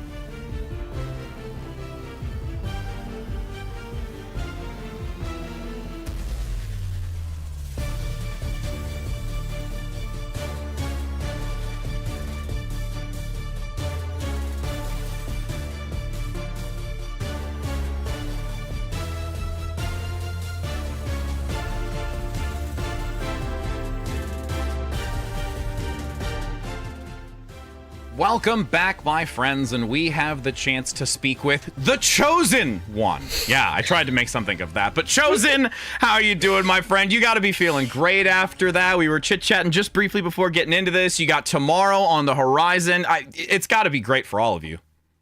Feels good to be in this spot. I mean, Long I can awaited. imagine. Yeah, I mean, long away. I think we talked about it. You've been on this team since like 2021, so a lot of trials and tribulations to get here. Finally going into Championship Sunday, which I think has been a long time coming for a lot of the people in this program. But talk to me a little bit about this series in particular, because Brian Strand College, I think for a lot of people, came in as like a shock at like being first in the Swiss and like having this incredible run kind of coming out of nowhere. What were your thoughts going into this series in particular? Like, were you worried at all that like, the Cinderella magic was still there, or did you kind of feel confident? We were very confident, but we also just had never seen them, so we weren't sure. I think I can definitely say for us, but I imagine for them as well, it was kind of just a battle of keeping it together, like endurance, because we've been playing all day. Yeah. I think that's really like what it came down to. I mean, when it comes to the endurance factor, especially for like you're mentioning a day like today, you had all these matches ahead of time, being able to keep that energy and that endurance and just the right mental state. What does that look like in communication with your team and just leadership all around when you have extensive days like this to keep that engine going? I think it starts with communication, just like keeping your comms up, not letting that fall flat. And then I think if you keep the energy in comms, you can kind of keep it in gameplay. I think that's like the key to it. Is there anyone in particular who like does keep that energy up like on the team in terms of the comms? Is it like by committee, or is there like one kind of focal person who's always trying to keep that keep the comms and keep that energy up like you're talking about? I'd say everyone on our team is like a key part of our comms, but the biggest person is like Clear. He's like the mastermind behind like our macro play. So okay. Yeah, he's very level-headed. So I was gonna ask about like the meta and like kind of how this has been operating. I see Clear go very like aggressive a lot, and it feels like it's very like instant. Is that like, is he the one shot calling? I would imagine, because it's like it seems like it's very focused with the Sigma going forward more so than anything else. Yeah, for sure. And we didn't really show it this series, but the people we're gonna play know. Like sometimes we put Clear on Sim, and he's just calling the TP plays. Like he does a lot for us in comms. Gotcha. Yeah, because I remember Bagel was talking about that too. Like, there's some versatility that you as a squad has that can be brought to the forefront with those subtle adjustments, and having to play it already before and looking to see if that is necessary moving forward going into Sunday. So is that something preparation-wise that you've also kind of accepted that this is something that works now, but that alternative option is something you think you're going to have to really stick with going into tomorrow? Yeah, it's really something that we tend to find out like as the series goes on, like. What style do we want to play? Like, what comp do we want to play? Sometimes we don't even know who's going to be playing tank and flex DPS. we just got to figure it out. Okay, so kind of like talking about like figuring it out and like the mid-set adaptations, you're going to be going up against like kind of, I would say, quote unquote, like the big boys, right? With like Maryville, Northwood potentially, and like Fisher, as you continue through this losers bracket. When you're in kind of this scenario where you're trying to figure out like what are we playing in terms of like flex DPS or the tank, like, is that a kind of a decision also made by committee, or is that something where it's like, someone will take the ball and be like, yeah, I can play this here no matter what? I think that's really just decided by Clear and Matt and how they're feeling. Or actually, it's mostly just dictated by like what the enemy plays, to be honest. Just like what tank they're running pretty much. Okay. So going through the bracket, you get to face off against Maryville again. Now, this is the second time you get to see them here in this. Is there any type of, mental state differences or things that you already have, like, addressed in your mind to counteract that and be able to take them down this second attempt? I just need to not die to tree. It's as simple as that. That's hard. I mean, that's very hard to do. The tree's pretty good at that hero. Yeah. That Sojourn hero. We took a map. We definitely take 2 maps if I didn't troll. But yeah, we heard it live here from you. It's okay. You know what? Listen, accountability is important. Accountability is important in a sports game. He doesn't miss, and with how like our comp works, like he just perma has rail. It's so bad. Yeah. Well, hey, that was a great opportunity today to learn that. You now have found a little bit of the things that you need to correct going into tomorrow. I want to come in tenfold. So we appreciate your time to chit chat with us, and looking forward to being able to see you tomorrow on that final day to work your way through and be able to potentially make some more upsets, my friend. So thank you so much for your time. Thank you. Thanks, Chosen. Ah, it's so funny. That's so funny. Tree don't miss. I love just like the accountability again, where it's just like, yeah, if I didn't troll, we would have won 2 maps. But no, I mean, now it's in the back of your head, so now you know. I mean, a Tree is a very hard player to play against, especially with, like he's mentioning, Rail is just up every time, and if there's one person I think you don't want to give Rail to like that much, probably going to be Tree on the Sojourn. So we'll have to see tomorrow, but Boise State, to their everlasting credit, got there in the end. You can take a look at the schedule and how we got here today after everything that's transpired. You had Nerdy Bird and Clutch Key taking you through those first 2 maps, with Fisher Wisps cementing themselves as a pretty strong opponent, and then Northwood University versus Maryville University in what could potentially be a grand finals rematch if history is anything to kind of say. Northwood University, though, winning 3-1, which I think it could have gone 5 maps, definitely, but that was definitely a very close 3-1. And then here, Boise State taking care of business against Bryan and Stratton College with a 3-0, getting themselves that coveted championship Sunday spot. And for those that might not have been able to see the bigger picture here, we've got the bracket as well that you can take a look at the adventure of all of these teams that have been remaining in this double elimination phase. Again, on the bottom there, you can see tomorrow Boise State getting to go against Maryville once again to try and be able to fight back and have a little bit more of a bite than a bark to be able to take them down. But that's going to be an uphill battle for sure, as Fisher and Northwood are what we get to see tomorrow. Insane top 4. Insane top 4, right? by the way, though. Like, this is a really, really competitive top 4. A lot of really big names. Then you have Boise State as well, who's playing at this, like, Bastion comp at such a high level. They've taken a map off Maryville before. You heard from Chosen, potentially could have taken another one. But we're starting things off with Fisher Wisp versus Northwood University. The winner of that will be heading to our grand finals through that winner's side, and then we will play the rest out of the bracket in those last 3 maps. So for those of you who are here and probably just saying like, oh man, I didn't get enough for my skins, I didn't get enough percentage. Well, guess what? There's a whole other stream tomorrow, so make sure you get there bright and early and you can claim those skins for yourself. Gotta wake up and make sure you have all the lights on and the monitors playing, whether it's on your phone or somewhere around your desk, or maybe on a tablet, wherever you're connected. You gotta get those skins. But you also have to be here DS. On a Nintendo DS. Oh my gosh, could you imagine just sitting there and just, yeah, that's what we're gonna do. We're gonna watch it. By any means necessary to get the Kiriko skin. Right? Absolutely. Well, it has been an absolute pleasure. 3 amazing matches today and 3 more tomorrow, as we said, 11 a.m. PDT. You do not want to miss it for the skins, the action, and all of the conclusive storylines that we have for this semester. So we hope you have a wonderful rest of your evening. Take care, happy gaming, and we'll see you tomorrow.